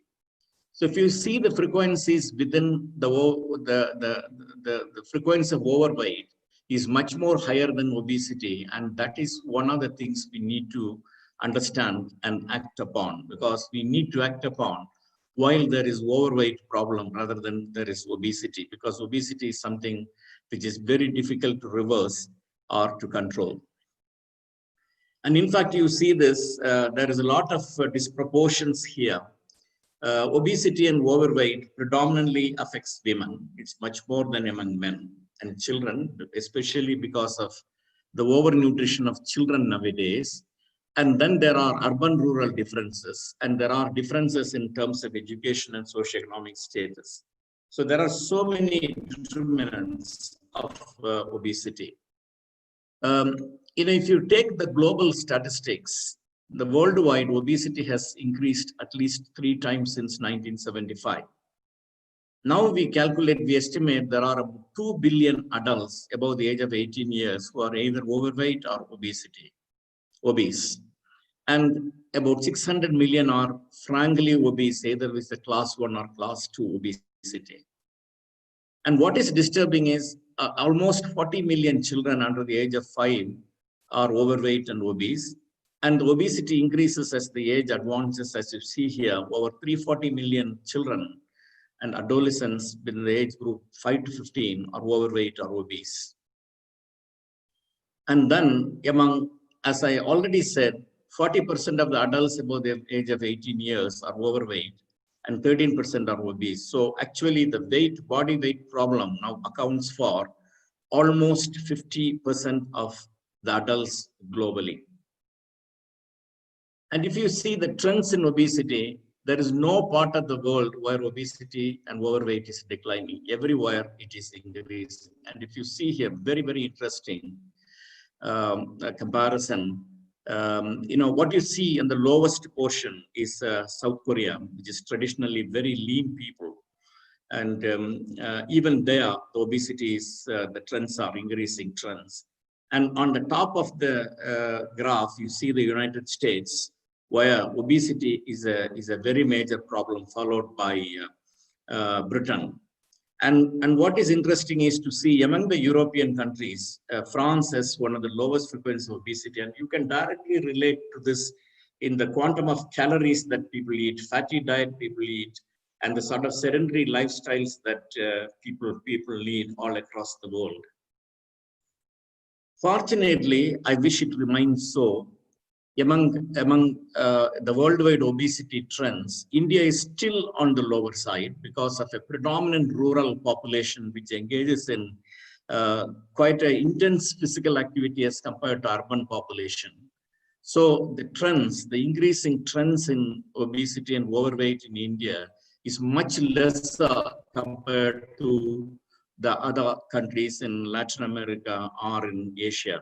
But we cannot sleep with this because we cannot congratulate ourselves because it is becoming a major issue. And in recent years, with economic reopening of India, and then with education improving, socioeconomic status improving, and sedentary lifestyles are increasing, and we have more than 600 television channels to entertain us, we are all becoming couch potatoes, and we are facing a huge problem. It comes and strikes in a major way with a number of non-communicable diseases, mobility issues, joint problems, and things like that. And if you see the WHO cutoff points for the body mass index in the Asian populations, those above the body mass index, above 30 are obese. So you classify them as obesity class 1A, that is up to from 30 to 33. And 33 to 35 obese class 1B, and 35 and over obese class 2. And these are at particularly very high risk for chronic illnesses, non-communicable diseases, and a number of cancers. And if you see the statistics coming from India, it is worrying. I mean, as of now, almost 13.5 crore Indians are obese or overweight, which will increase to around 175 million, 17.5 crores by 2025. And we have a substantial proportion of almost 10% are children among this particular group of people. And the future trends are somewhat worrying. And overweight and obesity will reach 30% of 30% and 9% of men, and 27% and 14% among women, respectively, by 2040. So the curve is going to be quite steep. And, we have particular drivers of obesity. We have one of the world-class cuisines in the world. And if you take the cuisines, you know, Italy, Mexico, India, and China and Indonesia stand out. And we have an excellent diet, so we eat quite a lot. And increasingly, we have an aversion setting into against physical work, particularly walking, running, recreational physical activity, and all those things. And the idea that you are fat, then you are prosperous. So we have certain concepts which are very interesting, which contributes to overweight and obesity. And even within India, you can see, you know, India is a highly heterogeneous country with least developed provinces, states, and somewhat better developed provinces and states with high GDP and high sort of socioeconomic standards. And in fact, if you see Southern India, which is comparatively doing in all statistics much better than the rest of the country, obesity and overweight are becoming a major problem. We have detailed statistics from household surveys which indicate where we are proceeding, in which direction we are taking it. But there is, mind you, there is seldom obesity and overweight are considered the policy lines, and particularly in putting our health policies in place, these are never considered as important risk factors. Because even tobacco, we woke up very late, and then we are always on a denial as far as alcohol is concerned. Where is this alcohol control policy in this country? In fact, you know, these are some of the conundrums in India. And, you know, why I'm talking about this is, you know, rather than going into the disease first, we have to understand the basic issue, why this is happening and what are the trends which will lead to, you know, introspecting what we need to do. But there are some very strange observations which have come from both from Mumbai as well as from Kerala. In fact, we did a cohort study of some 75,000 subjects aged 35 years and above, and they were followed for several years. And in fact, we found, you know, the overweight, the borderline overweight between 25 and 27 and 27 to 30 have the lowest mortality experience as compared to our conventional thinking. The mortality experience is the lowest among 22.5 to 25 BMI. And we were wondering what is really happening, and whether these findings are consistent with the rest of Asia. In fact, a cohort study in Bombay showed exactly similar results.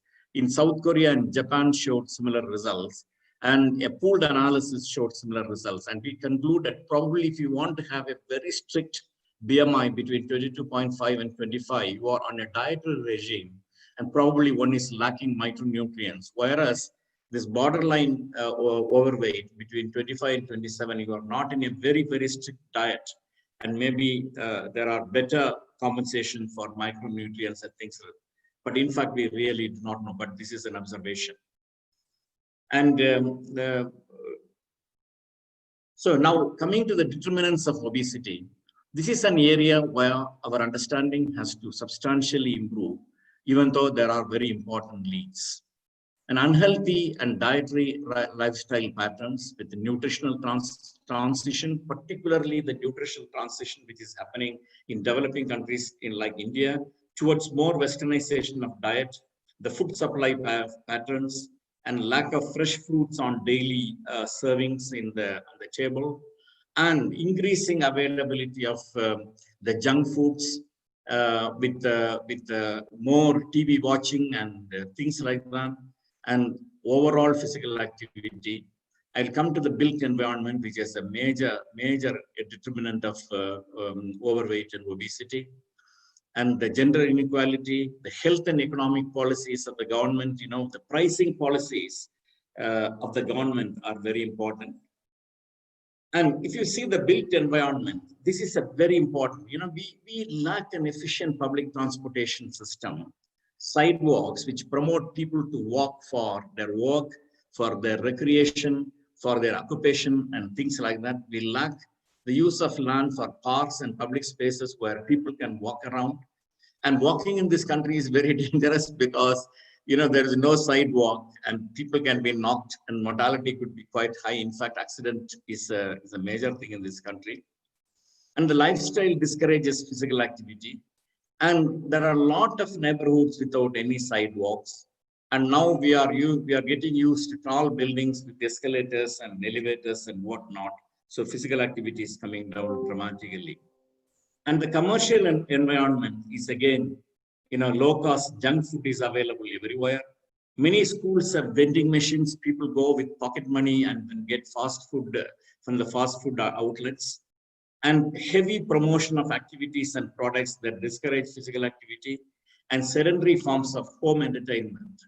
I think this is a major factor which is happening with more than 600, 700 channels in all regional languages and 24 hours bombarding and people cereals and things like that, sitting and watching and munching potatoes.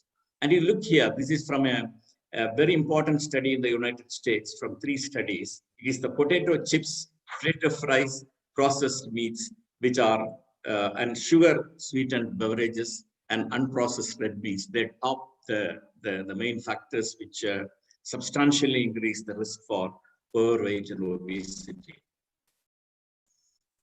And in 2016, the International Agency for Research on Cancer, which is part of WHO, reviewed all evidence which points out the risk associated with obesity and overweight.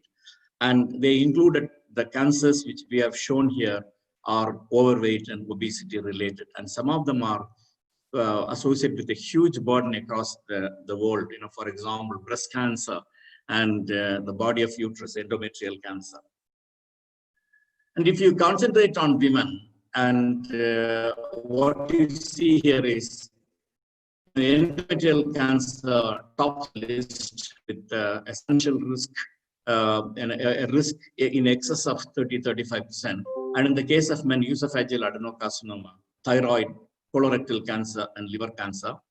And the case of women, endometrial cancer, gallbladder cancer, esophageal adenocarcinoma, and all those things. And in fact, in India, we have a very high risk region for gallbladder cancer. We are looking around so many other risk factors, but we are not really concentrating on how overweight and obesity contributes to this cancer. So body mass index is an approximation of body adiposity is associated with increased risk of several cancers in a gender and site-specific manner. And we will look into the underlying biological processes are increasingly understood, but still our knowledge has to improve. The possible mechanisms by which obesity contributes to gynecological cancer risk and survival is a strong association with endogenous estrogen levels among postmenopausal women. Adipose tissue is the main contributor for the high endogenous estrogen production. And the effects on glucose metabolism leading to insulin resistance and other factors which follow the insulin resistance in the body. And the effects of altered levels of wide range of adipose cytokines which come from adipose tissue and the inflammatory mediators produced by adipose tissue.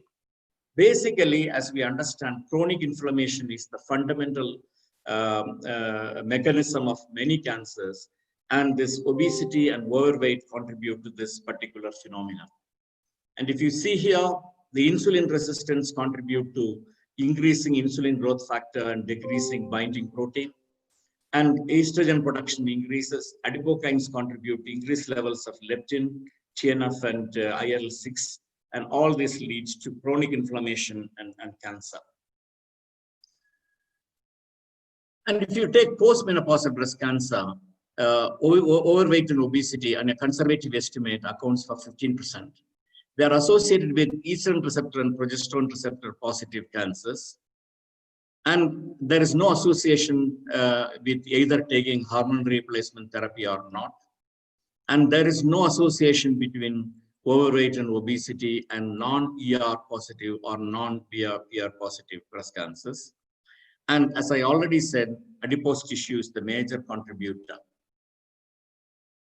And waist circumference is something which defines the risk in the case of breast cancer adequately as compared to waist-hip ratio. This is a very simple measurement, and Indian studies have also shown, some of our studies have also documented this finding. And in the Women's Health Initiative, a large follow-up study in the United States, which involved around 70,000 women recruited from 40 locations and more than 200 hospitals, followed for several years, showed an excess risk of 58% for breast cancer and was strongly associated with ER positive, PR positive tumors, 86% excess risk. No risk, in fact, on ER negative tumors. And advanced disease is more common among obese, overweight women. And death after breast cancer increases like 111% as compared to lean people. So we have very interesting evidence on the association. And again, this class 2 obesity has an excess risk. The risk is certainly much more with the class 2 obesity, which is a BMI 35 or more. But there is no association between the weight change, which happens in obese women, but on the other hand, among lean women, and an excess of 5% body weight gain over a period of time increases the risk by 36%. Now, endometrial cancer. On a very conservative estimate, we would associate at least half of the endometrial cancers are caused by obesity. And there are locations where people would say almost 80% of endometrial cancers are caused by obesity and overweight. But the association is the strongest for the most common low-grade endometrial cancers and weaker for other histological types. And the risk profile is sort of indicated by central obesity and with moderate obesity and early life obesity and overweight.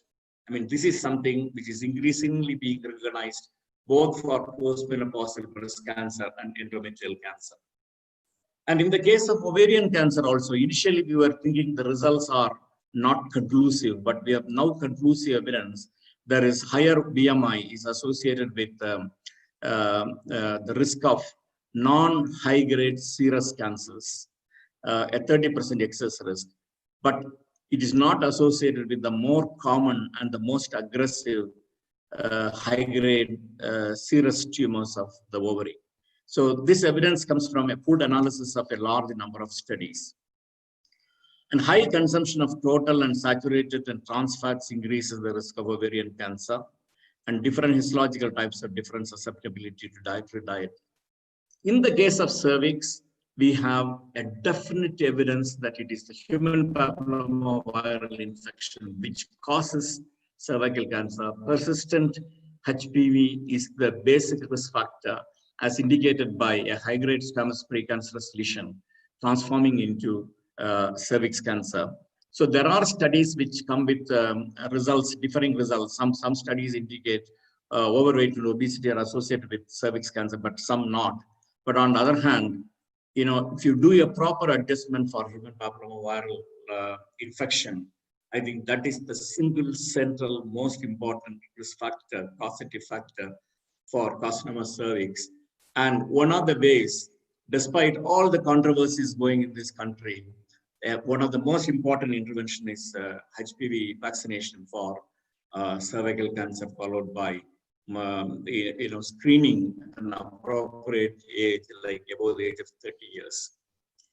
And the duration of obesity again increases the risk. More obese, the duration, there is more. These are all data coming from the Women's Health Initiative. Now, how do you address this problem? You know, the basic problem is you have to address overweight and obesity. You know, risk factor modification is something which is the most challenging intervention which you can ever have, you know, like smoking, alcohol, drinking, and eating, and palatable food. Especially you have a wonderful cuisine like India. You know, eating more calories is something which is a natural outcome. But there is nothing wrong with that. But on the other hand, we are not compensating with physical activity. So, in fact, in the case of prevention, the usual sermons like eat more vegetables and fruits and fewer foods high in sugars, salts, and saturated fats, and include more legumes, whole grains, and nuts in the diet. And mind you, sugar is something particularly very challenging. It is like tobacco. India has a large sugar-based economy. There are a lot of people who depend upon sugarcane rising and sugar manufacturing and things like that. You cannot change things overnight. It is like tobacco. So leaning people from some of this very high-risk industrial sectors to other sectors, profitable sectors, this is something very, very, very challenging. Because if you ask a farmer who grows tobacco or sugarcane to switch over to tomato production, I think the experience shows many of them will become very, very poor. Already our farmers are subsistence farmers, and they have one of the most difficult lifestyles in this life experience in this country. And limit the intake of sugar and salt from all sources. But this is something which is amenable to legislation and increasing the prices in subsequent budgets. This has worked for tobacco, and this should work for limiting the intake of sugary drinks and salt. And limit the energy intake from total fats and shift fat consumption to unsaturated fats. And instead of sugary drinks and promoting the drinking more water, safe water is something which is important. And engage in regular physical activity, at least 30 minutes of regular moderate activity on most days. And another difficult thing, limit TV watching, and especially don't promote children TV watching and giving them costly mobile phones and looking into cinemas coming in and talk shows and all those things. Easy to say, but very difficult to implement. The governance response, I think there are no proper advocates for the governance response to obesity prevention in India. From the governance perspective, taxing unhealthy foods and subsidizing locally produced fruits and vegetables is important, because in the farm sector, we need to introduce quite a lot of reforms which will make producing and marketing safe and obesity prevention diets a very attractive option for the farmers. And create public awareness about diet and physical activity through mass media and other means. Promote healthy policies, create an environment for walking, bicycling, sports, and other physical activities. We do not want very lean people by starving. We want people who maintains an ideal body weight by acceptable means of physical activity, in terms of walking, in terms of bicycling, sports, and other things. So from that perspective, our built environment has quite a lot to improve, and we need to make substantial investments like the Europeans have done in France, in Netherlands, in Nordic countries, things like that, wider sidewalks, limited pathways for cars, and promoting public transportations, so that from the stops you walk to your home and things like that. A safe environment, and all those things are required, and these are totally outside the health sector. It is a policy area which is more important for obesity prevention. And of course, regulations, enforcing regulations. We know how we regulate regulations, how we implement regulations in this country. I think we need to improve in that sector.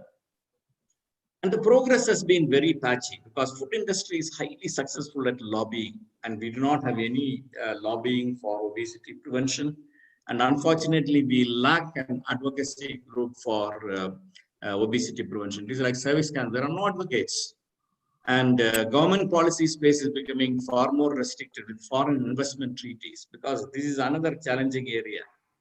The governments are captured by neoliberal philosophy of minimum government regulation, so it gives more liberty to industry.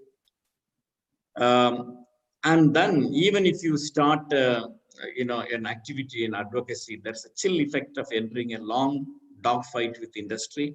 So it should not be a long dogfight, but how you change the industrial perceptions towards better foods. And the civil society support for change, regulations, and government action. And ultimately, we have to make obesity and overweight as a rallying point, just like tobacco control. We need to also incorporate alcohol, because alcohol is part of diet. although it is abused in this country. Thank you very much for your kind attention, and I would like to thank Dr. Parasnis and colleagues for the opportunity to address. Thank you, sir. Thank you, Dr. Shankar May I Narayan, request for Dr. the Mandakini to yeah. comment? Yeah. Thank you, Dr. Shankar Narayan, for that wonderful lecture, and directly, hitting on the most important part of the, the disease part. It's always a pleasure to have you in our conference, madam. Hello. Hello. Am I audible? Yeah, you're audible, madam. So, Doctor, it was a wonderful talk, and most importantly, what you have suggested is a very correct thing, that it is the government policies which has to be changed as far as the obesity is concerned.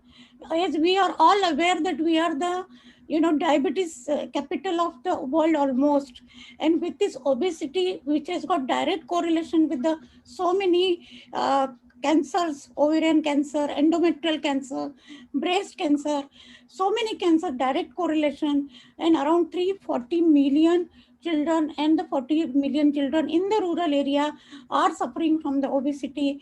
So it is for the government, and government has taken only one step forward, that is the NCD program. National NCD program has just been, this thing, and I'm really privileged here in this audience, August audience, to say that ICOG is next in the February, we are having the National Congress on the non-communicable diseases, which is, I think, becoming the most important, part of the disease. So, Doctor, this was very good, and I think we should all lobby for the anti-obesity campaigns, policy.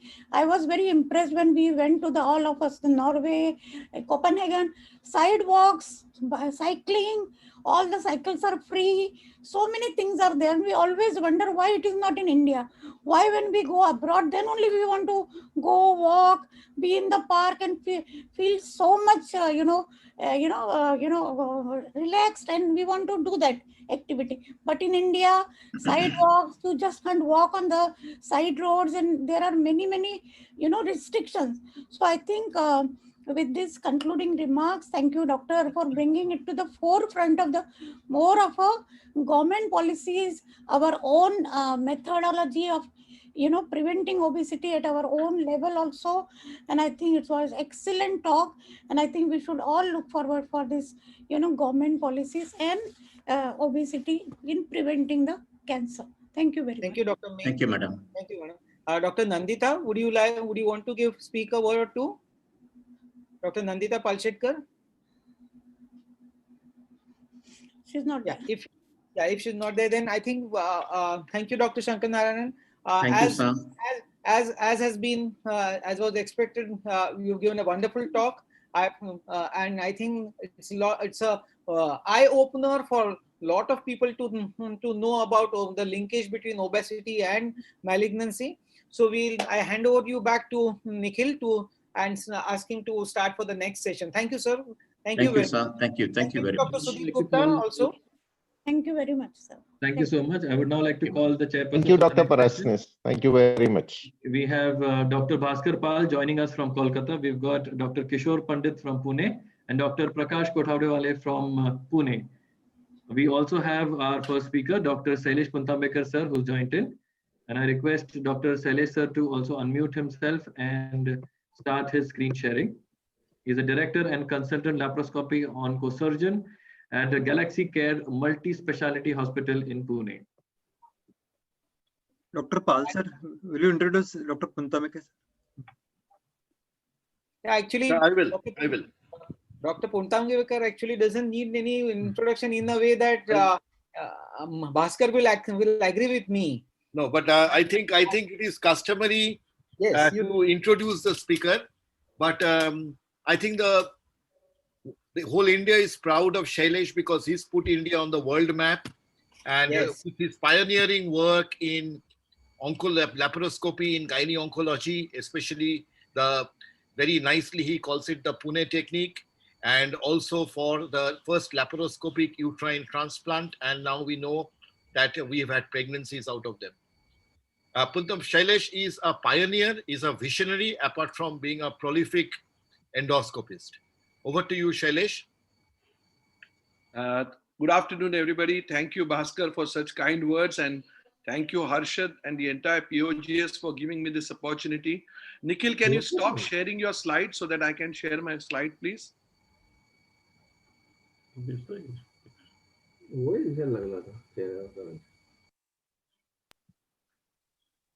Okay. So let me share my slides here. Yeah. So this is the FOGSI conference, and my talk is role of endoscopy in gynae oncology. All of us know why laparoscopy is a better approach for various things like magnification, reduced blood loss, and less hospital stay. And this has been a constant transformation. It is a game changer. It has been a game changer in the gold standard surgery, which was challenged by laparoscopy. And there have been some pioneers, right from Henry Jacobius to Kurt Sim to Harry Rich. Laparoscopy wouldn't have reached this far had these surgeons not pushed their limits. From Harry Rich came the Michel Canis and, of course, Sienna Nezat, who did the first laparoscopic hysterectomy. Our own journey has been that Wertheim started in 1900. We started our radical hysterectomy in 2002. Why did we start this? Because the idea was to get about 3 centimeters of paracervical clearance, a distal margin of 3 centimeters, and a nodal yield of about 18 to 20 nodes, and the role of para-aortic step. So we devised this technique into 6 steps. I've shown you last Friday. So we did not only that, but we also did the nerve-sparing radical hysterectomy. And this was our first publication on laparoscopic radical hysterectomy by Pune technique. The latest publication is of 1,076 consecutive patients who were included in this study, and 974 patients underwent laparoscopic radical hysterectomy. So 910 patients underwent LRH and were completely analyzed. Out of this, majority of the patients, were 76% of them were squamous cell carcinomas. And if you look at that, majority of the patients were 1B1, that is less than 2 centimeters. So we have never been operating on 1B2 tumors for a very, very long time. The parameters, you can see hardly any in the Cohen-Dindot classification. Our number of complications were very less. We had 7 ureteric fistulas, 3 VVFs, but other than that, so the percentage was less than 3% in overall. Adjuvant treatment, you can see at the end of 3-year survival, we had 92% of 3-year survival and 5-year survival of 89%.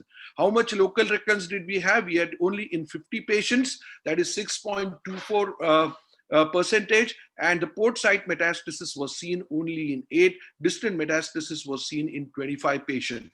So according to the NCCN guidelines, Dr. Gupta, I think, gave a lecture. I saw the lecture. If you read through the lines, you can see that even in the LACC trial, without using the manipulator and for tumors less than 2 centimeters, it is still a thing which is comparable to that of open surgery. So a blanket rule of saying that it has been put a blank on 1B2, but we never operated on 1B2 tumors. So this is just a glimpse of what is radical hysterectomy. This is a complete removal of the parametrium and the lateral, posterior, and the anterior parametrium. We have first published our manipulation of the uterus with the uterine hitch method. We never used any manipulators right from the day that we started. We either used a myoma screw or we used a uterine hitch method. This is the posterior U-cut, which starts at the level of the infundibulopelvic ligament on the right side, goes into the posterior pouch of Douglas, and a similar cut is taken. This U-cut exposes the ureters on both the sides and rectum, so the 2 organs which need to be preserved are immediately open in the first 5 minutes or so. The next step is then to mobilize the pararectal space. So you open the pararectal space, that is the internal iliac artery, and the first branch of the internal iliac artery, which is the uterine artery. Then you go into the paravesical space. You can see the artery going above the ureter and the vein going below. And then you open the pararectal and then the paravesical space. So once this is open, you can see the entire lateral and the posterior parametrium completely exposed. The posterior parametrium comprises of the uterosacral. The lateral one comprises of the cardinal. You can see the hypogastric nerves, which are the Okabayashi area. If you want to do nerve sparing, you have to remain medial to the nerve. If you want to do non-nerve sparing, you can go lateral to the nerve. So this is the posterior parametrium, which has been completely taken. We also take the lateral parametrium, and once the lateral parametrium is taken, this is the lateral parametrium, this is the uterine vein. If we take the uterine vein medial, this is the uterine artery that we are clamping, and once we clamp the uterine artery with the clips, then we take the uterine vein. If you want to do a nerve sparing, you can take the vein medial to the ureter, but this is a non-sparing one. You can see that the veins will be taken on the lateral side and the nerve will be, then nerve cannot be preserved. So this is the uterine vein. We are taking it on the lateral side. So I'll just take you a little bit forward. We have taken the parametrium, then we go anteriorly, and when we open the anterior space, this is the space which is called as the Yabuki space, which is medial to the ureter. You can see the nerve going all the way right up to this area, and there you can see the inferior vesical vein coming up. These are the inferior vesical vein. This is the anterior parametrium. Failure to clear the anterior parametrium has resulted in multiple local recurrences in this area. Then you go ahead and dissect the bladder, and then finally you can see this is a completed dissection, and then you can put in a purse string suture before you do a colpotomy, because it is very important that before you do a colpotomy to do a purse string sutures. The pelvic lymph node dissection can also be done, and this is done only by remaining parallel to the vessels. You can see how easily you can do the pelvic lymph node dissection, and this is how you can do a radical hysterectomy. Similarly, can we do a laparoscopic radical nerve sparing trachelectomy? This was a patient in whom the tumor was just about 1 centimeter. Patient wanted to preservation of the fertility. So the steps remain possibly the same. I'm just going to show you the trachelectomy part. You can see the nerves as they are going. We did a nerve sparing. It is very important to do nerve sparing trachelectomy because the patient is going to have a pregnancy. This is the preservation of nerves on the either side. Once you preserve the nerves, then you have to go ahead and dissect the anterior parametrium. We now open the anterior part of the bladder over there. And now at this level, we will do the colpotomy. Once the colpotomy is done, then we will do a removal of the cervix at the level of the internal os. So you can see the complete trachelectomy done. The specimen is put in the bag, and then the uterus is joined back with the use of barb sutures back to this area. You can do at the same time a stitch around that area so as to prevent the incompetence of the os, but this is done later on. So this is the trachelectomy specimen. Margins were negative, and the frozen section margins were also negative. So we have published this preservation of autonomic nerves, also nerve sparing radical hysterectomy, and you can do this even with single port surgery. What is the role of laparoscopy in cancer ovary? Well, you can do it for early stage disease, evaluation and diagnosis, also in advanced stage and primary debulking. We are majority of the times, if you look at the recent trial which has been shown, that in the Sephora trial, they are very clearly shown that if you give 3 cycles of chemotherapy followed by surgery, the results are as good as what you can do. And when you give neoadjuvant chemotherapy, you can do this laparoscopically. The criteria also is to find out how much amount of cytoreduction you can do. So if there are isolated recurrences, lack of ascites, optimal debulking can be achieved after the neoadjuvant chemotherapy. So this is a patient in whom accidental diagnosis of cancer ovary was done by the gynecologist. When he did the bilateral salpingo oophorectomy, it turned out to be cyst adenocarcinoma, and then it was involving the capsule, as a result of which we decided to go inside and do the para-aortic dissection and also to do an omentectomy. So this is the para-aortic dissection that we went ahead and did.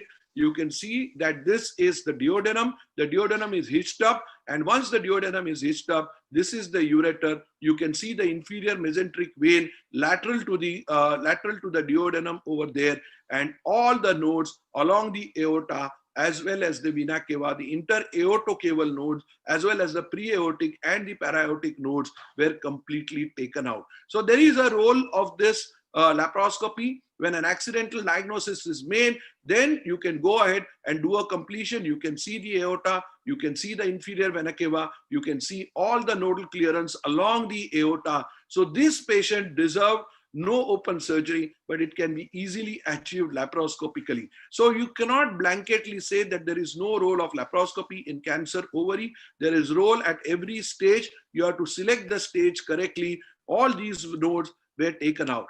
Then you can always do an extra peritoneal node dissection also. This is an extra peritoneal node dissection, which is much more easy, an extra peritoneal para-aortic dissection. So you go from the left side of the patient, and you can see that the ureter remains on the top. This is the ureter which remains at the roof. The superior hypogastric plexus you can see remaining on the roof, and then all the nodes along the aorta. So you can see this is the peritoneum, the ureter is down there, and there you can take out all the nodes along the aorta. So the para-aortic dissection can either be done transperitoneally, or you can do it extraperitoneally. As you can very, very clearly see, these are the nodes being taken out along this area. So all the nodes are taken out. This is the inferior vena cava.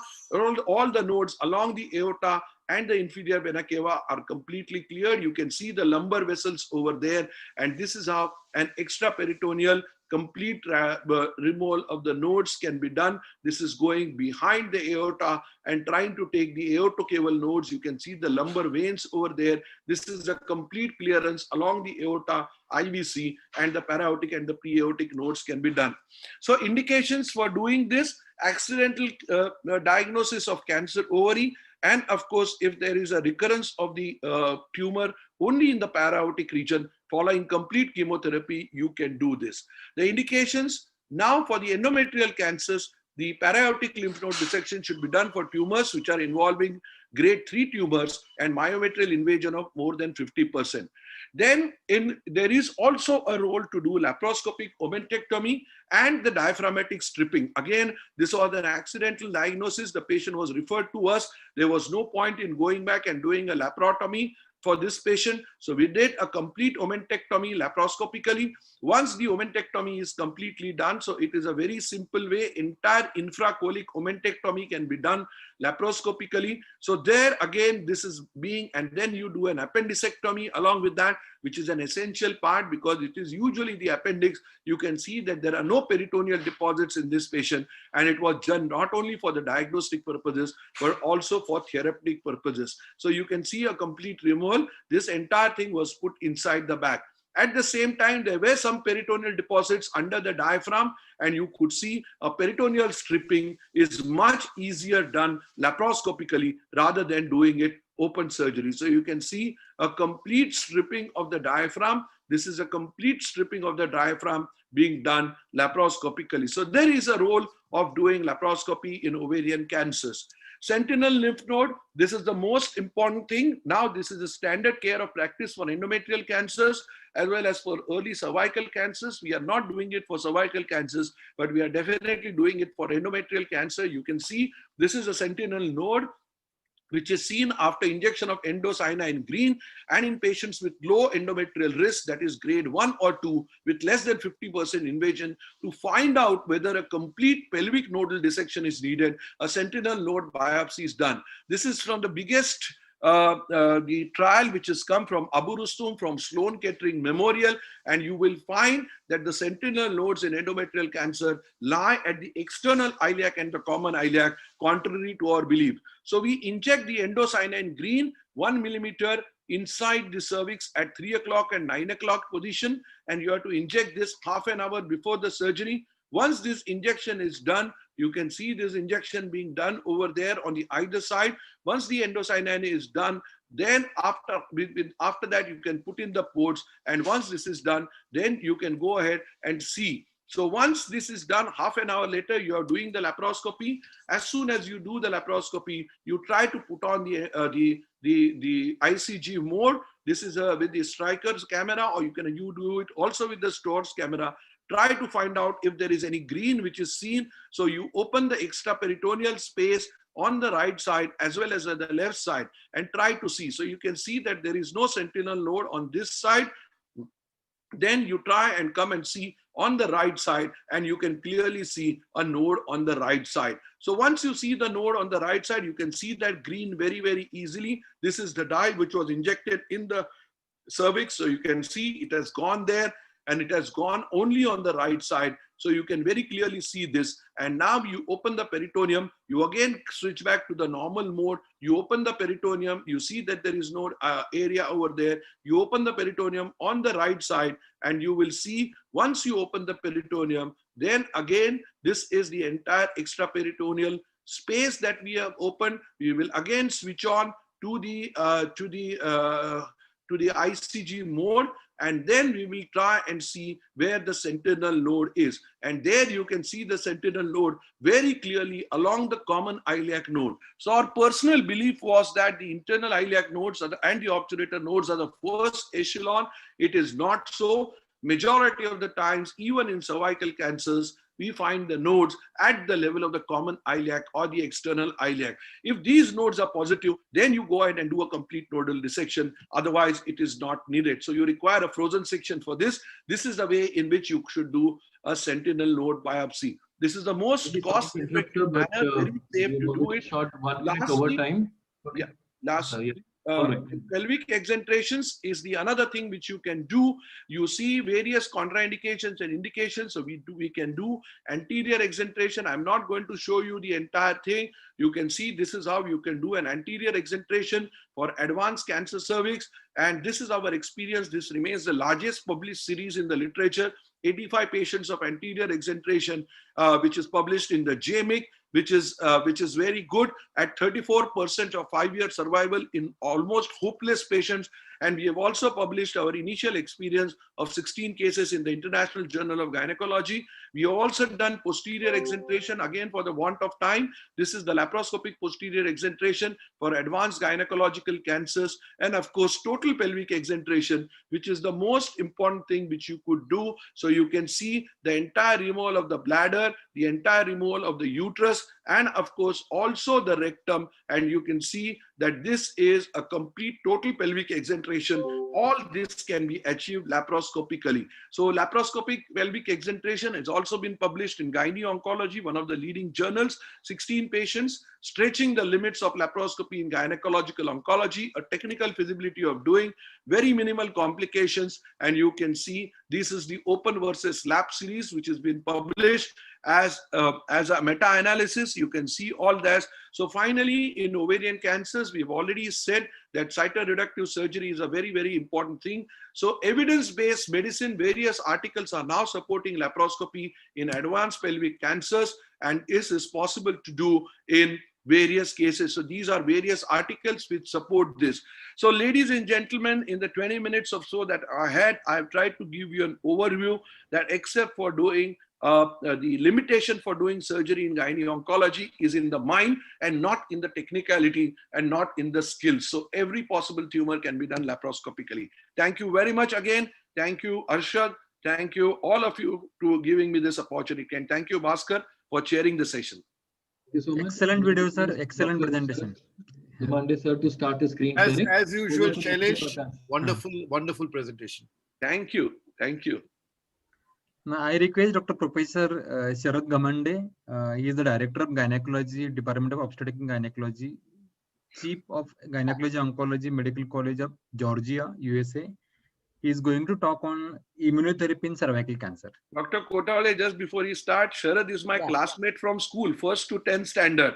So and you can very, very close friends from school. So you can say some words. So Sharad, it's a pleasure to see you today.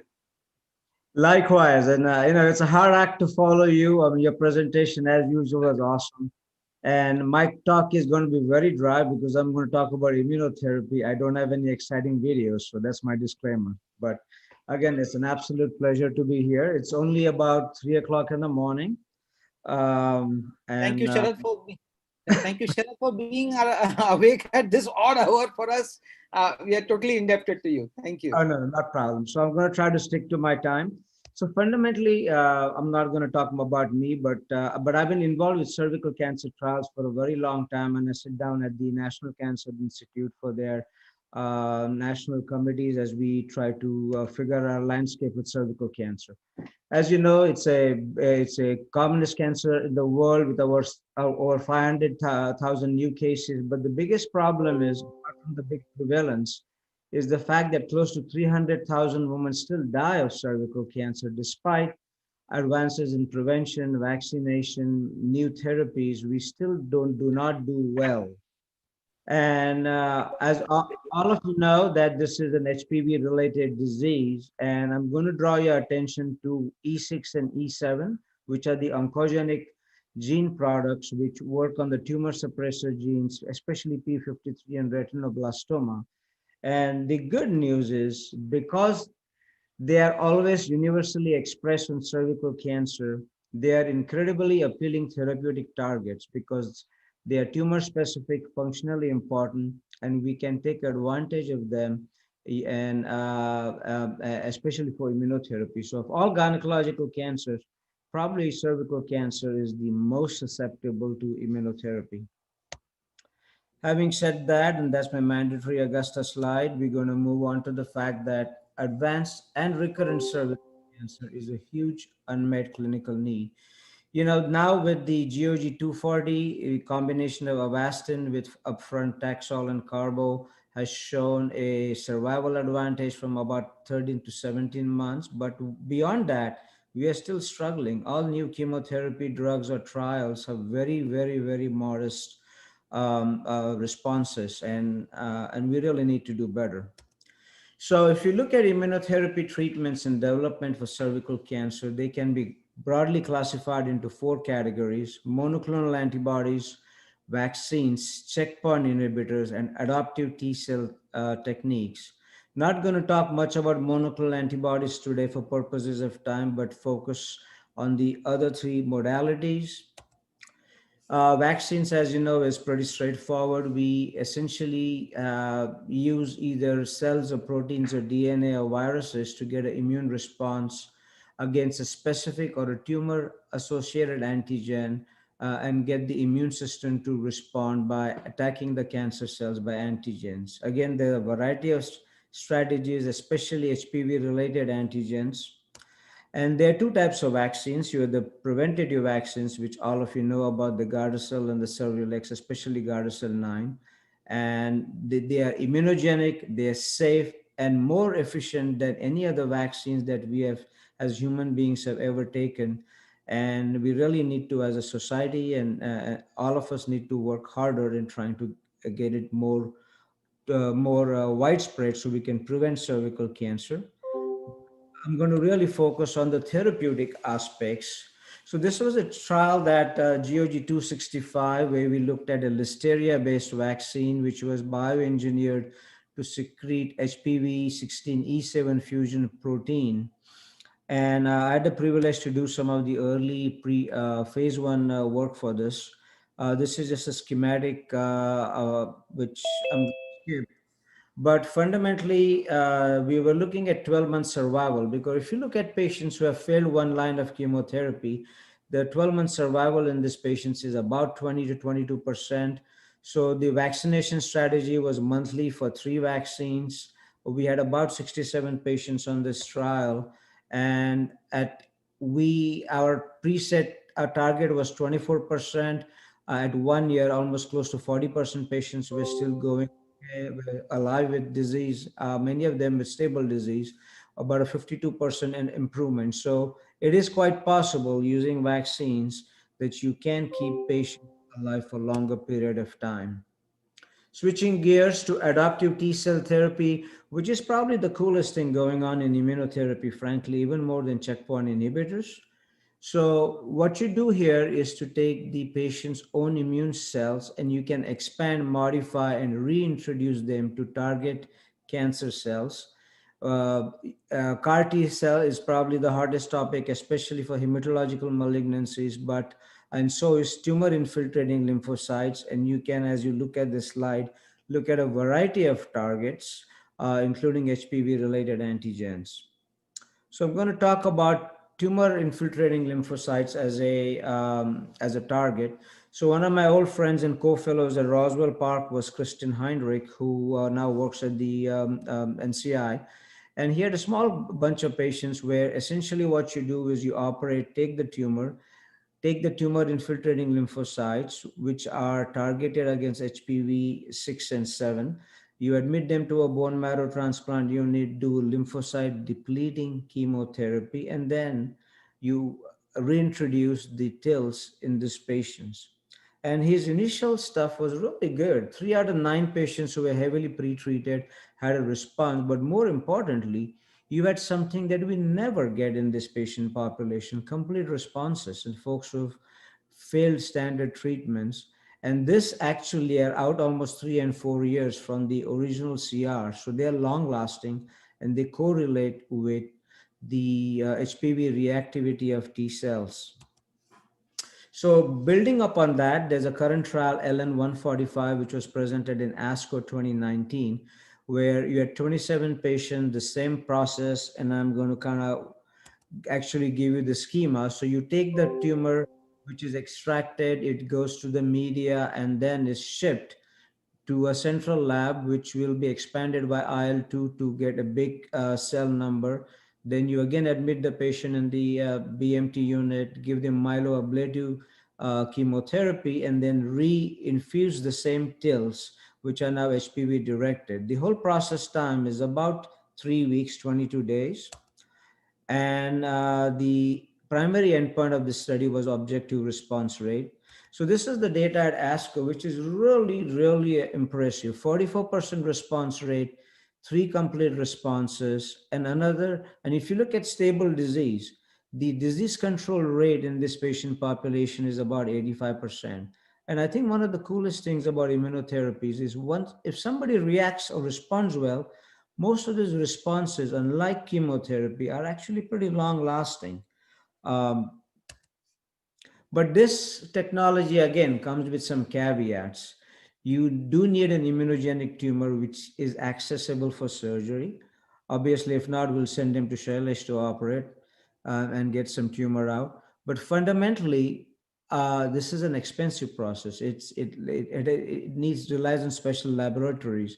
And the patient has to have a good performance status to be able to withstand what is essentially a sort of a bone marrow transplant. Education to understand what it entails.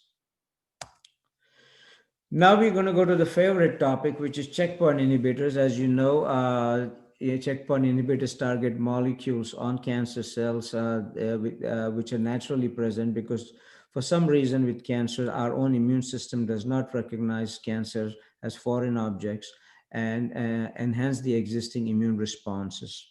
So there's a laundry list of targets. We all talk about PD-1, PD-L1, CTL4. There's a bunch of stuff happening in the OX40 arena, but all of them are ongoing trials in different cancers. But I'm going to stick today to PD-1 and PD-L1 pathway, and we have pembrolizumab, which is now FDA approved for cervical cancer, and talk a little bit about the data. So Keynote 158 was actually a basket phase 2 trial, and this is the cervical cohort in that. They were patients with squamous cancer with more than 1 prior line of chemotherapy. About 85% were PD-L1 positive on immunohistochemistry. And if you look at the response rates, it's about 15%. And if you look at the stable disease with that, you're looking at about 33%. 1/3 of the patients who were PD-L1 positive had disease control. And the responses, again, were fairly robust in terms of duration of response. And that has led to PD-L1 cervical cancer tumors being pembrolizumab. And again, this is the thing which I always harp on. 90% of patients who did respond were still disease-free at 6 months. This is a list of other checkpoint inhibitors in cervical cancer. But I'm going to jump to something which is my pet peeve, which is locally advanced cervical cancer. As you know, most cervical cancer in the world is advanced, and a standard is chemoradiation. Problem is, we know that you have nodal disease or you have advanced cervical cancer. Unfortunately, at 4 years, 50% of these patients are either going to have recurrent disease or die. And we don't do anything more than that. That standard of care has been there for a long time. So if you combine a checkpoint inhibitor with radiation, there's a lot of biological advantage because chemoradiation will cause increase in tumor mutational burden, and that allows checkpoint inhibitors to actually do better with increased PD-L1 overexpression. So there are two trials ongoing, which in CALA, I've been very involved in CALA, where we do advanced cervical cancer or what used to be by old classification, early cervical cancer with positive nodes, get randomized to standard chemoradiation with cisplatin and radiation with durva, which is a PDL1 for a inhibitor for about 24 months. And this is actually completing, close to completing accrual, and a similar trial where they are using with GOG 3047 with the NGOT group pembrolizumab instead of durva with the similar patient population. And each of these patient trials are large with almost close to 1,000 patients. So we should have some really good answers. And hopefully it's almost like maintenance therapy that we can get these patients with advanced disease not to recur and hopefully make a big difference. Because frankly, when cervical cancer recurs, curative options, except for occasional patients with a good central recurrence and no other disease, are really non-curable. Similarly, frontline, as we talked about, the standard of care now is for advanced disease is a taxane, carbotaxol with Avastin, and Keynote 826 is adding pembrolizumab as the fourth drug, and frankly, I think this is going to be a very impressive trial.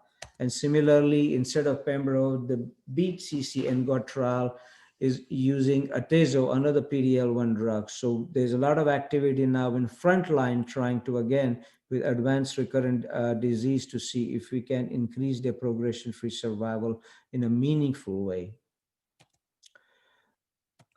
Moving on to recurrent disease, we talked about PD-L1. So there are multiple combinations. This is PD-L1 with the CTL4. There are combinations with OX4.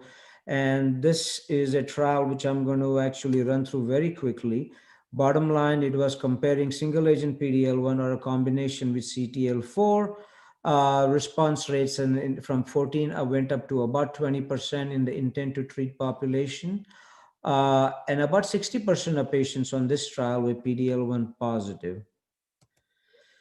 New drugs coming down the pike. This is TIGIT is a co-inhibitory receptor which limits anti-tumor activity. And again, there's combinations with this with PD-L1. And again, I'm very actively involved with this development of this particular trial. And this is really to give everybody a flavor of what's happening in cervical cancer. And this is an ongoing new trial where they're looking at single agent PD-L1 in recurrent cervical cancer who've got more than 2 prior lines, comparing it with investigator's choice of chemotherapy. So the object of this talk today was to really talk about the fact that in this disease, which is so rampant across the world, there's such a big unmet need. And always for me, my pet peeve was this was an orphan disease. And all of a sudden, there are trials coming out of the wazoo. And if you look at this is the landscape of clinical trials coming in for cervical cancer. So I'm very, very hopeful in the next 5 years, we'll actually make a significant lasting impact. With that, I am going to again thank everybody for this opportunity. This is my second talk, and congratulate FOGSI for all the wonderful work they do in India. And thank you for your attention. Thank you so much. Thank you, Dr. Sharad Gamande, sir. Excellent talk, sir. Can you take the one question from audience to Dr. Puntambekar, sir? Puntambekar, sir, is there? Okay. Moving to the next the third talk, that is role of HIFEC in ovarian cancer. This is a form of hot chemotherapy, like intraperitoneal chemotherapy is done after surgery, where cytoreductive surgery is done. I request Dr. Somachakar, SP from Bangalore, to talk on this topic. Thank you very much. At the outset, thanks Harshad, my close friend and associate. And if I have any patients on that side, is somebody whom I trust. And what an excellent conference it is, the Just Tumor. Wish with this pandemic was not there, we would have all been physically there, enjoying the delicacy and hospitality of Pune, which is always good. But nevertheless, a fantastic event, scientific program, faculty he has put. So on behalf of Indian Society of Peritoneal Surface Malignancy, I bring warm regards. Those of you who are not member, please visit the website which is mentioned below and be a member, which deals with the HIPEC and PIPAC and cytoreductive surgeries in India. And there is a pan-India HIPEC registry, about 2,800 patients which are enrolled in this. So my talk today is currently evidence-based. What is the role of HIPEC? Why anything more other than a standard good optimal cytoreduction and intravenous chemo is required? This is because in spite of the maximum advances we have, if you look at the stage 3C, 5-year survival is only 10%, and then the median progression survival is less than 1.5 years, and median overall survival is 3 to 4 years. And only 10% of women with stage 3C in epithelial ovarian cancer alive at 10 years, which means the current best of standard of care, highest level of evidence is not adequate and it is falling short. The reason is most of the women with advanced cancer come to us with gross ascites, with parietal peritoneal involvement, bulky diaphragm disease, miliary disease in the mesentery, bowel, rectosigmoid involvement, frozen pouch of Douglas, port hepatis, supracrural, paralytic nodal mass, which means 2/3 of the patient worldwide come with this disease. And we need to see, is HIPEC a hope or a hype? So there is a very good paper. I'm going to analyze split by split all the evidences where we stand and why it is required. I divided my talk into what is the current standard of care in epithelial ovarian cancer. Is a IP chemo good or not? What is the evidence and what is the level of evidence? What is its impact on progression-free survival, disease-free survival, overall survival? Does these new treatment come with more expense of more morbidity, mortality? Is there any impact on the quality of life? Do we have an Indian data through the ISPSM Indian registry? And what is the standard guidelines like NCCN and other incorrect? So if you see that most of the ovarian cancer come like this, and the single most important thing in the ovarian cancer which is proved other than IV systemic therapy is a optimal cytoreduction. You may have a disease like this which is studied, but remember ovarian cancer respects the surface. You can go ahead and do a good cytoreductive surgery, diaphragm stripping, and parietal peritonectomy, pouch of Douglasectomy, retrograde hysterectomy, total supracholic omentectomy, omental bursectomy, and Gleason capsulectomy. And at the end of it, you can give an abdomen like this. I would always say there is nothing called inoperable in ovarian cancer. It depends on the surgical skill, your technique, your setup, your institution, and your interest to do that. If you leave any nodule more than 1 centimeter, you can never cure that patient, no matter what amount of immunotherapy, bevacizumab, target therapy, chemo you're going to give. Whatever we do is built upon by the medical onco. If you give a bad surgical case, no optimal cytoreduction done, then you cannot be cured. The intention is palliative. And always you can do a very good surgery and remove the Gleason capsule, diaphragm, omentectomy, and then still achieve, optimal cytoreduction. So the current standard of care modality number 1, best surgery, optimal cytoreduction, systemic IV, gives 10% 5-year survival. So there is a debate going on whether neoadjuvant chemo with interval cytoreduction should be done, upper. It doesn't matter. Recently, even published the Scorpio trial shows whether you use upfront or this, the 5-year survival rate currently is still dismal. So the second option of treatment that came was to understand that the majority of the disease in the ovarian cancer doesn't go to brain mets or liver parenchymal mets, bone mets. Most of the time it is in the peritoneal cavity, which is the primary site. And the IV chemo given achieves very minimal concentration in the peritoneal cavity, not enough to kill the tumor cell. So that's why you need the rationale of IP. The concept is the principal site of disease in ovarian cancer predominantly is in the peritoneal cavity. So if there is a chemo in addition to IV, you give into the peritoneal cavity, there is no systemic toxicity, but high concentration to kill the residual disease, which is there. The example was if IV chemo is given cisplatin, concentration of peritoneal cavity, you can see as shown by yellow bar, is very low. But the same chemo given into the intraperitoneal cavity, good plasma concentration is there, but also very high 5-fold to 10-fold increase in the peritoneal cavity. One. There are 7 randomized trials over last 10 years which shows IP chemo is superior to IV. Out of the 8 randomized, only 1 was negative. That was a GOG trial. That is because they used bevacizumab and it got adulterated. Pure IP therapy, 6 randomized trial has shown significant survival benefit.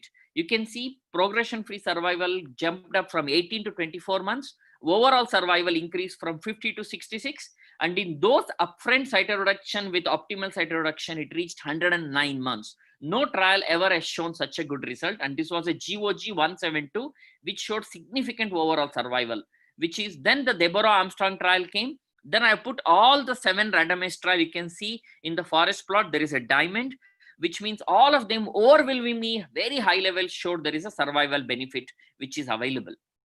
Rightfully, because of this, the American Cancer Society brought a guideline. Some form of intraperitoneal chemo should be incorporated, either a port-based chemo, you can put a special port, or you can also do, through the normal barred chemo port.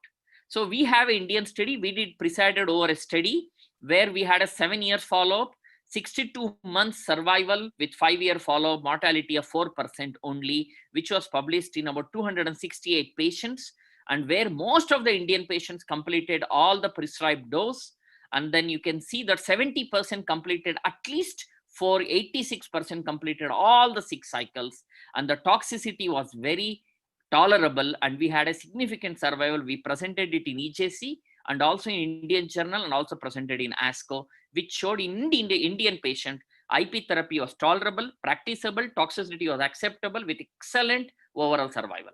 Now coming back to HIPEC, why you need more heat to do that? I will analyze the evidence with meta-analysis, randomized control trial, prospective study, efficiency, morbidity, quality of life, and Indian experience and guidelines. The concept is, by surgery, you remove the macroscopic disease. Still, there will be a microscopic disease not seen, 90% it recurs very fast. So you use heat and intraperitoneal chemo for better penetration and killing, and that is hyperthermic intraperitoneal chemo. The major study initially started with a peritoneal carcinomatosis trial in a French group of 566 patients, which showed significant survival benefit. Then IJGC published the study in 2012 of multicentric, multi-institutional study, which showed that there was a significant survival benefit.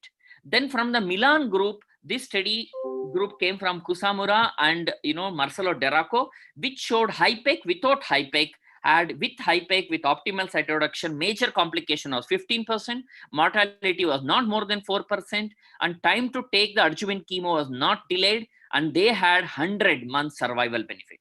So then came a meta-analysis which compared various studies, upfront and interval, with HIPEC, without HIPEC, which all showed significant benefit with overall survival and median PFS.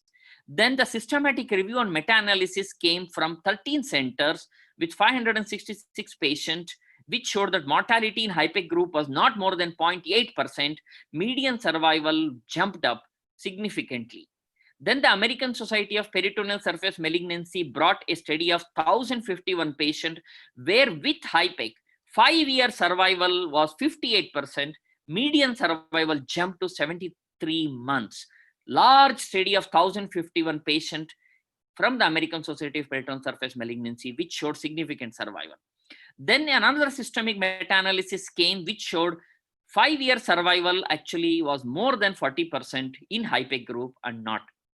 Then 13 trials, 2 randomized control trials was published in European Journal of Surgical Oncology of role of HIPEC in ovarian cancer. 13 study of which 2 RCTs, it concluded that addition of HIPEC significantly improved overall survival.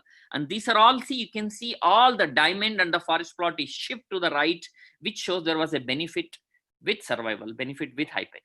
Then there were 2 prospective phase 3 randomized control trial.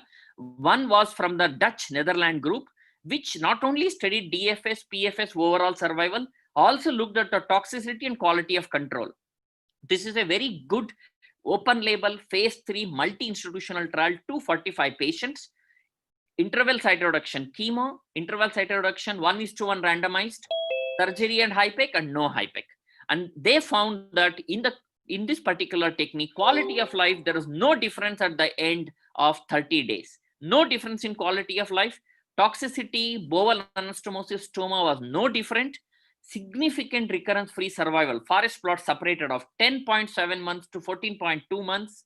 Overall survival from 33 months to 45 months. Well-conducted phase 3 prospective randomized trials showed in interval cytoreduction, recurrence-free survival, overall survival has a significant benefit without compromising. Now, OV2 HIPEC trial is going on in Netherlands, phase 3 prospective randomized control trial, which is being done in the upfront cytoreductive surgery.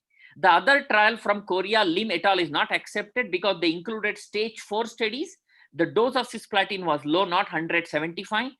HIPEC duration was not 90 minutes, but 30-60 minutes. Yet it is not published, only in abstract presented it. So this trial is accepted. This is a stage 4 trial inadequately performed. Now, these are all the randomized trials going on in HIPEC and CA ovary, which we are waiting. Recurrent CA, we have one prospective phase 3 randomized control trial published by Spilot, which showed both in platinum sensitive resistant, there was a significant overall survival benefit. I want to conclude this area to show that what is the level of evidence. Upfront, we don't have a randomized control trial. OV HIPEC 2 is going. It's a level 2 study. And the ongoing trial is carcino HIPEC and HIPEC EORC. Interval, prospective randomized control trial, 2 meta-analysis, and 5 prospective RCTs out there. It's a level 1 evidence. 2 more trials are going. Recurrent trial, consolidation, level 2, and we have 1 RCT and 3 RCTs are going on in Horseshoe. Now, if you look at the morbidity, it is no different. People think HIPEC is aggressive, patient die more. None of the trial, meta-analysis of side effect doesn't show it causes more. Even an Indian study published from India, from our group of 300, HIPEC shows morbidity 5%, mortality 1%. It is no different. Quality of life by RCT shows at the end of 30 months, there is no change which is published and presented. So the Indian data, what is the Indian data? 330 HIPEC for ovarian cancer present published by us in Annals of Surgery, JCO, showed that significant benefit with overall survival in HIPEC was there. In our group, we had a 91% CC1, CC0 optimal cytoreduction, 9% CC1. We do excellent aggressive surgery with Gleason capsulectomy, achieve all the pouch of Douglasectomy, mesenteric stripping and excision, all the nodules removed. We take 7-8 hours. Then we do a HIPEC with 100 milligram per meter square. And then we can see that the morbidity mortality was no different. We compared a triple arm, cytoreductive surgery alone, surgery with IP port, surgery with HIPEC. Look at the Kaplan-Meier survival, CRS with HIPEC at the best overall survival, 40% 5-year survival, when good surgery with IV chemo had 25% 5-year survival only. So another study which we did, a prospective study, was total parietal peritonectomy, and total parietal peritonectomy caused less recurrence in the peritoneal cavity, published in International Journal of Pleura and Peritoneum. And we showed that HIPEC performed upfront in our group was the best result than interval than other. So if you look back in conclusion, the side effect of over 1,800 cytoreductive surgery in comparison with 330 HIPEC, mortality rate is less than 2%, nothing more than that. Optimal cytoreduction rate is more than 90%. So in conclusion, if you look at the new NCCN guideline 2019-2020, it has incorporated HIPEC in an interval cytoreductive surgery based on the 2 randomized controlled trials and based on 2 meta-analysis. So to conclude, HIPEC done in the right institution doesn't add more morbidity, mortality, improves overall survival. But remember, just because we have hammer, everything is not nail. Right patient, right teamwork, pass the learning curve, willing to learn and establish a good unit, auditing your result is what is going to change the time for change. Thank you very much. Sir, excellent talk. We learned lots from HIPEC. HIPEC is ripe now. Thank you. So, Nikhil, can you take the questions from any? Dr. Bhaskar Pal, you can. Yeah. Do we have any questions? Okay. So we conclude this. I thank you to all Dr. Shailesh Puntambekar, Dr. Sharad Gamande, and Dr. Somasekar. Now it's time to move to the next one. Thank you so much. I would like to thank the chairpersons and the speakers for concluding it on time. I now call upon the chairpersons for the next session, starting with Dr. Shobha Gudi ma'am from Bangalore, Dr. Pranjal Sharma from Amravati, and Dr. Shubhalakshmi Kurtakoti from Pune. I also request our speaker, Dr. Ranjit Manchanda, who's joining us all the way from UK. He's a professor of gynecology oncology and a consultant gynecologist oncologist, Wolfson Institute of Preventive Medicine in UK. Thank you so much for joining in, sir. Thank you. We welcome you, Professor Ranjit Manchanda. A very hearty welcome from POGS and FOGSI. Yeah. Anything else to be introduced? You have already said, Nikhil. Yes, ma'am. I now request Dr. Ranjit sir to please I think he can. Screen sharing. Yes, he can start and he can start presenting. Thank you so much, ma'am. Yeah. Thank you very much for having me. It's a privilege to be here and talk about ovarian cancer prevention. Of course, Somasekar is always a very hard act to follow. So, I'm just going to share my screen.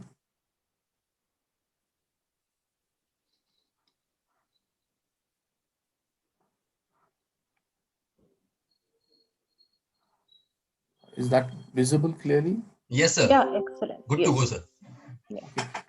Okay. Thank you very much. I'm going to talk about ovarian cancer prevention, something I feel quite passionately about. Just some disclosures about research funding. This is sort of the spread of cancers amongst women in India. The recently released report from the National Cancer Registry.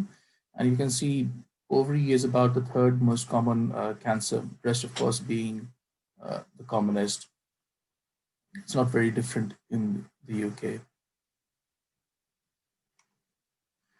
The other fact to point out is the number of ovarian cancer cases and of course all cancer cases, but we're talking about ovary here, is predicted to rise quite significantly by IARC over the next 20 years. And you can see a jump in India of about 60%, in the UK by 26%, and worldwide by almost 50%. So the burden of disease is set to increase.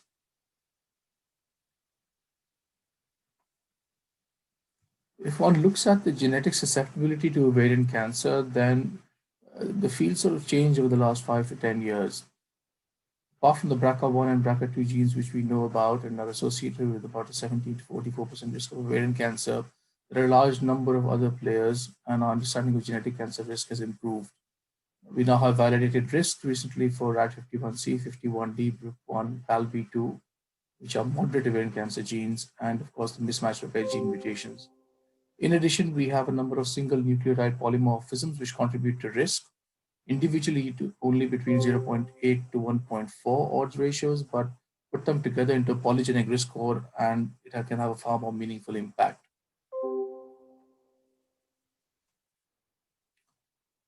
So why is identification of people who are at increased risk, for example, the gene carriers we spoke about, important?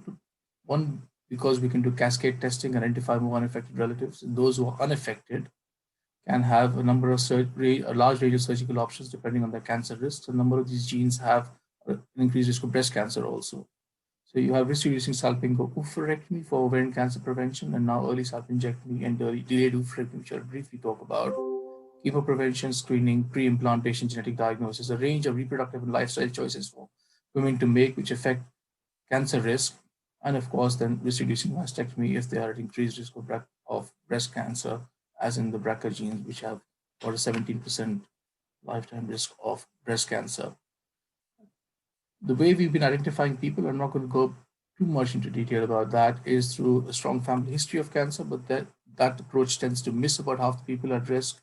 So we have now unselected gene testing, for example, at ovarian cancer diagnosis, which will identify far more people who are at risk because the testing is unselected. And also there's the opportunity to consider population testing where anybody who wants a test can have it.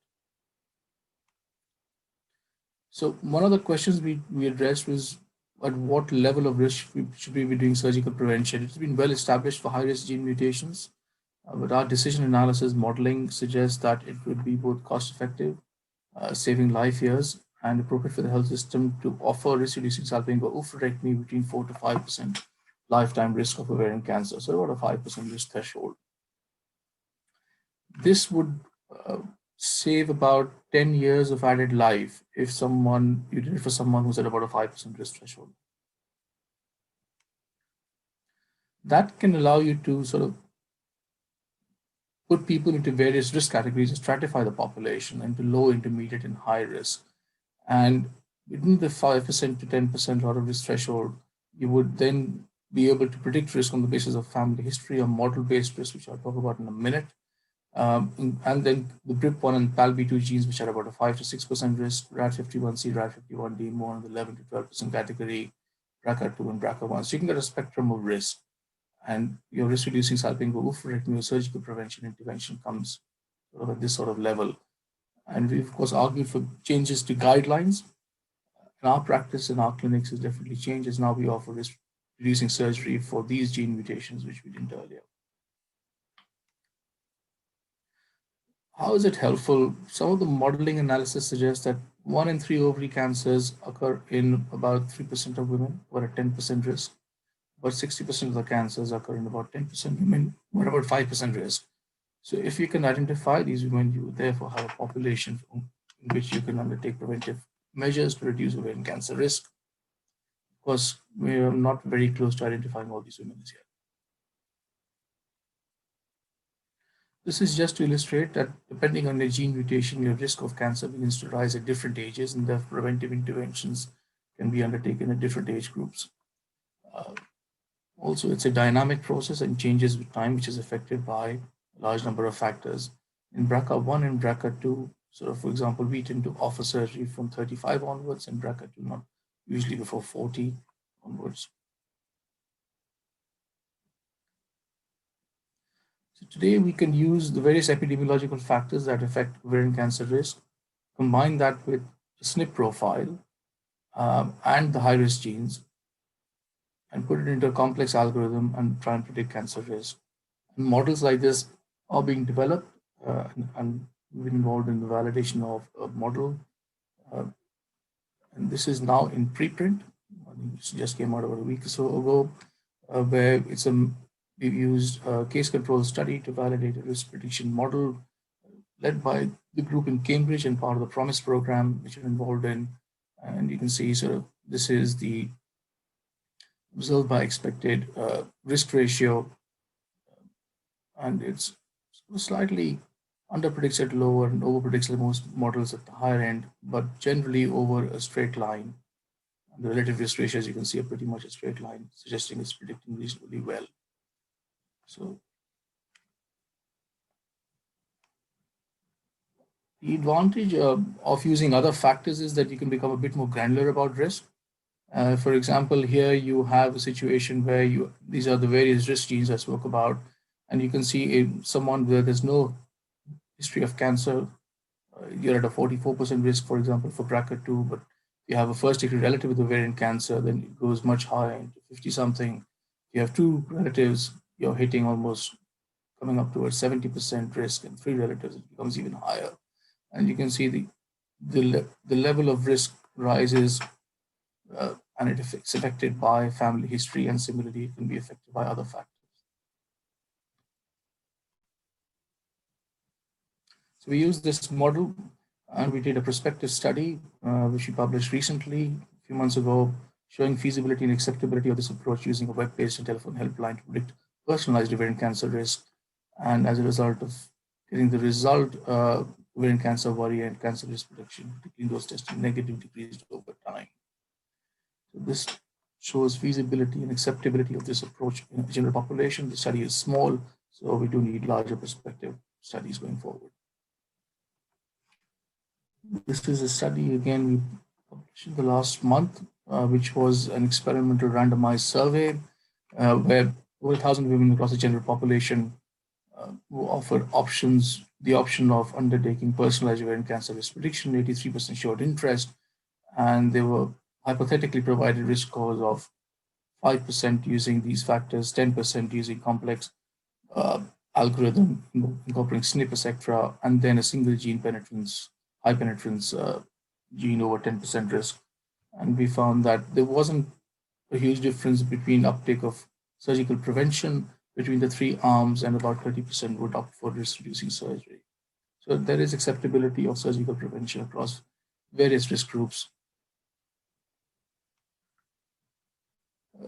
In order to stratify a whole population using these factors, you would have to actually go towards population testing, and this is something I'm not going to get into detail today, but we have published about, including a number of reviews for those who are interested. So how would we manage someone at high risk, or someone, for example, typically with a cancer gene mutation, moving on to a more personalized risk estimate, which is now becoming available going forward? We will manage them in a multidisciplinary clinic setting where you can see we work in a multidisciplinary team where we have a CNS fellow, a psychologist, menopause specialist, fertility specialist, minimal access gynecologist, radiologist, CNS, linked to the genetics team and linked to various allied specialties, depending on the risk of cancer, which gene we're dealing with. And we found definitely there's higher patient satisfaction for those who are managed in more multidisciplinary high-risk settings. This is a paper which is currently in press in the Journal of Medical Genetics. We've previously published about factors which affect uptake of surgery, and there are quite a few of them, in particular gene status of having a BRCA gene mutation, being menopausal or not, personal history of breast cancer, parity and social cultural factors. And this is a dynamic process which changes in time. Someone you see in clinic today may not have surgery today, but may do so a few years later. The decision making for a number of the women can be complex, and we need to work with allied health specialists. So we definitely work closely with CNS as clinical nurse specialist, as GIDA, clinical nurse specialist, consultant psychologist, Davina and Suggesler, whom we worked with over the years, and of course patient support groups like BRCA Umbrella led by Caroline Presho. The standard practice for surgical prevention is risk-reducing salpingo-oophorectomy, that's removal of tubes and ovaries. This is cost-effective in high-risk women, and we've shown it's cost-effective over 4-5% risk of ovarian cancer. It's important to do cytology at the same time because we've definitely picked up abnormal cytology with malignant cells when everything else is normal. Is it helpful? Yes, it reduces ovarian cancer mortality, it reduces breast cancer mortality, and it reduces all-cause mortality, and there's good cohort study data on that. Does it affect breast cancer risk? Initial studies was suggested that it would half the risk of breast cancer in premenopausal women in particular. The subsequent data following, I think it was a landmark study by the Dutch group, showed that when you corrected for a large number of the biases in study design, there was no longer a reduction in breast cancer risk. And after this, there have been a couple of other papers published by Stephen Narrow's team, which showed no reduction in breast cancer risk apart from BRCA2 premenopausal breast cancer, and recently the EMBRACE data from incorporated Mavadak's paper showed that there was no reduction in BRCA1, but there may be a reduction in premenopausal BRCA2 breast cancer. However, there is a reduction in BRCA1 associated breast cancer mortality with reducing salpingo-oophorectomy. You can see ER-negative breast cancer has a ratio of 0.07 in particular. We put these all together in a meta-analysis which we want to take them, and we find that with the BRCA1 and 2 combined, there's no reduction in primary breast cancer risk, no significant reduction in contralateral breast cancer risk, but there is a reduction in breast cancer mortality. And if you look at a subgroup analysis, then there may be a signal in the BRCA2 breast cancer.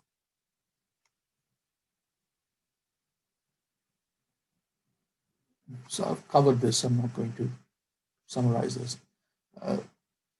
The operation is very straightforward and simple. Most gynecologists should be able to do this.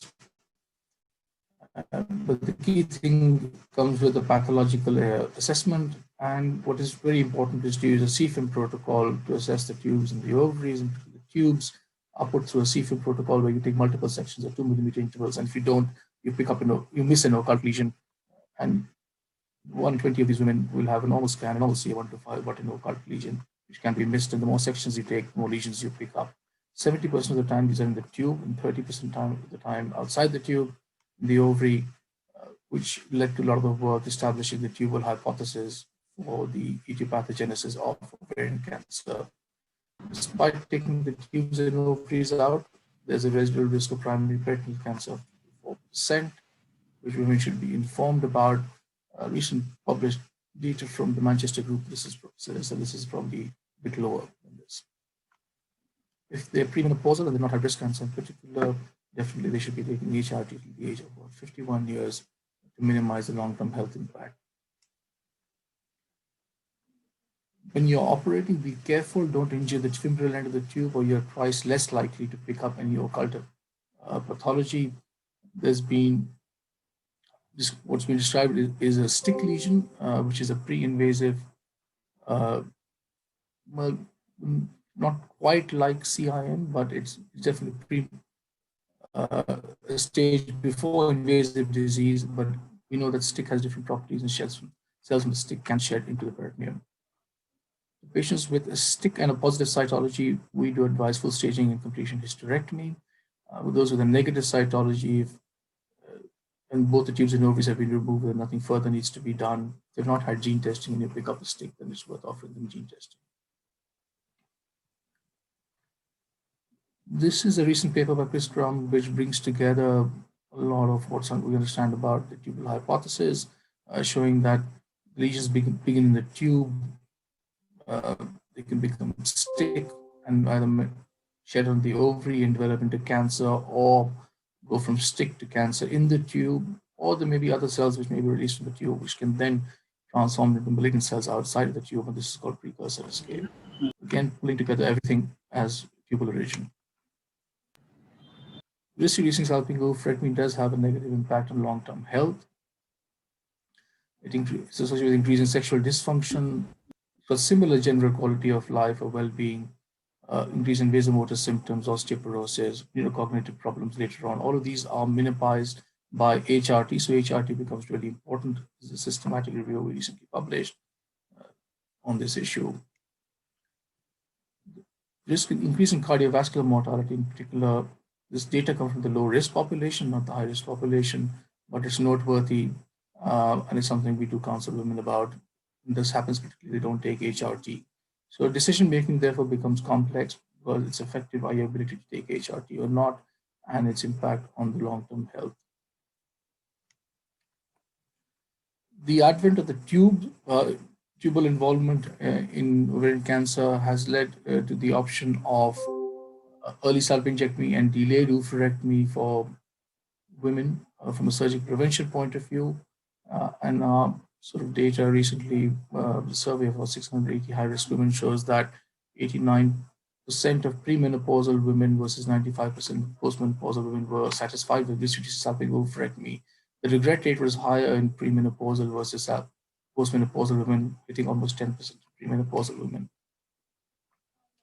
Additionally, 70% almost of these women would find an early salpingectomy option within the research study acceptable.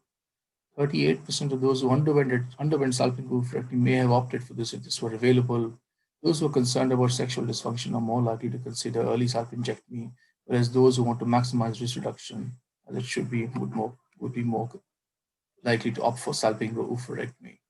We had a reasonably higher HRT rate uptake in these women in this cohort study, about 74%. I'm not going to go into the detail for want of time on hysterectomy, just to say that our policy is not to do currently hysterectomy in these women. And proponents will suggest smears, estrogen, HRT, patient tamoxifen. These aren't valid reasons to offer hysterectomy. We don't think the endometrial cancer risk associated with BRCA1 is well established enough. Literature is still gray in this area to warrant undertaking hysterectomy. So I've spoken about early salpingectomy and delayed oophorectomy, which allows women who would not have surgery or delay surgery to undergo some risk reduction while maintaining the long-term health. This is just to say that it's important that this is conducted under a research setting because the number of unanswered questions. Also, we found that femoral tissue may still remain on the surface of the ovary even if you do a salpingectomy in about 1 in 6 patients, and therefore this could potentially be a sign of etiopathogenesis. So removing the tube does not prevent all ovarian cancer, but prevent a large proportion of them. I suspect the exact precise proportion is not known, and there's concern about attrition from delayed oophorectomy, and we don't know the long-term impact from early salpingectomy, ovarian function. So for various reasons, we should be doing this in a research setting. There have been 3 trials running, one in the Netherlands, one in the US, and we are running one in the UK called the Protector study. These are around 34 sites, and it's powered on the primary outcome of sexual function with a large number of secondary outcomes. We've recruited about 250 patients so far. We want to go to about 1,000. And this study compares early salpingectomy and delayed oophorectomy with risk-reducing salpingo-oophorectomy and no surgery or controls. We have a central pathology review committee in the study, which is, I think, one of the strong points of the study, that every single specimen is reviewed centrally by an expert team of 6 national pathologists. So this is our first meeting we had in February, first collaborators meeting of 2020. The inclusion criteria include those who are high risk with gene mutations or even from the basis of family history, premenopausal over 30 and have completed the family. And this is just to re-emphasize the management of an isolated stick lesion, and I did speak about it earlier. Those who would stick with positive cytology should have staging and surgery with imaging and staging surgery. Those with negative cytology need not have further surgery. If both the tubes and ovaries are removed, if it's an early salpingectomy operation, definitely oophorectomy needs to be done.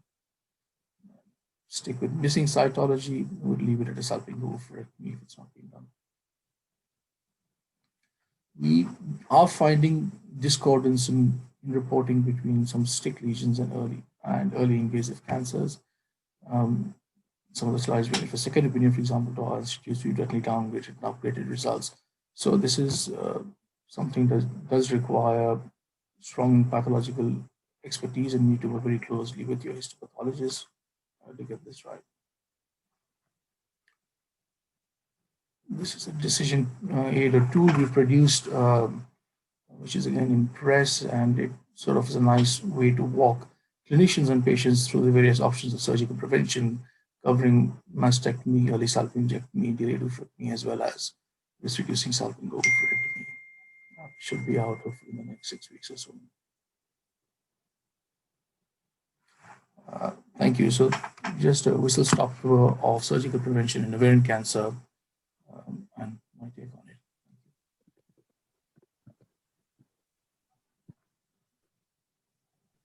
Thank you so much. Can we have the chairpersons giving the closing remarks? That was excellent, Dr. Manchanda. And I think a lot of breakthrough has happened since we last heard about this.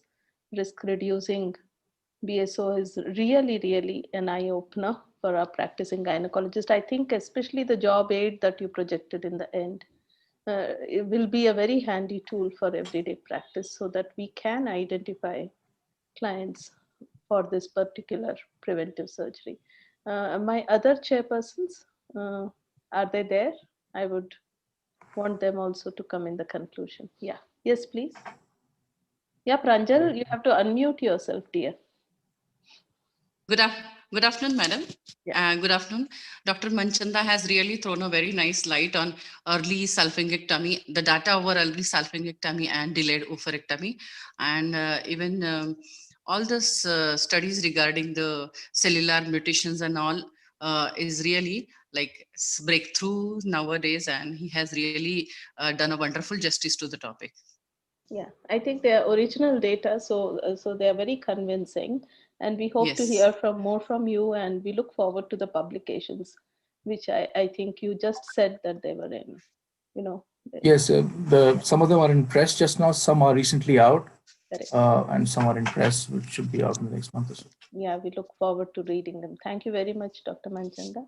And I thank Dr. Harshad, Dr. Parag, and the team for giving us this opportunity. Thank you very much. Thank you, Dr. Gudi. And I would want to thank Dr. Manchanda for actually being here and giving a excellent talk. Thank you, Dr. Ranjit Manchanda. Thank you very much for having me. Just before we move to the second last panel discussion, we are going to be going ahead with a small live quiz. Now, this is for the attendees, specifically the ones attending on Zoom will not be able to reply, but for the attendees, this is the right time to win some prizes, and the prizes are going to be announced during the valedictory. So in the next 2 minutes, we 5 questions. Every question is going to be displayed for 15 seconds. You have to be the fastest, and the correct answers only are going to be getting selected. That's displayed. You need to answer it in 15 seconds. And your time is live. 5, 4, 3, 2, 1. Nirav, next slide, please.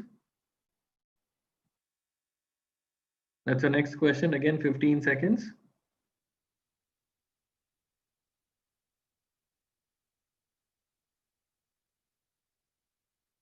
Five, 4, 3, 2, 1. Next slide, please.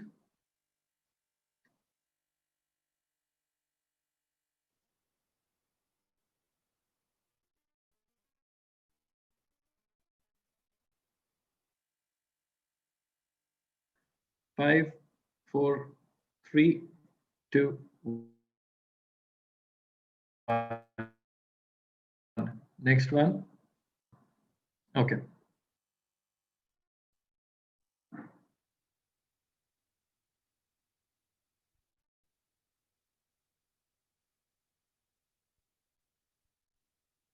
And after this, we have the last question. Here we go. Can we have the last one, Nirav, please?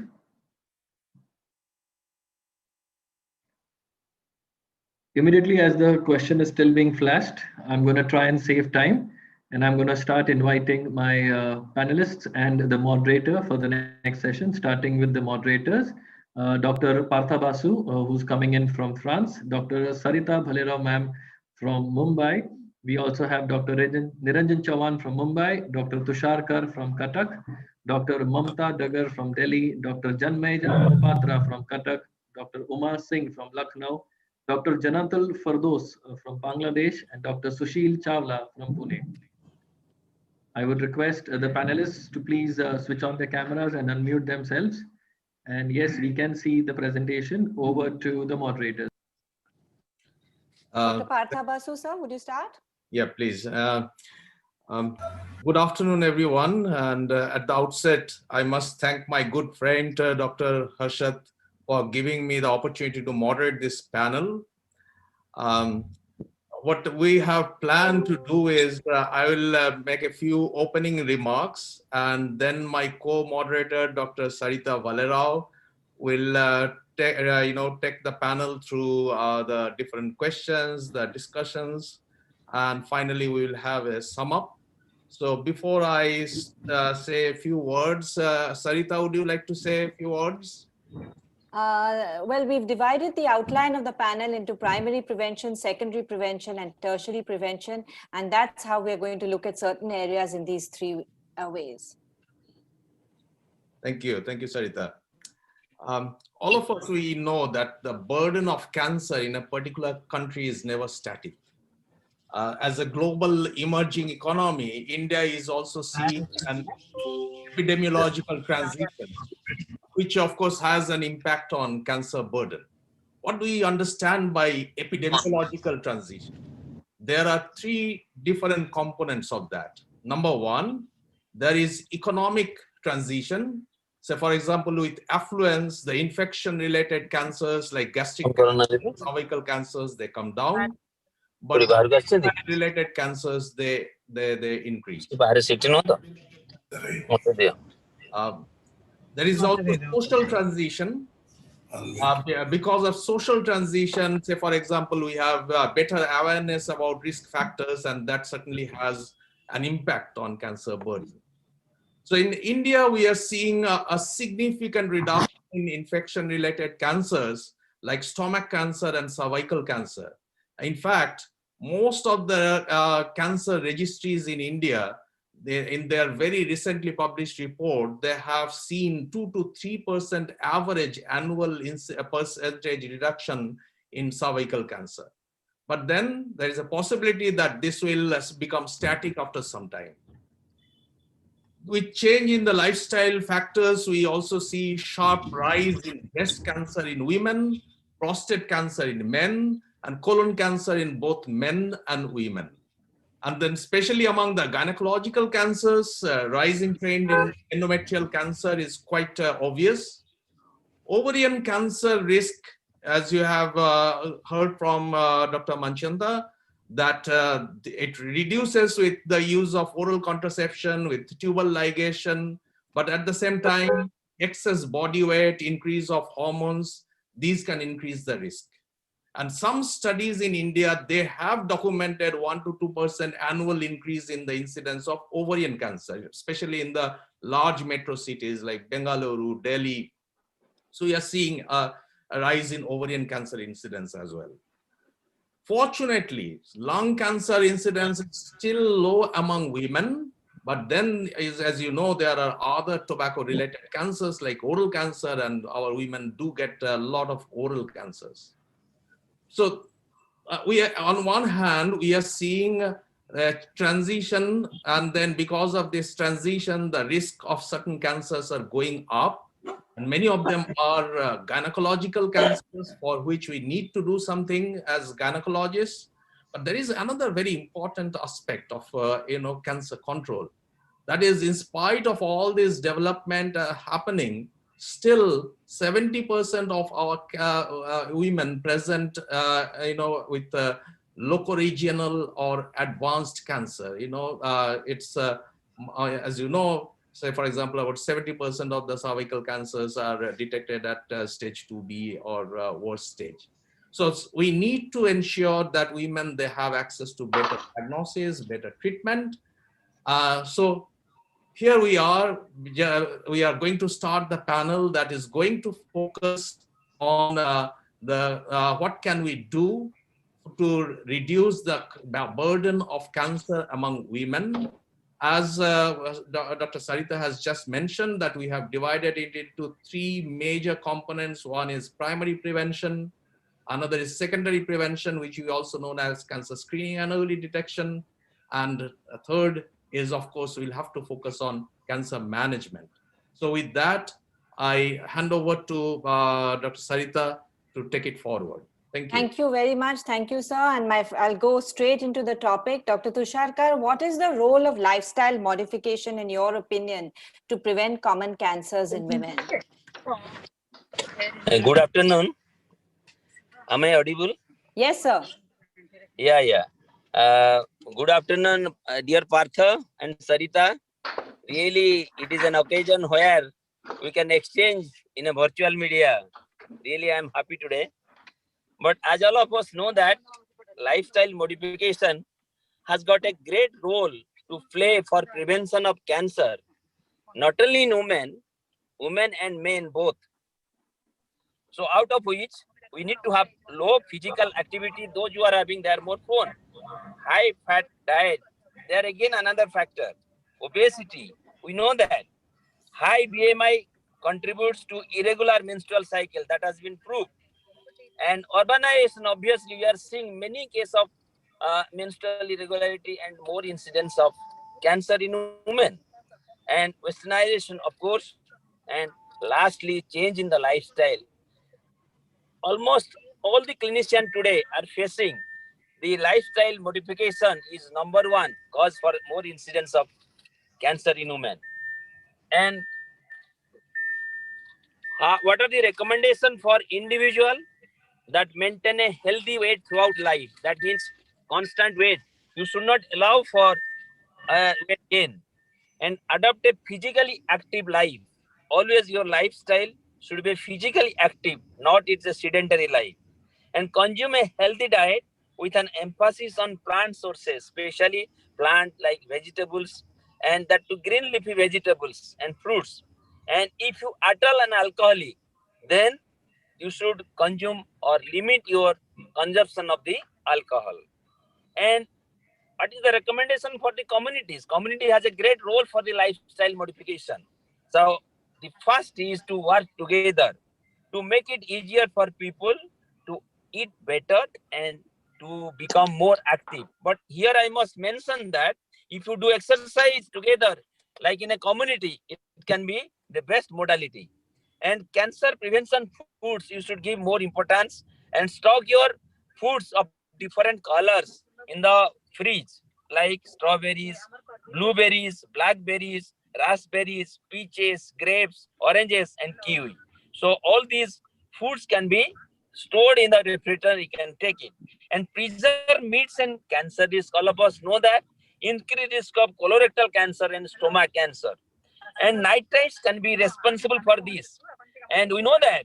See, you see, it is nitrates are more responsible for cancer stomach.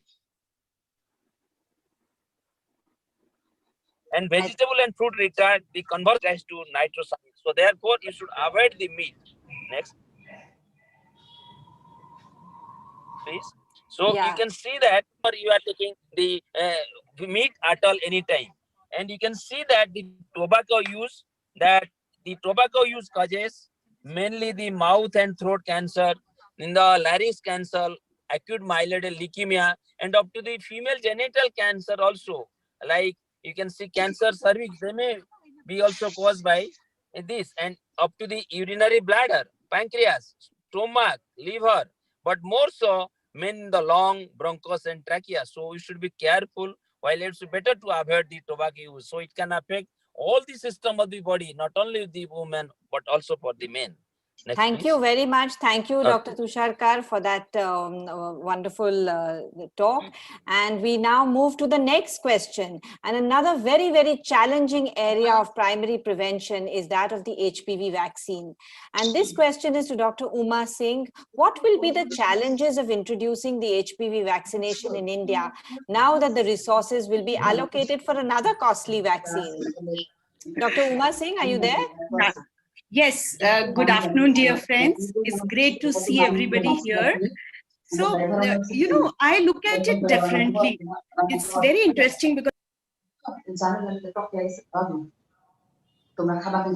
Hello, please. Yeah. So, it's interesting because I'm sure what you meant was the COVID vaccine, which is coming around and which is at present seeming to be a big necessity. Yes. How will our program be affected by that? In India, I feel HPV vaccination program as it is not included in national immunization program, even though it is available in the market so people can buy at a cost. Certain states did start vaccination program, and as a demonstration project, we all know it was started in Andhra and Gujarat. UP also started for some time. It lasted only for 1 year through Sampurna clinics. Of course, Punjab went a step better. They implemented in 2016, but only as opportunistic in schoolgirls. Sikkim, of course, has come back, it has done a good job by introducing it as a universal immunization program. And in our country, unfortunately, cost was not the factor ever, which led to HPV program not being, vaccination program not being in place. The hurdles were that, like us, many healthcare professionals were not convinced enough. There was reluctance from their side. The mindset of the government did not favor its inclusion in the national program.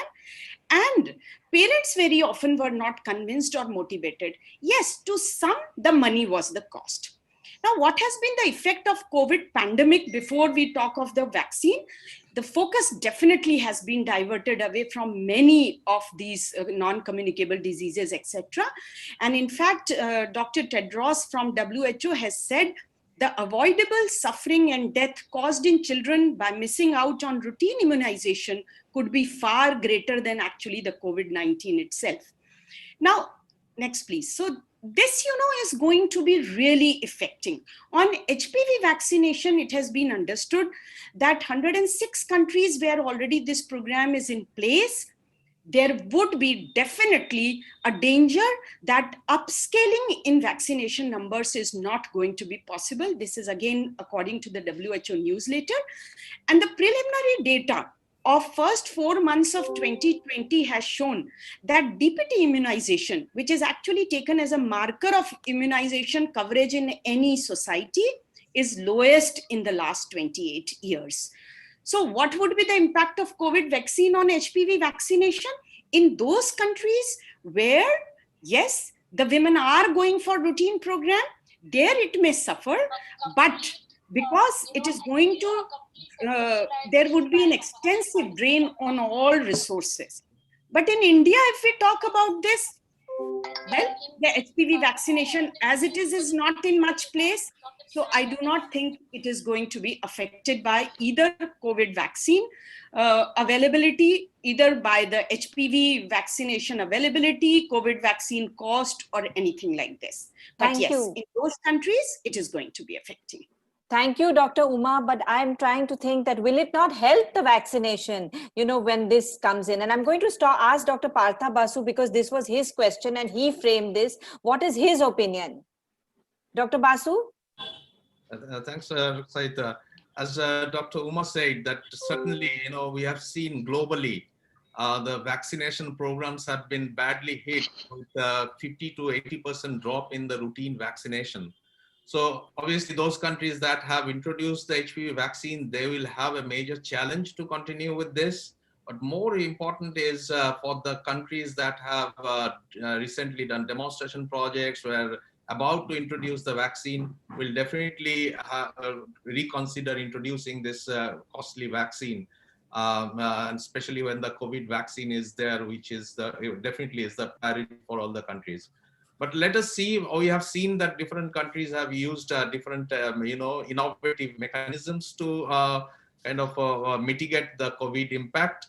So, for example, I discussed with Sikkim program manager, and she said that since they are going for a campaign mode, they are planning to have the campaign in such a way that there is a gap between the COVID vaccination and then the next HPV vaccination campaign.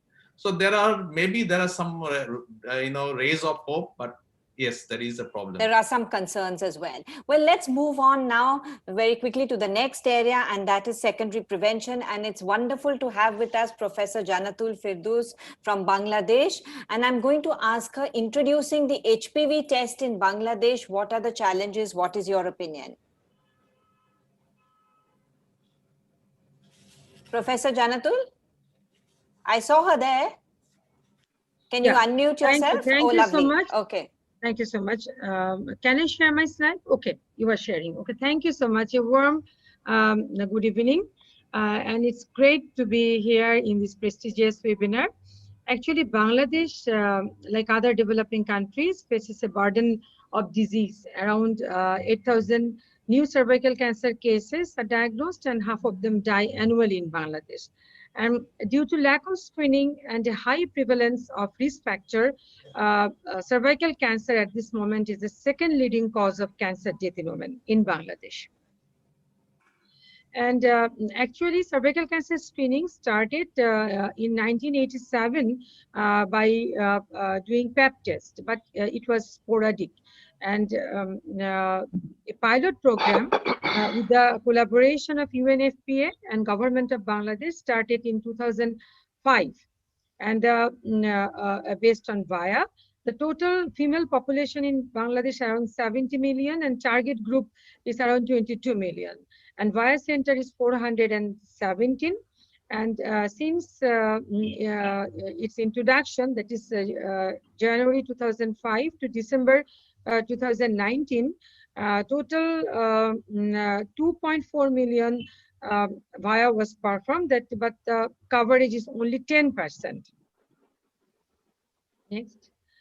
So 90% population still is remain unscreened. There is lack of cancer registry. Incidence remains underestimated. Screening is mainly opportunistic here, and in 200 upajilas, piloting is started on population-based cancer, cervical cancer screening.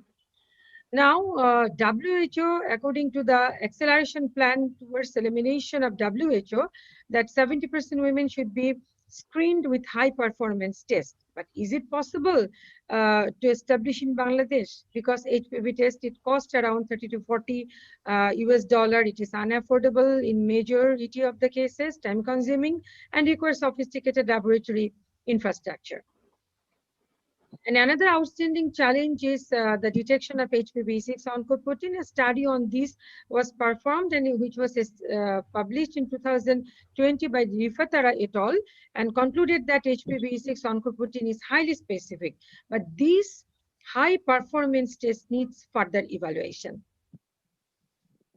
A study by Parthaboshu et al., which was published on management algorithm for cervical cancer screening in low resource setting, and he pointed out the WHO recommendations that WHO recommend to do screenning by HPV testing if affordable, and if not, then they recommend to do via. And please previous slide. Another study on evaluation of the National Cervical Cancer Screening Program in Bangladesh is also done by Parthaboshu, and I want to mention some recommendations like screening tests preferably by via, target is 30 to 60 and at 5-year interval. Next. Yeah, Professor Janatul, we're running out of time. If you could. Just 1 minute. So introducing HPV test in Bangladesh, the challenges are at 3 levels, at the management level, at the healthcare facility level, and also at the community level. And next.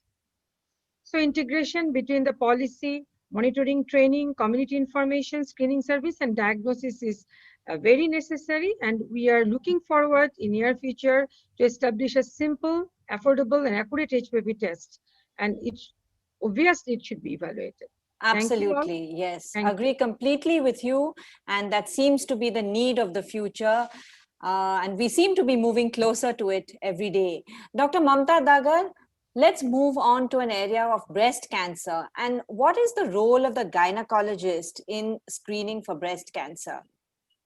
Yeah, good afternoon, everyone. And thank you, Dr. Partha and Dr. Sarita, for giving me the opportunity and to be in this panel. To begin with, I will just give you a very brief overview of the breast cancer being the commonest cancer across the globe, and the common cancer in women in India accounting for 27.7% of new cases in females as per Globocon data. The projected cumulative risk of breast cancer in women is to be 1 in 29 as per National Cancer Registry data 2020, and the proportional prevalence in younger age groups in India is higher than the global average. As per the Ministry of Health and Family Welfare India Cancer C2 report, the incidence of breast cancer is 25.8 per lakh and is expected to rise to 35 per lakh in 2026.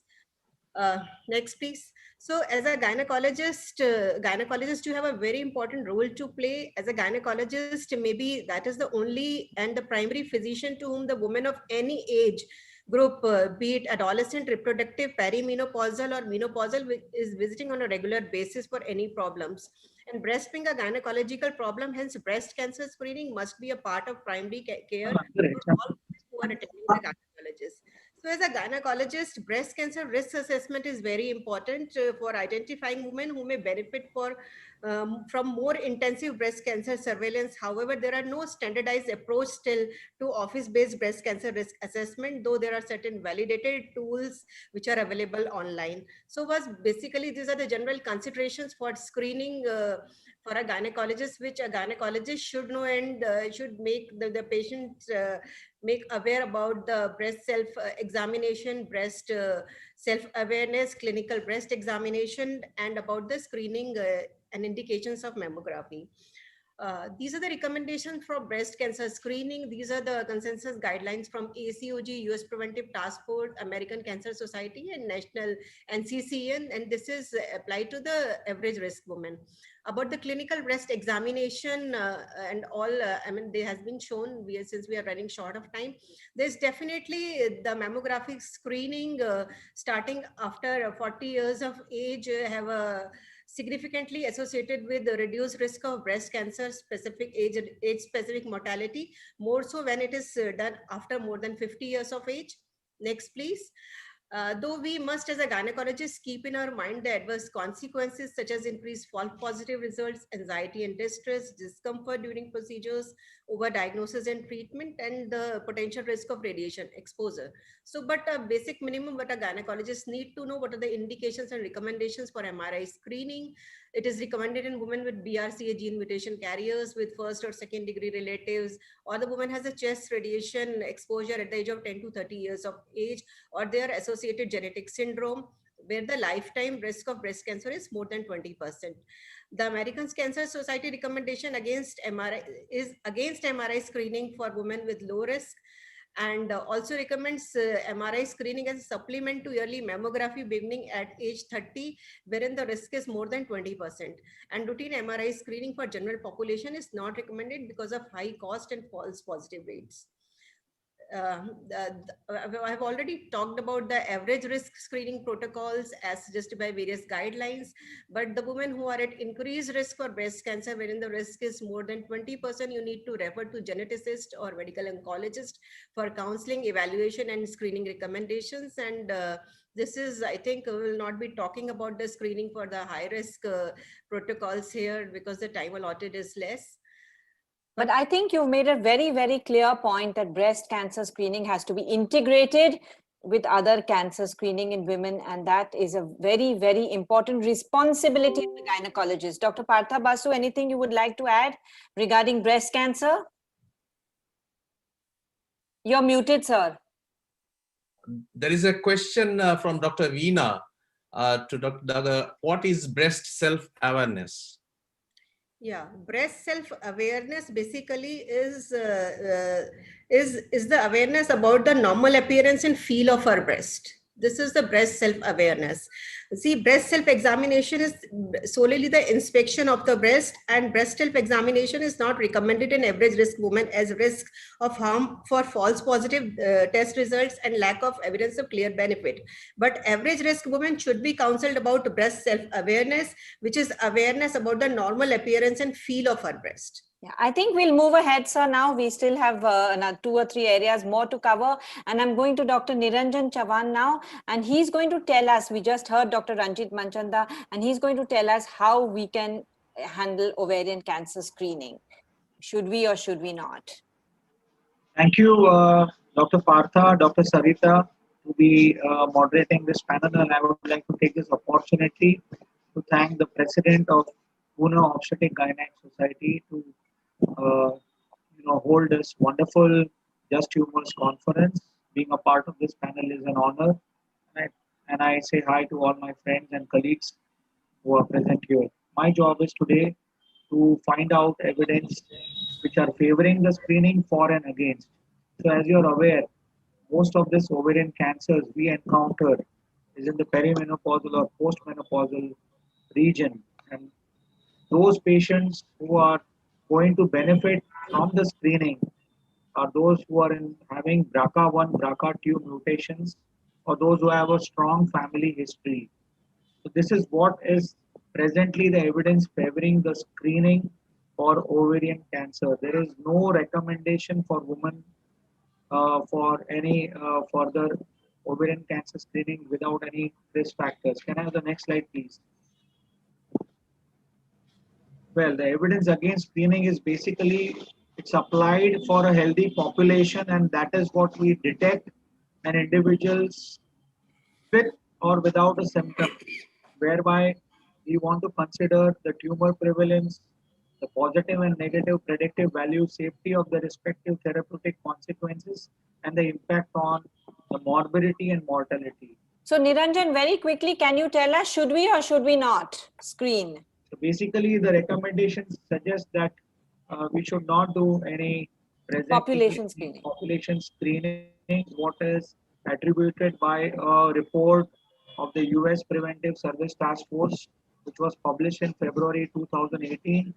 Similarly, there was an article which has been shared on the screen now in the magazine of European Medical Oncology. Can I have the next slide, please?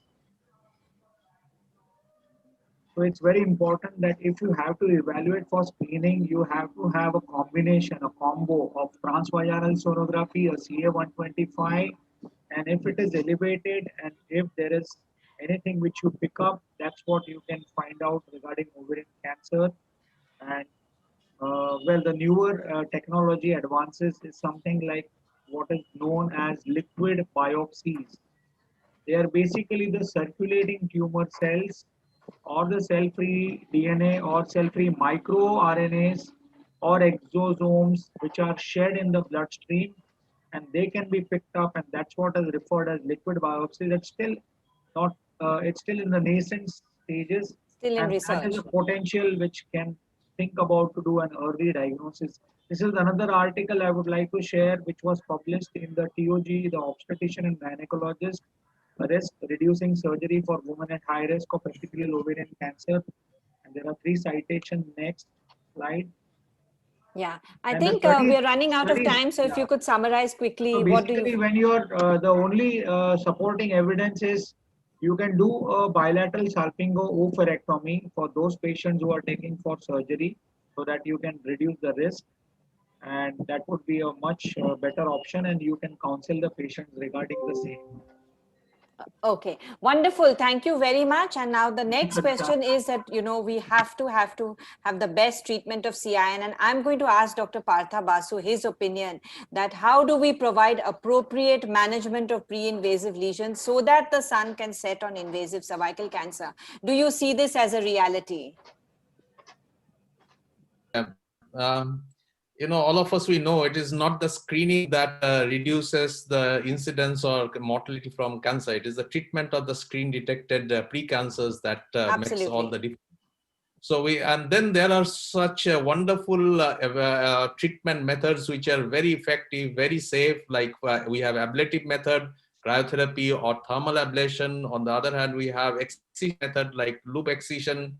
So what is most important is to ensure that women who have some abnormalities, they are appropriately managed with any of the methods that are available. But then there are certain eligibility criteria for ablative methods, so we'll have to follow those eligibility criteria. So can you tell us in a nutshell how to decide?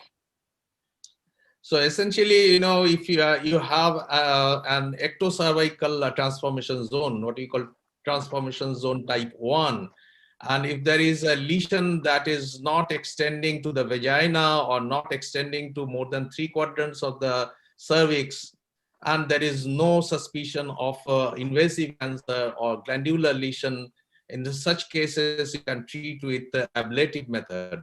If not, it is better to go for excisional method. So these are the same. But then what is important is to make sure that women that do not, become non-compliant after screening. It is screening, yes, we put a lot of investment, but then until and unless we treat the women properly, the screening does not make any sense. So do you see potential for thermocoagulation? Sorry. Do you see potential for thermocoagulation in our country? Thermal ablation has now been recommended by the WHO, and we have found in our several studies, including one randomized trial we are doing in Zambia, that it is as good as cryotherapy or even large loop excision LEDs to treat ectocervical disease. So please go ahead and use it. And should this be removed from the armamentarium of the gynecologist, cold knife cone? What do you feel? Not at all. It has its role. So, for example, when you are suspecting or there is a glandular lesion, you are suspecting an early invasive cancer. In such cases, the margin assessment is very, very essential, and you really need to go for a cylindrical cone. So yes, cold knife conization does have its value. Okay, let's move ahead now to the treatment of invasive cancer, which again is a very, very challenging area.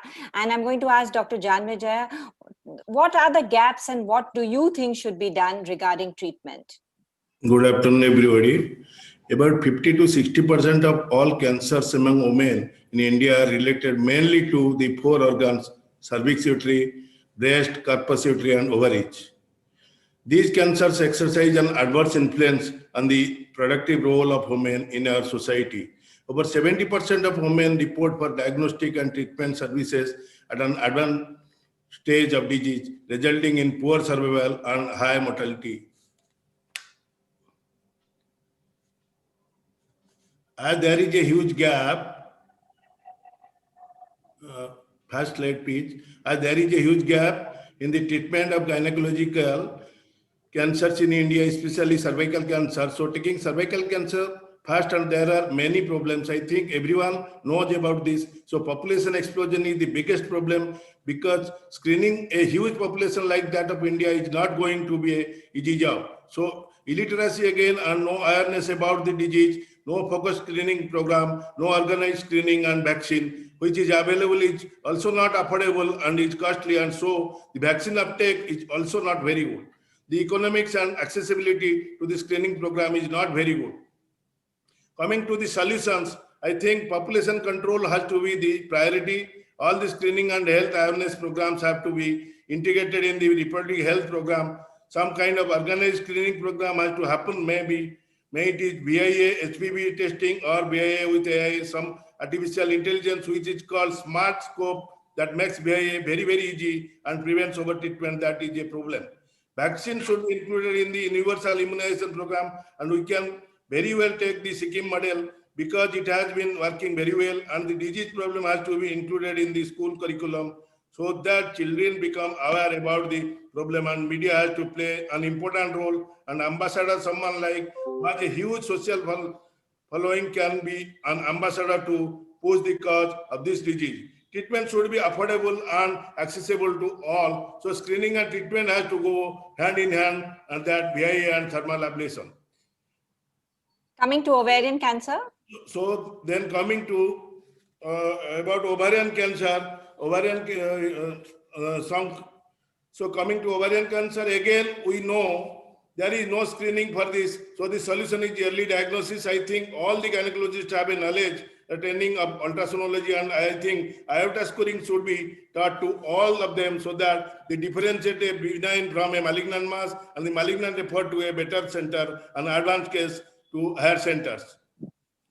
Coming to breast, so breast cancer is again a very common cancer in India. There's a lot of inhibition, denial, fear of loss of feminine beauty and late presentation, so that a real issue. So we have to aim at early detection, awareness, and infrastructure for screening in the form of mammography, ultrasound, and FNAC, which have to be made available at the doorsteps.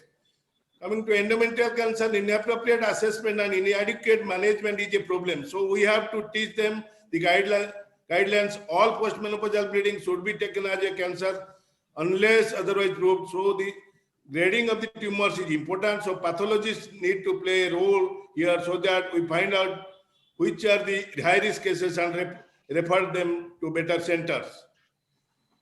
To summarize, the government spends a mere 1.2% of GDP on healthcare. Research for women's health are way below in the list of priorities. Social reluctance to accept is a problem socially.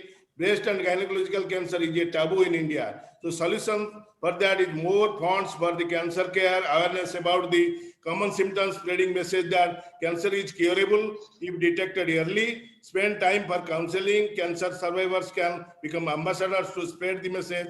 Celebrities of any field who are survivors can make a huge impact, and big names can set example and exert peer pressure on the government. Thank you. That was wonderful. I think you beautifully outlined the problems and the solutions, and a lot of thinking from that area. And let's now go to the last area of this panel discussion, and that is to Dr. Sushil Chawla. My question is gynec oncology developed well as a subspecialty in India, in your opinion? Good afternoon to you all. A subspecialty which involves the basic healthcare workers to an international conference where we are all sitting, I feel it says all that it has developed well. The cancers which are all seen, which involved, we left the breast long time back. What was the problem? We were always taught mainly about the surgery. The surgery was something which we always did till we realized surgery is not overall the gynae onco subspecialty, and that's how the role came to therapeutic. That is where we started learning, no, it's not only surgery. We have to think about other modalities of treatment and give her a comprehensive treatment. And still when we came down to preventive. And these were the pioneers who started. whether it was Muthu Lakshmi Reddy from Adyar or Homi Baba from Dorabji Trust giving us Tata Memorial. And who can forget that smile of Dr. Shanta? That Wonderful. is something you can't forget. And now from persons to institutes, this photograph of Tata Memorial is something priceless. If you can get this slide of Adyar campus, these are time immemorial how our subspecialty has grown in our country. Those were the people and these are the institutes. Next, Dr. Kulkarni, who does not remember that KTK unit in Tata Memorial? In somewhere in late 90s, early 2000s, Kulkarni, Tongaonkar, and Kedkar. These were eminent figures because I trained in Pune, so I know more about Maharashtra. So a little sorry about that, but that's how. But now, ma'am, who has been part of this conference, Dr. Batla, kudos to her for giving what she gave for CS service from our country.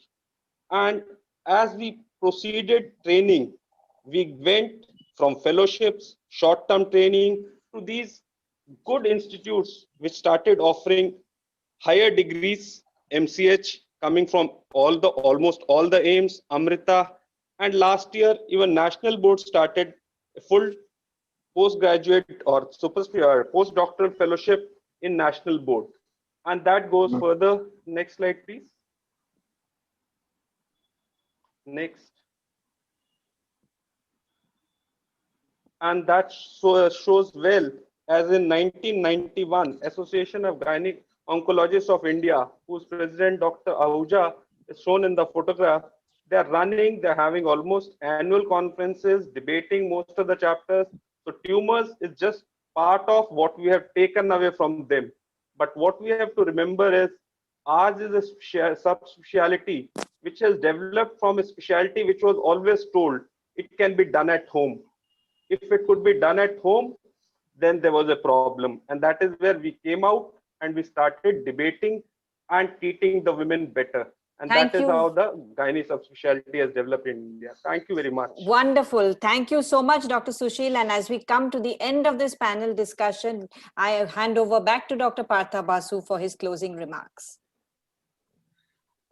Thank you all the panelists for their excellent deliberations.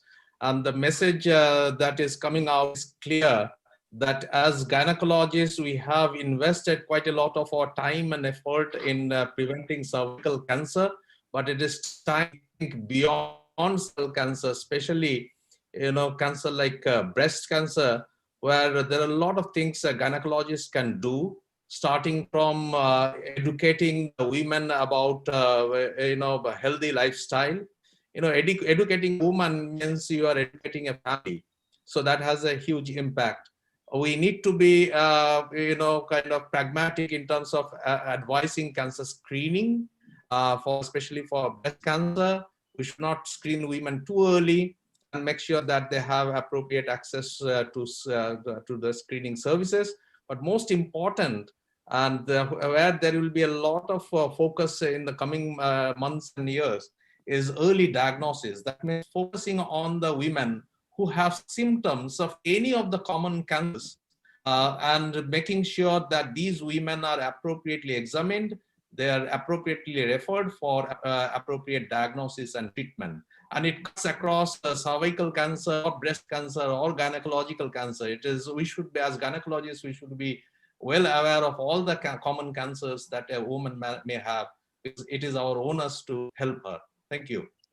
Thank you very much. And with that, we come to the end. And I'd like to conclude by thanking a very big thank you and congratulations to Dr. Harshad Parasnis and his team, to Dr. Alpesh Gandhi, Dr. Parag Dhuniwale, Dr. Ashwini Kale, who've done a fantastic job. And before Nikhil Khatri stops me, I will end the panel discussion. Thank you, Sarita, and thank you, Partha. Excellent deliberations. Thank you very much. Thank you so much. And thank you so much, ma'am, for being on time. Bang. Thank you so much. It means the world to us. Okay. Dr. Manish Machwe is going to be very happy to get the panel discussions to get starting on time as well. I request the moderator for the next panel discussion, Dr. Manish Machwe, Pune, to switch on his camera, unmute himself, along with Dr. Sudesh Doshi from Pandharpur to also switch on his camera, unmute himself. We would also like to welcome Dr. Dilip Walke from Pune. He was facing a little bit of internet issues, but thank God he's back with us. We have Dr. Gitendra Sharma from Ahmedabad. We've got Dr. Hitesh Bhatt from Mumbai. We've also got Dr. MC Patel from Ahmedabad, Dr. Prashant Nyati from Mumbai, Dr. Rahul Wani from Mumbai, and Dr. Minakshi Deshpande from Pune. Over to the rockstar, Dr. Manish Machwe. Okay, please stop screen sharing so that I can share. Nikhil, can you see my first slide? Yes, sir. Ganpati Bappa Moria. Yes, yes. Okay. All right. Good evening, everyone. At the outset, let me congratulate and thank our President, Dr. Harshad Parasnis, General Secretary, Dr. Ashwini Kale, Dr. Parag, Dr. Kiran, Dr. Chaitanya, Dr. Prakash, and the entire POGS team for putting up a fantastic effort. Nikhil, advantage of getting the medical legal thing is that generally we are last, so nobody to follow, so we can cross the time limit a little bit. And as all the experts with me will agree that there is no medical legal discussion in this world which ends before time, and it has to be somewhere stopped. But let us see whether... Manish, thank you for showing that Ganpati for past 3-4 years now. So whenever I think of Ganesh, I only think about this particular photograph. So keep on showing that. That has become a brand now. It's a brand Ganpati for medical legal issues. Thank you, sir. So thank you, team Just Tumours. Fantastic conference, superb attendance, and the concept and the program very nicely executed.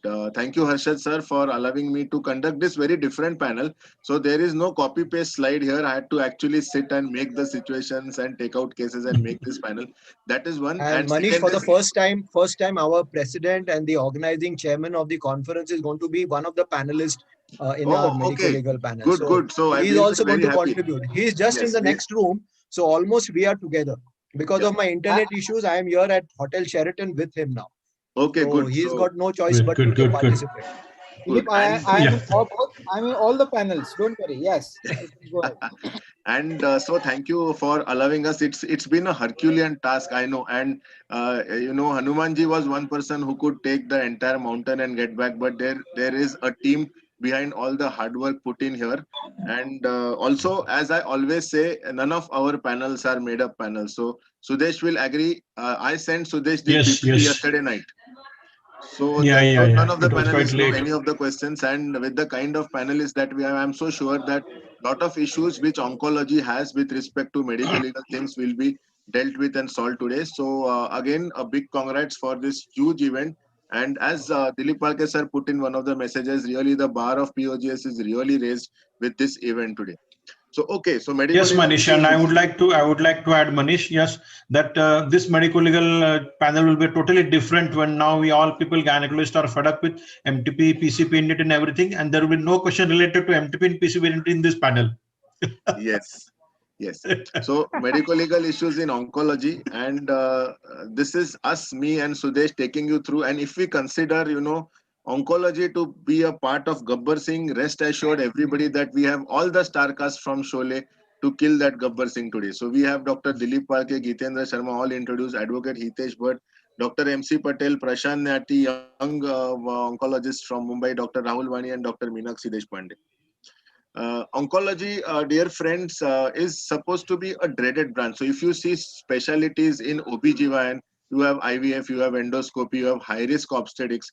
And oncology somewhere is supposed to be a dreaded branch, because whenever a diagnosis of a cancer is made, it you know, gives a lot of shock to the patient. The treatment is prolonged. It does require a multidisciplinary approach. And later on, finally, you have to talk about quality of life and terminal care in these patients. Not only that, if we see movies all over the world, you will be amazed how much money the movies where cancer was the base had actually made. And in between, I'll make few references to movies which, if the delegates have not watched, they should watch today, because they are amazing, two good movies. So somewhere along the line, our emotions also do play a lot of role. And all these movies do give us some or the other, you know, take home message, as we give in all the panels. So for example, if you have watched the movie Anand, it gives you a very good take home message where the protagonist says, Babu Mosha, zindagi badi honi chahiye, lambi nahi. So, you know, every of these movies give us some message or the other. And there are a lot of medical legal issues in oncology. So it starts with counseling, consent, the applicability of screening tests, the different modalities of treatment, delays in diagnosis, referral, failure to monitor patients, medication errors, lack of technical expertise, and obviously administrative failures. So we'll go through a few situations and we'll see how we can prevent medical legal issues and save ourselves if we are faced with such situation. So this is situation number 1. 40 years old patient, para 2 living to tubectomy done. She got recently diagnosed as cancer cervix. So she was coming with leukorrhea and there was a small lesion on the cervix, and the gynecologist decided that, okay, I need to take a biopsy. It took a biopsy and it came as moderately differentiated squamous cell carcinoma of cervix. Now we can start with any of the panelists. We can start with Dilip Balke sir. Now this is, they go through all types. So they will go through shock, they will go through anger, they will go through denial, acceptance. Now my concern as a doctor is that in all these steps, I should not go wrong in counseling or communication. So suppose this patient is with you, how do you communicate the cancer? How do you counsel her? And what all do you document? Sir, you need to unmute yourself. Manish, as you told us about all those movies, there is a lot of emotion attached to cancer, and this is world over. It is not just in India, but the moment the patient comes to know that she's got some cancer, there is a knee-jerk reaction, and that's the reason why we have to be a little careful while we are counseling. So we have to step out of our shoes of a clinician initially, whatever we may have read in our textbook, but to step into a shoe of a counselor, a psychiatrist or a psychologist, and then start the counseling that way. And then our clinical, whatever decisions are to be made, that you have to tell the patient in that way, in that protocol, in that order, whatever our protocol says.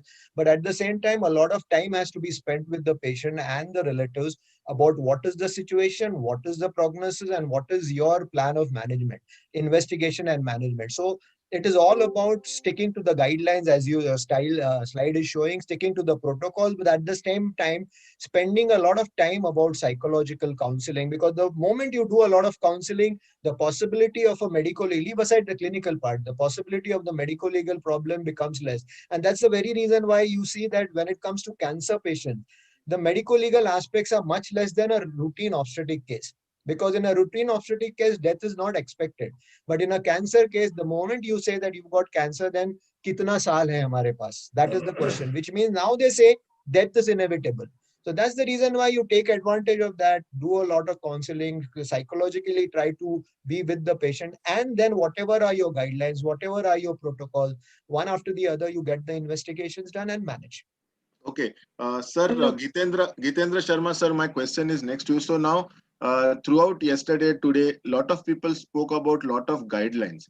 Now, so for example, some guidelines say that, forget about cancer service. So some guidelines will say you do a mammography after the age of 40. Some guidelines will say you do a self-breast examination after the age of 30. Some guidelines will say, okay, you do a cervical cancer visual inspection after a certain age or with certain symptoms.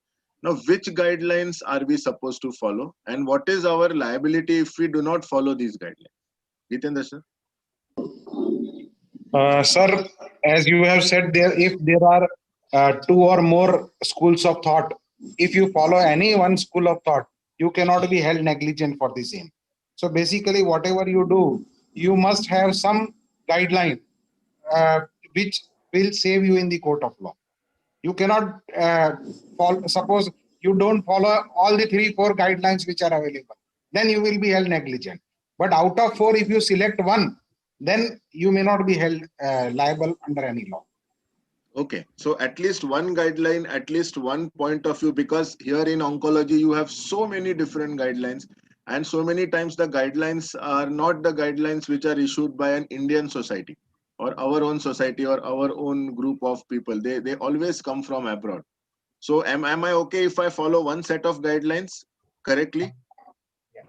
Manish, here, since we are at guidelines and since we are on protocols for preventive oncology, what I say for abundant caution is in your practice, you should always have a document of you having advised all the preventive aspects. I mean, whether you're managing a leukorrhea, you're managing something else, but then give them a handout where you're talking about regular pap smear, regular mammography and things like that. Because then if at all the patient does not do that, and many of our patients will not do, many of the gynecologists also do not do regular pap smear. But if they do not do that, then we have something in our hand to say that she contributed to the negligence if at all something goes wrong later on. So that is one thing. I mean, since we are all medical legal people, let's give them some advice in a way in which they will be saved in the court of law. So just to build up this case of contributory negligence, we must have some document with us to show that we had indeed advised all these screening tests. So make it simple. Let us have a printed screening test document and hand it over to every patient that comes to your office. Okay. So because why I included yes, can I add a simple point over here? Thank you very much. Yeah, Manish and Dilip and Dr. Ashwini Kare and Harsha, thank you for including me in this panel. But on this aspect, I would like to add that I have come across at least 2 cases which were admitted in big hospitals, and CA cervix was totally missed because not even a post speculum was done in a female patient admitted in medicine ward. And what Dilip has said just now, that we should give them a pamphlet, that stands very true, because it stands true for all the patients, all the females, especially who come to the general hospital. Yes, because why I again asked this question was, if you go through the antenatal management or antenatal care guidelines of lot of countries, they mention a pap smear for the pregnant lady. Why? Because they say that is the opportune time when she's coming to you. Why not take that opportunity and get a pap smear done, even though she's young? So, and then that is something which we do not routinely do. And then some young patient lands up with a cancer. Then that is why I asked. So the clear-cut message is you should follow at least one guideline and follow it properly. Second point is to document whatever you have advised to the patient. And in case the patient does not do that, then there is contributory negligence. My question is to Advocate Hitesh sir, throw us some light on contributory negligence. I want to add one line here. Sure, sir. Can you hear me? Yes. Yes, sir. Yes, sir. I wanted to add one line here. Before guideline, at least follow your textbook. Many of the gynecologists are not doing PSPV examination, and that is must, and mostly the IVF specialist. And there are cases where they're transferring embryo on that very day, they will come to know there is some lesion on the cervix. That will not be seen on laparoscopy, not be seen on any other test. So please at least do PSPV examination. Textbook we must follow. So that is first part. Now, contributory negligence, we are coming to that, and that is a very good defense. Contributory negligence is negligence by the complainant himself or herself. So when something goes wrong, if patient has not followed your advice, it is because she has not taken care of her own self. So that is called contributory negligence, and that concept is there in the law. So if you document something and patient refuses for that, that will save you from the charges of the negligence. So document only can save you. Contributory negligence, you have to take out the points that patient did not follow this, patient did not follow this, and that will save you in a big way in the cases. Yes, so this is a point which this case brings out, is whenever you are trying to tell the patient or explain to the patient to get some screening tests done for malignancy, A, you need to follow one particular guideline. B, you need to document what you have advised to the patient, and see if the patient has not followed, you document that too. Because then later on, if something goes wrong and she comes up with an invasive cancer, then you would be saved. Sudesh, you can take this. Yes. Now, this is the second case, second situation, where you see a 32-year-old female is delivered 2 years ago. Regular menses, now comes with abdominal pain and not related to menses. And you see a 18 weeks mobile firm mass, and obviously uterus is felt separately, normal size.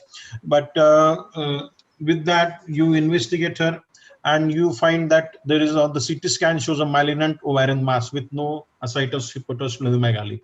Now, again, the question arises here, as we said, relatives many times request you that, don't please tell her, she will be in a great shock, she has little kids, she might die of heart attack because of when she learns that she's having a cancer. And so what investigations and about the treatment what would be the thing of consent for the treatment? When you are going to take treatment for this patient, will be the consent of the patient important, or relatives can give the consent on the patient behalf, saying that the patient is shocked because she knows cancer, so they don't want to disclose the cancer to the patient? Is it possible, or is it legally viable? Patel sir. Patel sir, unmute yourself. When patient is major and patient mentally sound, then naturally we have to go to take consent from patient only. But when you disclose that she is having malignancy, then how she would be in mental sound condition is again a question. So in this type of very tricky situation, we have to take so many points into consideration, but not to be end up into any kind of litigation. I think we should take consent from patient only. And I think Dr. Advocate Hitesh and Gitendra will tell us about this case, because when Justice Karzu was mentioning a situation of when to take consent and when you cannot take consent, this particular situation, Hitesh, was mentioned by Justice Karzu, wherein a cancer patient and the relatives tell you that don't tell. So actually, sir, actually relatives have no role to decide whether to tell the patient or not. It is the prerogative of doctor to decide that what is the mental condition of the patient. And if doctor himself feels that if I will divulge the information to the patient and it is detrimental to the health of the patient, then doctor may not inform or may not pass on the adequate information. But that is the decision of doctor. In such cases, relatives have no say. I would like to add one more point here. Yesterday, we were on a oncologist. We were on the panel with the oncologist, and the same question came up. The thing is, you have to also tell the relatives that unless patient is knowing the condition, patient is not going to cooperate. That is most important in the cancer treatment. If patient is not going to cooperate, patient will not get the results. So that thing also should be there in the minds of the relatives. Second thing, divulging the information, if it is detrimental to the patient, it is better you tell them in the hospital rather than they telling the patient at home. So you have to counsel patient's relative first that it is better you tell the relative, the patient, and in the hospital itself. That if patient gets some shock, at least you will have some treatment handy in the hospital. So if you tell these two things to the relative, they will only tell you that please divulge this information to the patient. Okay. And most of the time I've seen all these oncosurgeons, eventually they become psychologists also. I mean, I've seen many oncosurgeons, the way they can explain to the patient and the way we try to explain it, it's totally different. So I think it is a job of an oncosurgeon or an oncologist to nicely and very calmly tell the patient everything in the way which is palatable to the patient and give all the positive vibes about that the cancer can be fought and that we can do the treatment with whatever protocol they have decided. But I think I am with Gitendra and Hitesh when they say that we have to tell this information to the patient. Unless if we tell the information, the patient is suddenly going to collapse to an extent that the patient is going to be that it's going to be life-threatening to the patient. Unless that situation is there, I think it is our duty to inform the patient also. Okay, so point well taken that you need to inform the patient, counsel the relatives. That is very important, and no treatment to be started because patient is major. So no treatment to be started without the consent of the patient. And for pediatric cancers, I agree that you need to take either the guardians or the parents' consent if they are available. So this is one other movie which our delegates, if they have not seen, I would urge you to see. And Morgan Freeman and Jack Nicholson, this is superb movie. And it gives us a very clear message wherein one of the people who has cancer about to die says, one day your life will flash before your eyes. Make sure it's worth watching. So it's an amazing movie, very nice movie, again, based on malignancy where both the heroes or both of them die in the end. Okay, this is another case. Can I add one? Sure, ma'am. You need an audio video consent during the initial phase also. Because an audio video consent, I mean, where you video record the whole episode of you counseling the patient and the relatives. Is it essential? And I don't think that is needed. We'll ask Dr. Rahul Wani his opinion. Rahul, you think audio video consent is necessary, needed? Audio video consent is necessary only if the legal aspect wants it. There are certain acts which mandatorily ask for a audio video consent. Otherwise, it is not mandatory to have an audio video consent. Otherwise, it could backfire also.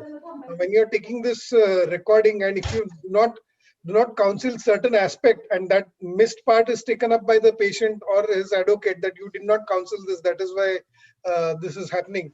So it is, wherever it is mandatory, you take it. Wherever it is not mandatory, I think you should not divulge into it. Dr. Manish, can I ask one thing? Sure, Prashant. This case was for you. Next one. Okay. We are facing day-to-day problems. Patient keep a mobile phone switched on when they walk into your clinic, and they record each and everything whatever you have said. And the same thing is being presented to other oncosurgeon. The same thing happens to me, that they present me the audio video recording of other people. Okay. This thing has been, he has said, and what is your take on that? Now, medico-legally, where do we stand on this? How can we avoid all these problems? Do we have the right to tell the patient's relative that can you keep or switch off the mobile and come in, or keep it outside? Yes, that is, Prashant, that is what I routinely do in my OPD. Either the phone is on off mode or the phone is outside. That is what we 100% do in my OPD, and which you can and which you should do. Another thing is, it is our premises, private premises. It is our private premises, and you have the whole right to tell the patient that this is a private premises. You are not supposed to record anything unless until I permit you. And then if the patient wants, suppose you have a particular plan in mind, and if the patient wants in writing, you put it on your letterhead. I write down, this is my plan, 1, 2, 3, 4, 5, and I give it to the patient. Okay, Prashant, this question is specifically for you. So there is a lump in the breast, histopath examination is done, sclerosing adenosis, post-inflammatory state, terminal duct hyperplasia, which is a benign condition report. So we are not discussing the pathology. We will be discussing the medical legal issues. Same slides are reviewed by another person, and they give malignant breast cancer. And then vicarious liability on the hospital and negligence also held, 5 lakh rupees compensation. So now we will take the second case also, because that is also similar, and then I'll ask you questions regarding both the cases. Here FNAC is done, aspiration from right breast lump shows well differentiated carcinoma. This is the other way around. So wide local excision done, patient given radiation for 36 hours, and histopath shows benign phylloid tumor. So again, it's a benign tumor. The patient is not happy, so patient sent the slides to London to review, and they said FNAC, there is no evidence of malignancy. Now the whole issue is, again here negligence is held, 5 lakhs compensation. So whenever you misdiagnose it as benign, or you misdiagnose it as a malignant condition, either way there's emotional trauma, mental agony, disfigurement of body, so on and so forth, which are the reasons given by court. Now my first question and very important question to you, Prashant, is that what is the competency level of we will talk about pathologist and then a gynecologist to decide about the diagnosis, and is second opinion always necessary to form a confirmed opinion before you start treatment? So definitely we always rely on the best pathologist available. So our first thing is we have to choose our radiologist, we have to choose our pathologist, because that is very important, since you need to confirm things. Because not everything is important, but when you have a borderline case where you feel that there is a probability, then you can pick up the phone and discuss these issues with them. So definitely when you feel that these things are not matching, then you definitely take the second opinion. Second thing, in your in our protocols from Tata days onwards only, we have a fixed set of consent, in which we always mention that the frozen section is not reliable. It has its fallacies. This is the positivity, this is the negativity. There are chances of this thing in the final pathology report coming as positive or negative with its implications. So we always discuss all these things in detail prior with the patient and relative. Specifically now we see a lot of young patients coming with borderline malignancies. And these things have a propensity of turning into a low grade malignancies later on in the final pathology report. So we always... So second opinion you always get. So for example, you have diagnosed, say, a case of CA endometrium, and the pathologist has given, say for example, well differentiated adenocarcinoma of the endometrium. Now, do you get a second opinion with the slides always, and or you rely on that one pathologist? It's good enough. No, now once if the surgical this thing, whatever you are going to give the management is not going to change, in those cases you can go ahead safely. But like if same thing what you are saying is for a young girl who has just got married and she has got a well differentiated malignancy labeled by someone, then you would like to definitely take a second opinion in that case where the management is going to totally change. Okay, so MC Patel sir, this question is for you.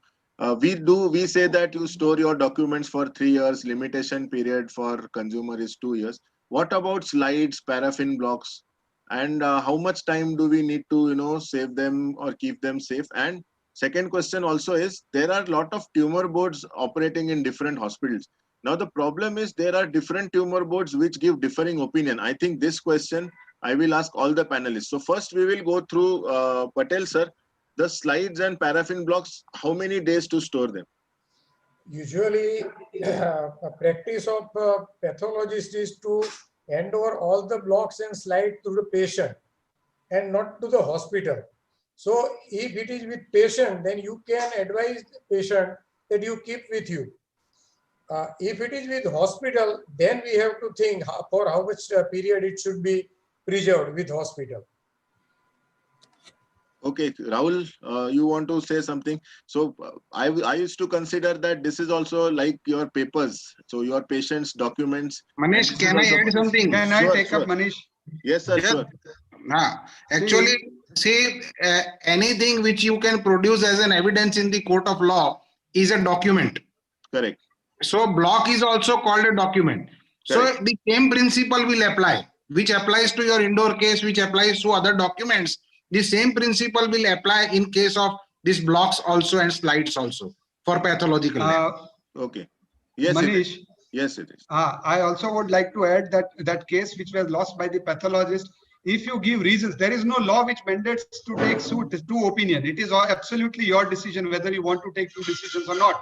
But the pathologist, particularly, instead of just writing the diagnosis, malignant tumor or so and so, they have to write reasons also that I can see nuclei like this, I can see the staining like this, and that makes me think that this is malignant. If you give reasoning, then you are justified in the court. You can say that because of these reasons, I diagnose this as a benign or as a malignant, and that will save you rather than just putting the diagnosis. Good point, Hitesh sir. But unfortunately, if you see the reports which we get, they are only one-line reports. Yes. And so See, there that is a gross. There is a gross report and micro. In case of Anuradha Saha, the Supreme Court mentioned Dr. Udwadia gave reason for each and every denial or agreement. And he said that because of this reason, I am giving this treatment. Because of this reason, I am not giving this. And the Supreme Court said he acted professionally. That means the law requires logic. Why you are giving this treatment? If you put that logic in a black and white, then you are safe. That's a very good Manish, point. Yes, sir. Manish sir, one thing I would like to add, recent case of Rishabh Sharma in Delhi. In that case, doctor wrote ROP NAD. Okay, means this retinopathy fundoscopy done and result. So that was regarded invalid in the eyes of law. And 65 lakhs rupees compensation was granted against the hospital. And they said that you are supposed to write the findings, not only NAD. If you write PS NAD, it is not valid. If you write PV NAD, it is not valid. You are supposed to write uterus antiverted, normal size, form, mobile, fornice is clear. Like that you are supposed to mention. So what you are seeing positively, you are supposed to mention the short report or direct diagnosis. Suppose on sonography, you write PCO. So that is not valid. You are supposed to write that multiple peripherally situated in diamond pattern. So that's a requirement of law. That's a good point. Basically, what we want is logic behind the diagnosis. Yes, why yes. this diagnosis was reached at. That is the important thing. That's a good point. The point with the previous cases I showed was because of this diagnosis, the court accepted the issue of psychological trauma and also that becomes a problem. Now this is the question. I will start with Prashant, then go to Meenakshi madam and ask everybody, because this is what I have faced in my practice. I don't have a big onco practice. And if Harshad sir is there, I think we will ask this question to him also, because this is the biggest question of all. There are tumor boards in each and every institution. The tumor board constitutes a radiation oncologist, a physician oncologist, a oncopathologist, and an oncosurgeon. And they will sit and discuss the case, and there are starking differences between the opinions given by one tumor board and another tumor board. Now, in such situations, what is to be done? I'll start. Prashant, what do you do? And then we'll go through all the panelists. And I request Walke sir, if Parasnis sir is there, please call him for this question. Yes, Prashant. So standardly, I follow one tumor board. I have HN hospital, which we have a standard, and we know what our physicians and who is the pathologist, everything, as I told you prior. So most important thing is we need to know what is the case study, and like what previously you told, the pathologist, there is one line answer that this is this. But in our, we have standardized pathology report that all the findings are mentioned. The radiologist will tell all whatever the findings, whatever he has seen, he will discuss. So when we sit on the tumor board, we know the actual picture, like what we are looking at. And it is just not, I am one only gynec oncosurgeon. There are two other gynae oncosurgeons. We have 4 physicians, oncophysicians. We have, so everyone, we work together. So most important, as you said, yes, there are various tumor boards, but then you have to see the authenticity, because once you give the printed report, like this is the tumor board decision, we also give the signature, whoever has signed off that report. So that is very important for authentication. Okay, Meenakshi madam, what would you do in such situation? Yes, Manish and Sudesh, two things I would like to comment on each of these points. Competency. Yes. Yeah. Competency, I would like to say that always use or take the advice of an oncopathologist, because an oncopathologist is much more trained in looking at these pictures of slides better than a pathologist. So an oncopathologist's opinion always counts and it is held valid in the court of law. Second opinion, yes, second opinion has to be taken in case of a borderline report. Especially if you get a totally benign report and a totally malignant report, second opinion may not be taken. But in case of a borderline tumor where you are strategically deciding how to go about in the next step, whether you are going for a chemotherapy or radiotherapy, or you are going in for a large excision biopsy or a small operation, second opinion does matter in giving you the grading of the tumor and the differentiation of the tumor. Third point, storage of slides and paraffin blocks, they should be given to the patient. That is what is the law says, because it is a patient's responsibility to look after the blocks and the slides and the documents which are given from the hospital or from the pathology lab to them. And in case they themselves forget about it, the part of the negligence, contributory negligence, can be put on them. The role of tumor boards and the differing opinion, according to what the experiences which I have faced, and the experiences in the previous panel discussion of oncosurgery which I had done, in that 1 or 2 patients had come with a differing opinion in the tumor board. And I think, what are the standard practices? Now, FNAC is not a standard practice anymore. I mean, a true cut biopsy is a much more standard practice than an FNAC. So when your tumor board gets one tumor board gives an opinion on FNAC, and that tumor board doesn't apply its knowledge, or a total decision making is not done in a proper manner, then I feel the second tumor board opinion would be utmost necessary for a strategic management. And all this, mind you, should be done with a proper audio video consent recording of the patient in their own language, because whatever tumor board says, if you change the plan of action later on, and after the decisions are made, the decisions are conveyed to the patient, and then for any reason the plan of action is changed, the patient and the relative should be taken into consultation or into the planning of the further management of the patient. Okay, so the point is that competent people should be a part of those tumor boards, and which should follow strict guidelines and protocols which are there in practice. And in case you have the slides and paraffin blocks, point well taken, Gitendra sir, they also form a part of documents which you need to store if you have not given it to the patient. Is Harshad sir there? Dilip sir, is he around? He's out somewhere having tea. Okay. Having tea. All right. Somewhere. Probably if he comes back, just let me know. We'll put this slide again. And this was one of our own movies, Mahesh Bhatt directed Kash, wherein a boy who has cancer and whose parents are divorced, and somehow he gets the parents back.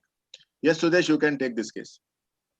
Yes. Now it's a next situation where a 52-year-old perimenopausal abnormal uterine bleeding, hypertension, diabetes control and treatment, transvaginal sonography shows endometrial thickness 10 millimeters, patient not willing for hysteroscopy plus endometrial biopsy. Consent is taken, TLH plus B is done, and now the histopathology comes as moderately differentiated adenocarcinoma. So now do we say that the doctors are negligent, that they didn't go for endometrial biopsy prior to doing a surgery? So what should be your take? Dr. Rahul can answer this. What would be the role of hysteroscopy in endometrial biopsy? Yes, in a postmenopausal woman with the endometrial thickness of 10 mm, it needed further evaluation before taking a final decision on what surgery she required. She is perimenopausal. So postmenopausal, I agree. Anything more than 4 mm, everybody follows. Now, this is what very commonly happens with patients who are not from affluent strata who come to you. They have just enough money to do one surgery. So either they do hysteroscopy, endometrial biopsy, or they say, knock off my uterus, remove it. So we do a 10 mm endometrial thickness. That's it. Nothing else. Hypertension, diabetes is there, but they are controlled. And so now the choice is put on the doctor. So many times it happens that you decide either you do a hysteroscopy, endometrial biopsy, or you do a hysterectomy. Now that is what was done in this case, and then it was adenocarcinoma. Now what are the repercussions and what we should do to avoid such situations? And I think 52-year-old with the 10 mm endometrial thickness, even if it is a perimenopausal patient, it needs to be worked out properly before taking a final decision on the surgery. So, okay. Patel sir, what would say? Patel sir, what would you say that whether you should be following the textbook which says that 52-year whether hysteroscopy and endometrial biopsy to be done before going for surgery or direct taken for surgery? What would the role of guidelines? As per standard textbook, even court of law is also accept the suggestions. So if we follow standard guideline given in standard textbook, then it will be always in our favor. But once you have advised endometrial biopsy or any other investigation, and patient is not willing, whatever the reason may be on part of patient, it is not at all concerned with treating physician as far as law part is concerned. So if patient has not followed, then again it becomes a contributory negligence on part of patient. Yes, Hitesh want to add Manish, something. Yes. Yeah, sir, I have little different opinion that once you have advised this treatment that this is required to diagnose or to establish the diagnosis and patient refuses for it, then you are doing another surgery. That refusal will not constitute contributory negligence because you have knowingly taken up the treatment. That is the point. There is a difference. This is not the alternate. See, in alternative, patient is choosing another over another treatment, then that is a defense. If you are suggesting open surgery and patient is going for laparoscopy, then it is alternate.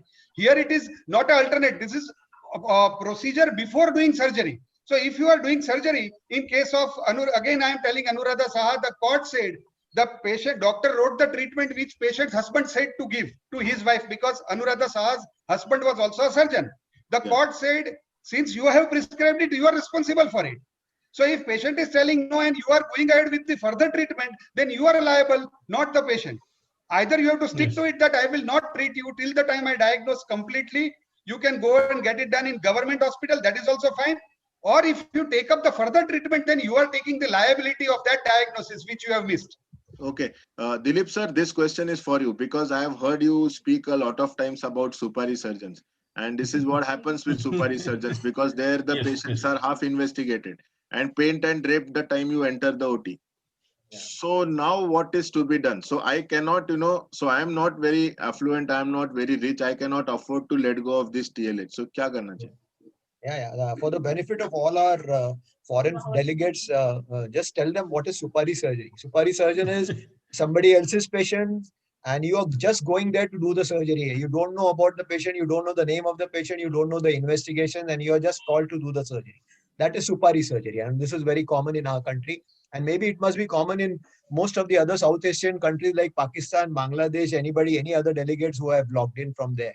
Yeah, a supari surgeon, whether you are a supari surgeon or whether the patient is your own, as Hitesh says, all the responsibility is yours. So if you have chosen to do the surgery on this patient on on a 52-year-old with a 10 millimeter the thickness of endometrium, then as Sitesh says, the pre-op DNC is a part of the pre-surgery investigation. So it will not be considered as a contributory negligence. I beg to differ with anybody who says that just because you had advised a DNC and the patient refused, here it is not going to be considered as contributory negligence because the part of the surgery itself was a pre-surgery DNC. Unless you did that, you are not supposed to do the surgery, because what surgery you're going to do is going to be dependent on what DNC report is there. So here in this case, whether you are a Supari surgeon or no, and I have been a Supari surgeon for many years before I started my own practice, I was very careful as to understand the whole set of investigation and the infrastructure before I ventured into doing any such surgery. Okay, so thank yes, you. point well taken, okay, sir. So it is very clear that whichever patient you operate, whether you are asked there to come for only to operate or not, it is your duty to go thoroughly through the case papers, through the investigations, confirm the diagnosis, confirm that this is the treatment of that diagnosis, and then only proceed further. Otherwise, don't do it.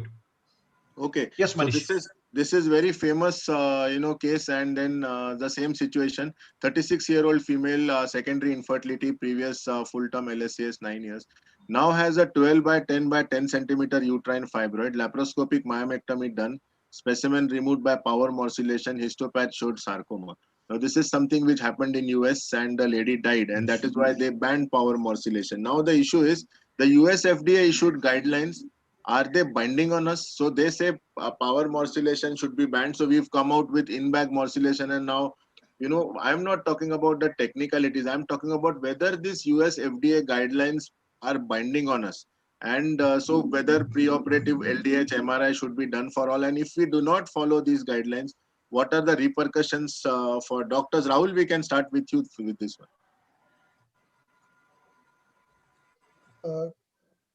US FDA guidelines would not be applicable to us unless it is there in the textbooks or any standard textbook mentions this. So just because US FDA has issued a guidelines, I don't think so it would be applicable to us. All right, Gitendra sir, your take. So what do we do? So today, as a laparoscopic surgeon, can I do power morcellation? Because we don't have any of our guidelines. Our guidelines would mention they are topsy-turvy, sometimes this side, sometimes that side. But if you follow textbook, it says that the association of sarcoma with fibroids is very rare. So it's 0.5%, 0.1%, it's very rare. And then in cases where you suspect that there could be sarcoma, which is perimenopausal ladies, rapid growth, on sonography, you find lot of blood supply and all. There you should do LDH and MRI and confirm, and then probably opt for a open surgery. So our guidelines are these, and FDA guidelines have completely banned power morcellation. Gitendra Sharma, and then I'll come to Dilip sir. Gitendra sir, you are there? Unmute yourself.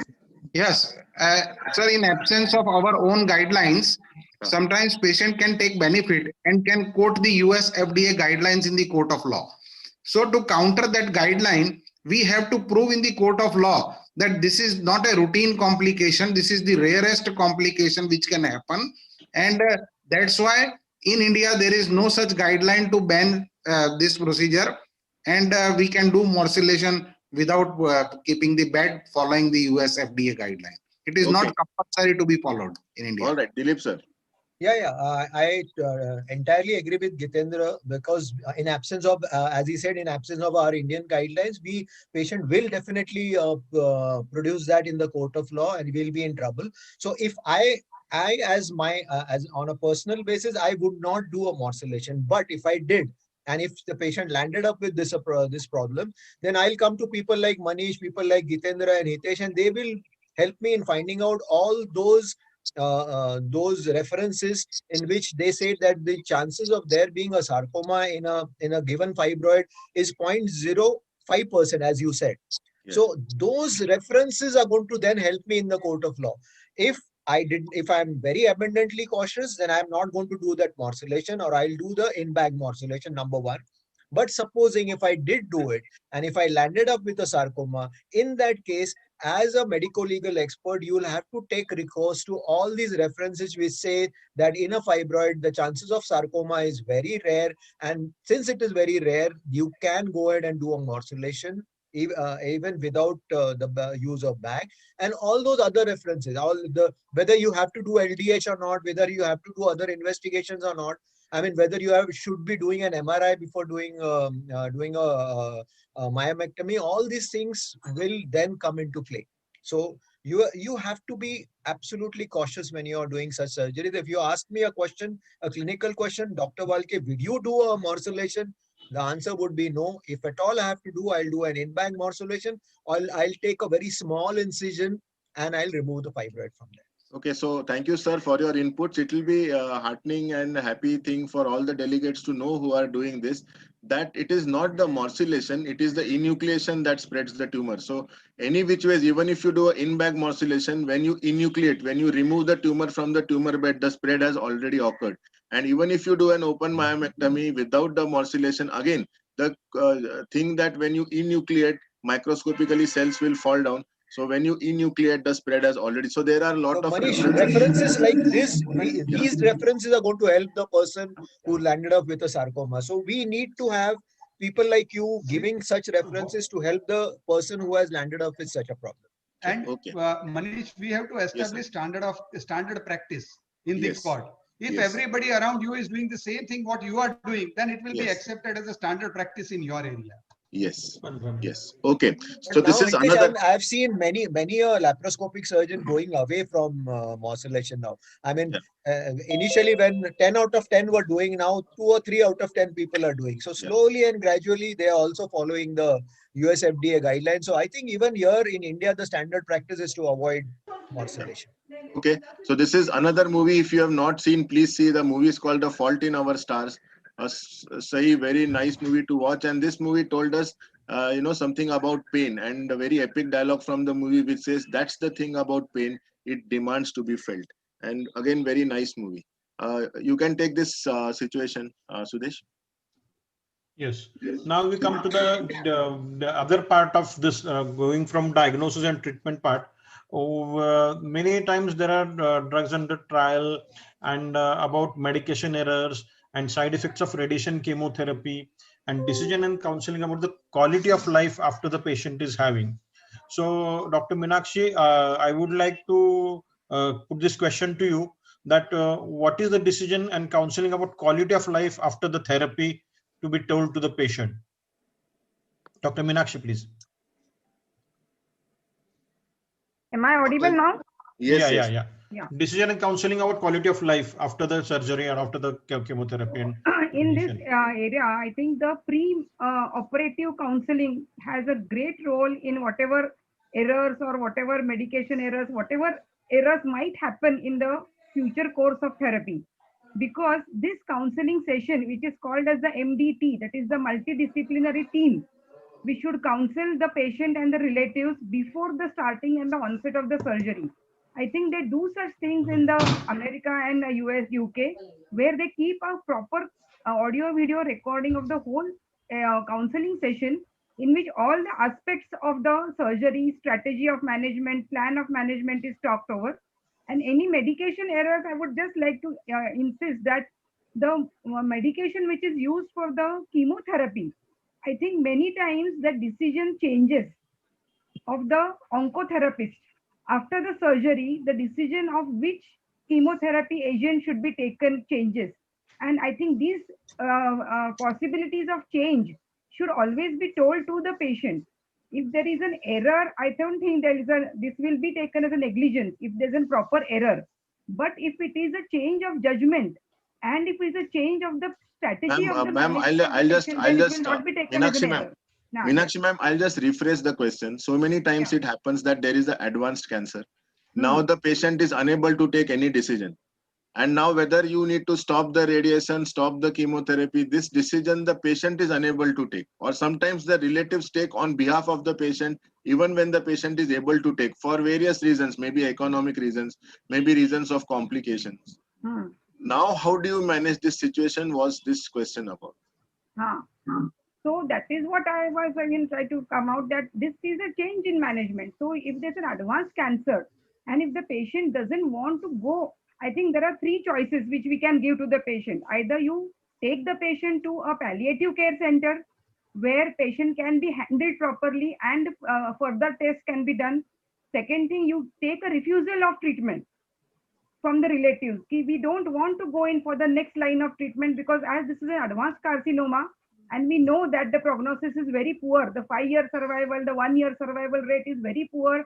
In spite of all the treatment modalities with them, please take a proper consent of refusal. That will be the second point.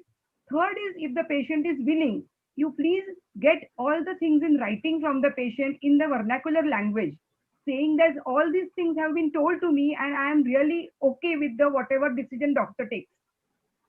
So I think this that is will this is more of a social problem than medico-legal problem, because by the time the situation has reached to such an extent that now the decision is whether to stop, it is so advanced. By that time, the relationship between the patient and the surgeon or the oncologist has become so strong. I mean, this I'm telling you because I have gone through all this. I have been having a cancer patient in my family. By the time such situation arises, the relationship with the doctor and the patient has become so strong that medico-legally it is not important. Here, whatever we are discussing is all social.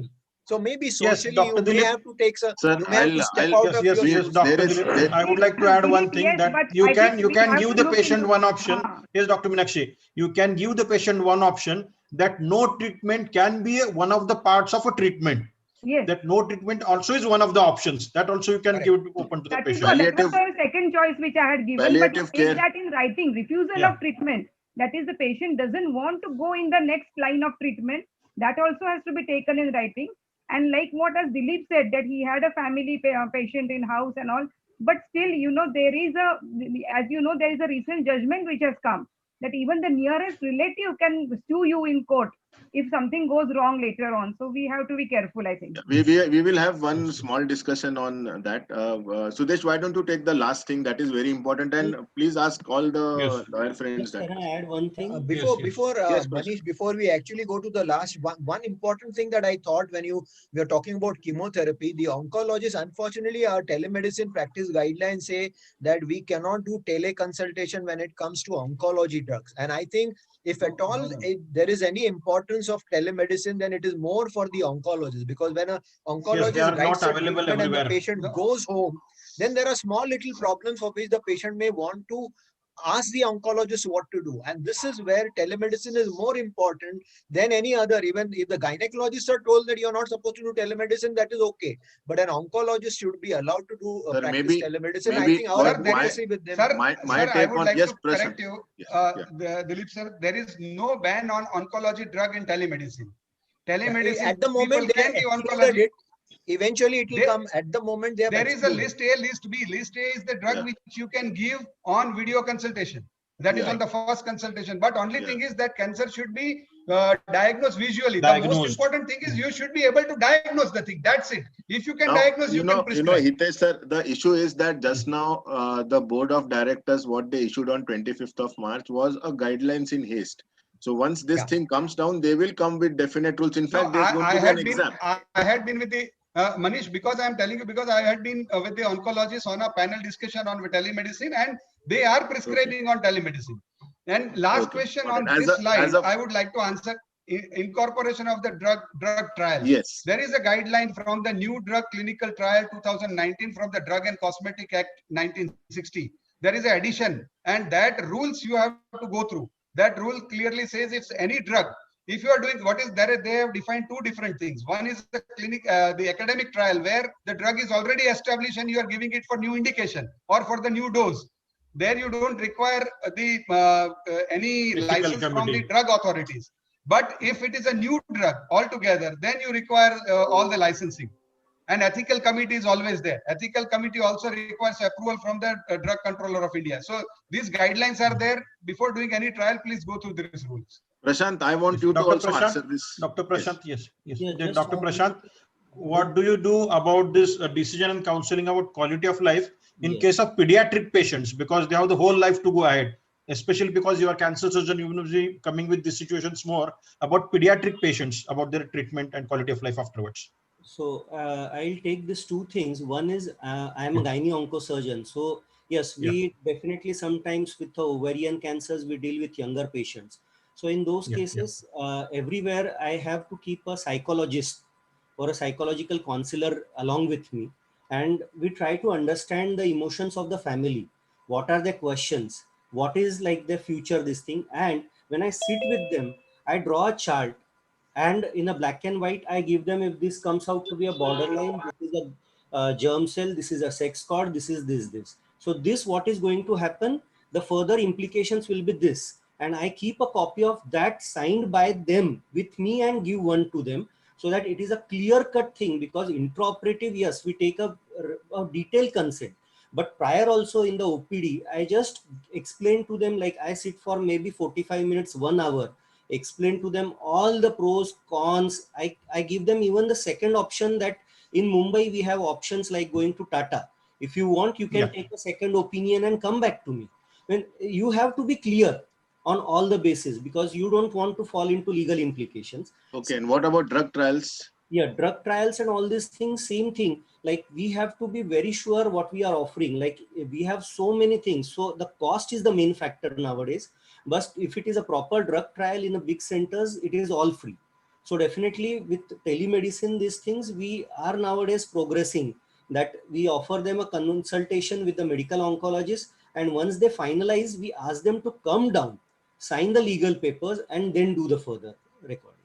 Okay, all right. We'll go to these. This is something which I wanted to discuss. Now there are a lot of terminal care centers which have come up, and a lot of them are privately managed.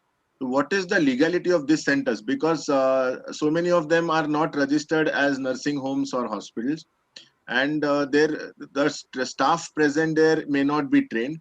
And consent for treatment and admission is sometimes given by the relatives, sometimes taken from the patient. And what happens if there is a death there? Because it's not an institution where any active treatment is being done. So it's just an institution for terminal or palliative care, changing of catheters, dressing of, if they have decubitus ulcers and all.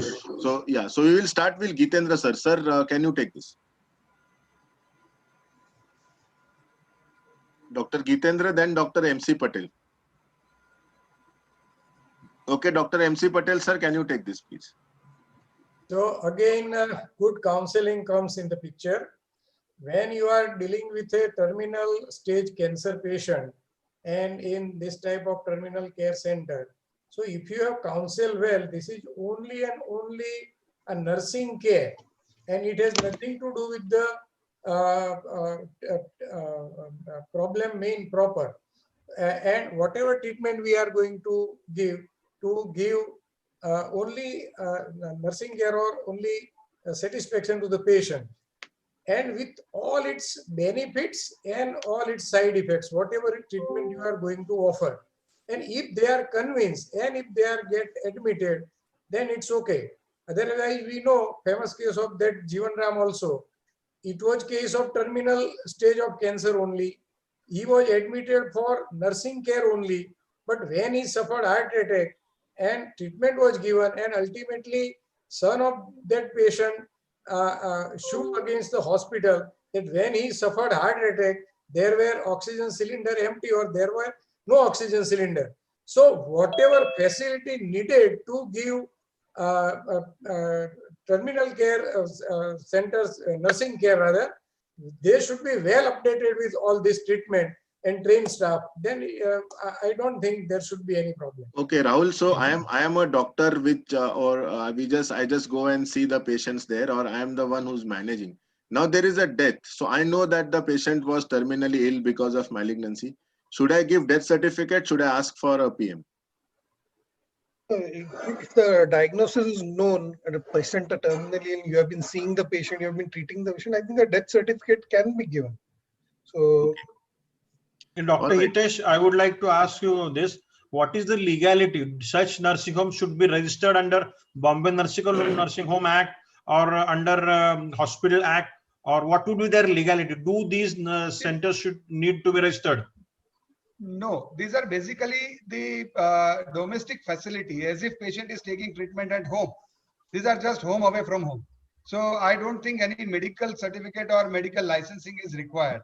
And that is why patient is going there. They don't want to. And similarly, when they are not registered, they are doing the job just because the patient is not having anybody at home to take care of. So that is the role. As long as they are not giving any IV treatment or any major treatment at that particular place. If patient is taking oral medicines and just a catheter care and all, that is all home care. And home care is very well known in our homes. So you don't require any licensing for that. Nursing Is there any law like should it be registered under Hotels Act or something like Restaurant Act or something like that? So at present there is no law. Then every house requires to be registered under nursing home license. Okay. If that is so. Okay. So at present there is no restraint on this. There is no act such as which control this. So we can do it. But you can't give IV. That is what is the message. People do give IV pints. That should not be given because we are not supposed to give IV treatment at home. Okay. All right. So, Sir, can I add something? Yes, sir. Sir, nowadays many of the corporate hospitals which are running, they are also providing home care to the patient, terminally ill patient. So after discharge from their hospital, they send their staff for the palliative care at the home of the patient. So in that case, we always advise to take a proper consent, and we have developed that consent for home care. So you have to take proper consent to give the home care by your qualified. Patient should be told that this is not a nursing home. There are no hospital facilities available. This is just a domestic care. That is what Gitendra says. So there would be a nursing care and not medical care. There would be only nursing care. It is a domestic not medical nursing care. Domestic nursing care, not hospital nursing care. Okay. So probably we come to an end, but these are some million-dollar questions, and I would start with Meenakshi madam, and I want all the panelists to answer this, please.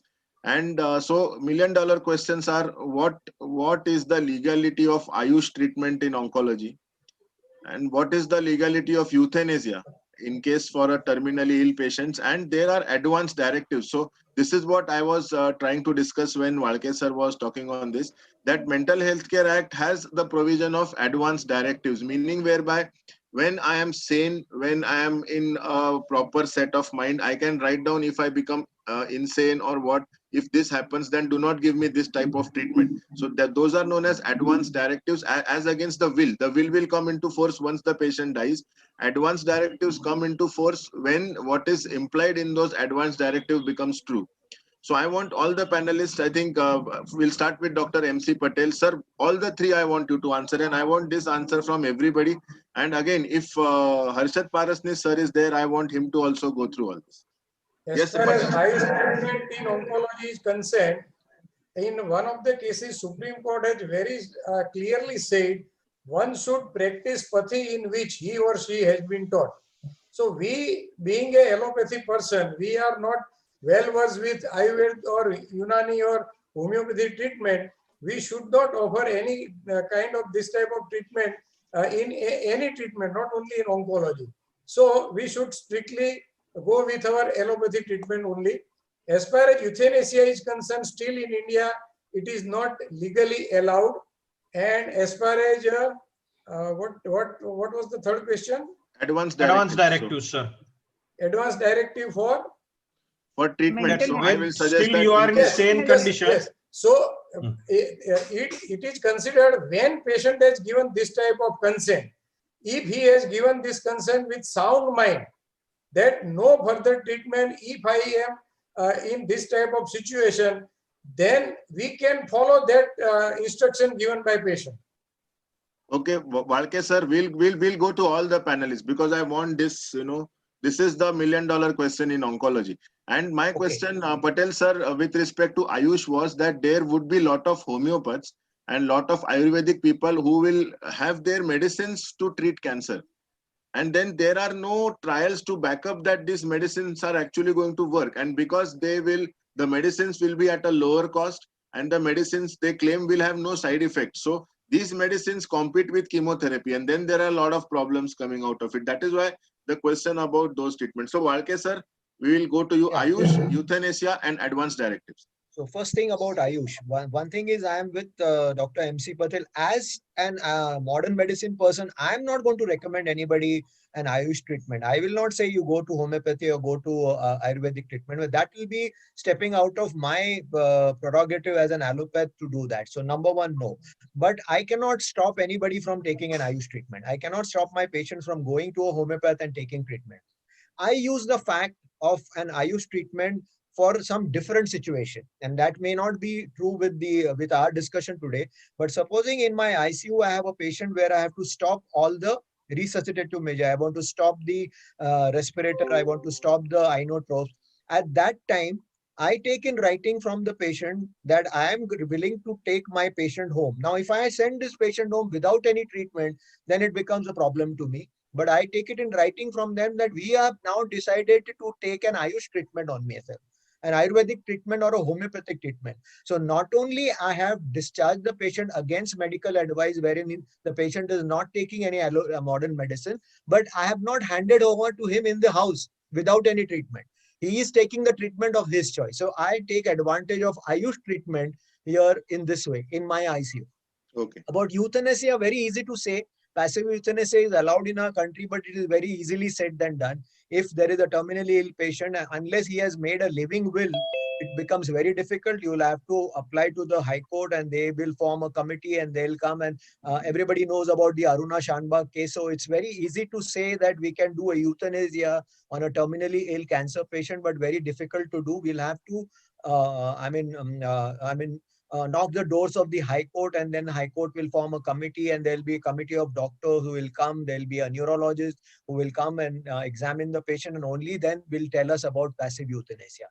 About advanced directives, I can only say that I have already made my own directives. I have made an affidavit already to say that if I land up in an ICU, do not resuscitate me for more than 3 days. So that will be very easy for my daughter to take a decision if she is willing to at that moment of time. So I think that can be a carry-home message today. Everybody who's here are not immune to all this problem. None of us are immune to being admitted in the ICU and being a terminally ill patient ourselves. So we should make a directive, right? Everybody should make a directive not to resuscitate more than 72 hours. That's the decision that I have made. Okay. But that is a good way of ensuring that our children are not in trouble when we are in the ICU and we are in terminally in, and they have no clue as to what decision is to be taken. Okay, Prashant, can you take this question? Then we'll go to Meenakshi, madam.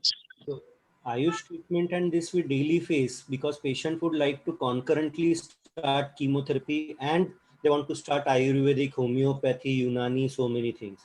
So my standard goal is first take your standard medications and it is up to you what you would like, because I cannot come home to monitor what your chemotherapy and after what you do. So it's up to your call.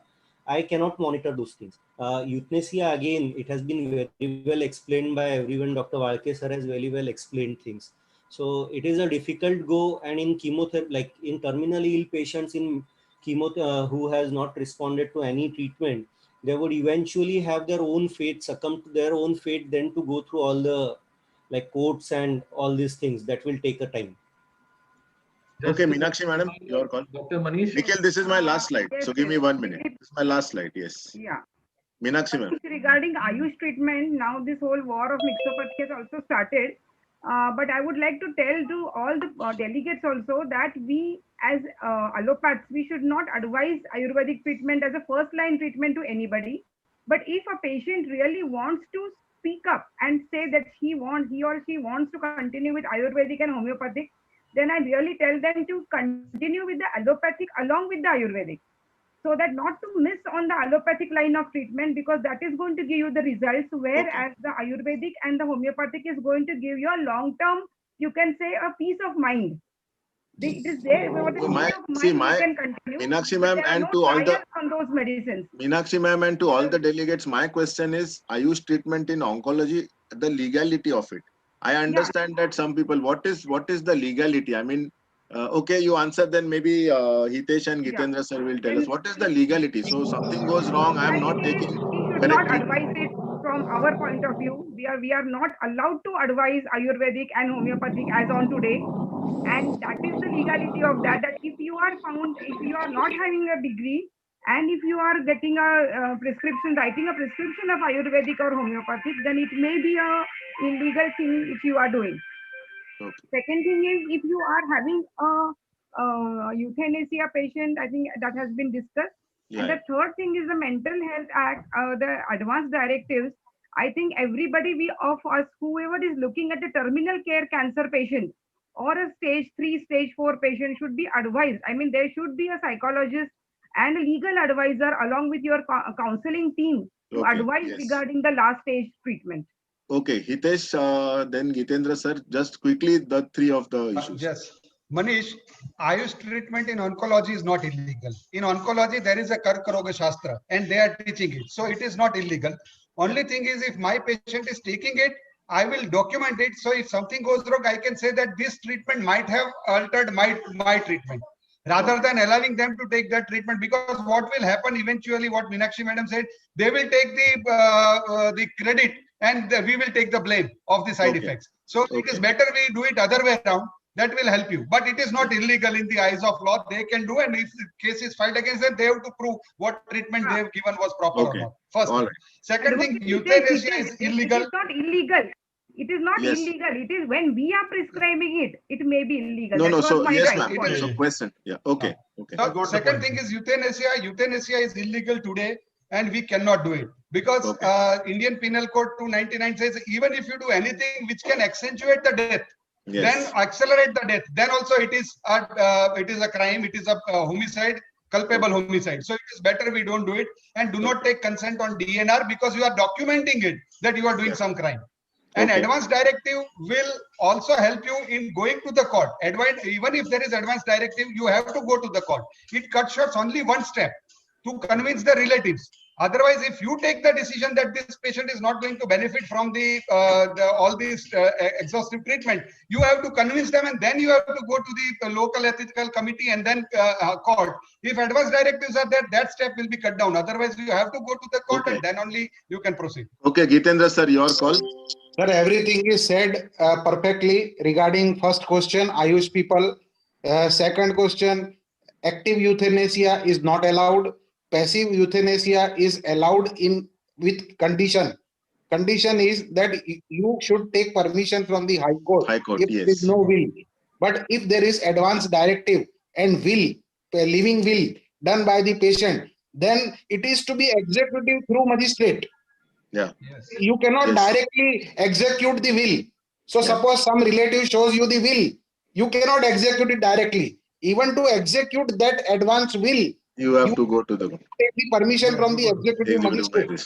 Yeah. And once you will get the permission, only then you will be able to execute. And this is mentioned in Independent Thought Association versus Union of India's case. Okay. And, Okay. Thank you, sir. Yeah. So gathering all. Yeah, I'm done, Nikhil. Gathering all counseling and consent we discuss as topmost. Screening test you have to advise and document it. Treatment has to be multidisciplinary. Delays in diagnosis have to be avoided. Medication errors have to be minimized. Lack of technical expertise and skill you need to avoid such treatment. Administrative failures you need to minimize. I think our panelists have done very well. So thank you all the panelists. Thank you, Sudesh. You want to add something? Yes. No, thank you. I would like to thank everyone, and this has been well done. All the panelists have been experts and they have given them very nice opinions and to the point opinions. I think we should conclude the panel. Thank you. So thank you, Harshad sir, Ashwini. Thank you, Chaitanya, Prakash, and the entire team for Parag sir, Kiran sir, for allowing us to do this panel. And thank you, panelists. You were very good. Sorry, Nikhil, we overshot by 6 to 8 minutes. By medical legal standards, that is no negligence and very much legal. Yeah. Thank you. Manish. Thank you all. Wonderful panel. Thank you, Manish, for in time. Ashwini. Thank you, Manish. Thank you, Patel sir. Thank you, Thank you, everybody. Thank you, Patel sir. Thank you, Harshad and Ashwini, for giving. Doctor Manish, आपको doctor Harshad को thank you बोलना होगा क्योंकि मैंने उनसे permission ली थी आपको थोड़ा सा ज्यादा समय देने के लिए. मैंने एक्चुअली सर के लिए 2 स्लाइड रखे थे, अभी पर्सनल पूछ लूंगा. It's all thanks to the Organizer and of course Dr. Ashwini Panam, Dr. Manish है ना, दे उसको 5 मिनट अपना ही आदमी है, ऐसे कोई टेंशन नहीं. Asked and Thank you all the moderators and panelists. It was wonderful listening to this panel. Manish, it was Manish, what we dreaded was that you may overshoot by 1 hour. So you have just overshot by 5 minutes. Yeah. You have done my job. Thank you. Thank you so much. Now it's time for the valedictory. This is called as active euthanasia done by Nikhil. Always it's so active euthanasia in our country is allowed. And that is allowed. Thank you so much, sir. Okay, now moving to the valedictory session, I request Dr. Chaitanya Ganpule sir to do the honors and take the proceedings further for the valedictory session. Thank you so much. Thank you so much, Dr. Manish and the moderators and the panelists. Thank you so much. Thank you, Nikhil. Can I start sharing my screen? Yes, sir. Please do. Yes, sir. Good to go.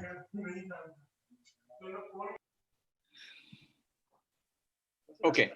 Good afternoon, everyone, and welcome to the valedictory function of this conference, which started on 11th of December, and we are on 13th of December, 4:15 p.m. So we have overshooted by 15 minutes. We were supposed to end at 4 o'clock. So we are starting 15 minutes late. So in 3 days of conference, 15 minutes late is a big achievement, I would say. I would now request our POGS president and the organizing chairperson of this conference, Dr. Harshad Parasnis, to give an overview of the conference. Thank you, Chaitanya. Actually, before I start talking, let me first go back, because this whole process started more than a year back when we all first, when POGS decided that we will have a conference on tumors, and we actually coined this term as just tumors, but thanks to the brainstorming that was done. And then, as we said, that we were supposed to have it in July 2020, and because of the pandemic, we actually postponed it to this current date. I'm thankful to Dr. Jaideep, to Dr. Alpesh Gandhi, President of FOGSI, and Dr. Jaideep Tank, the Secretary General FOGSI, and the office bearers of FOGSI for actually allowing us and giving us this conference and allowing us to host this conference in Pune. More important than thanking anyone else, I think it is the team. So Chaitanya, could you just say, this is my team 2020, and all the members of these teams have in some way or the other helped me to actually have this conference. Inputs have come from each and every one of them. Maybe not all of them could be seen on the screen, but all of them have been actually actively managing, and for the last more than a month's time, they have relentlessly worked to give you the output that we are just seeing today, which was in a very well conducted, meticulously done, and I think congratulations to all of the whole of the team, because it was on time. This is one thing that for a conference of this size, where you have so many delegates, so many faculties, especially more than 250, 260 faculties. So that means it was a Herculean effort in itself.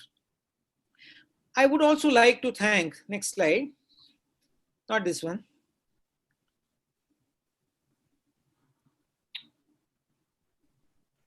Just a minute, I will change the presentation. Because what has happened is when we decided to do it as a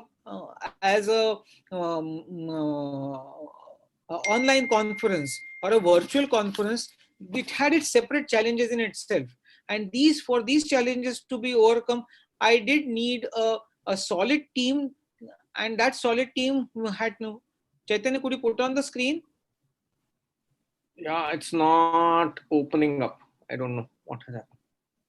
Harshad sir, Nirav here. Should I do it from my side? Yeah, Nirav, Sure. Yeah. Have you given the slides to him? Yes, Nirav has it. Yeah. Yes, this is the team. This is the core team actually who was working for the last 3 days. We are together in this place where we are all working. I must make special mention of Parag. Parag has stood very solidly behind us, helping me in each and every small things that that were in this conference. Same time, Kiran, who's seen Kiran Kurtakoti, then Ashwini has really worked hard, Chaitanya, Prakash, and not only that, even their better halves, Swati, Vaishali, and Shubhalakshmi. Our Vice President, Girija, she has also contributed a lot. All these people whom you are seeing have actually worked day and night to make this a very good experience for you all. And this has resulted in 5 MMC points to be given to us and 14 ICOG points that have been granted. This has given us a more than 6,000 delegates. I think regarding the conference, then the details of the conference, I'm going to ask Chaitanya to give us a brief overview as a scientific committee chairperson. Chaitanya, could you start your presentation? Yes, next slide, please. Yeah. So we started on 11th of December at 11 o'clock sharp. We started with the paper and poster presentations. Paper presentation started at 11 o'clock on day 1 and went on till 9 o'clock on day 1. In all, we had 6,087 registrations for the conference. We had 113 e-papers in all, and we had 219 e-posters. On the first day, we had 4 workshops plus 1 IOTA plus 1 IOTA workshop on the first day.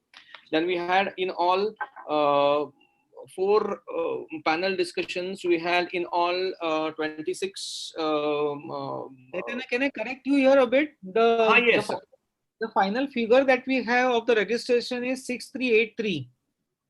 Yeah, 638. Okay. Yeah. And we had 260 faculties. We had 6383 delegates and 260 faculties we had in all. 113 e-papers and 219 e-posters that were presented in all. We had plenary sessions, we had dedicated lectures, and we had panel discussions as well through the conference. I would now request Dr. Ashwini to announce the prizes of the e-posters and the e-papers, as well as a quiz which we had conducted throughout this conference. Over to you, Ashwini. Thank you, Chaitanya. It was indeed an excellent academic extravaganza for the 3 days. The judges also had a tough time deciding on the winners. Nirav, can we have the winners of e-papers first in the consultant category?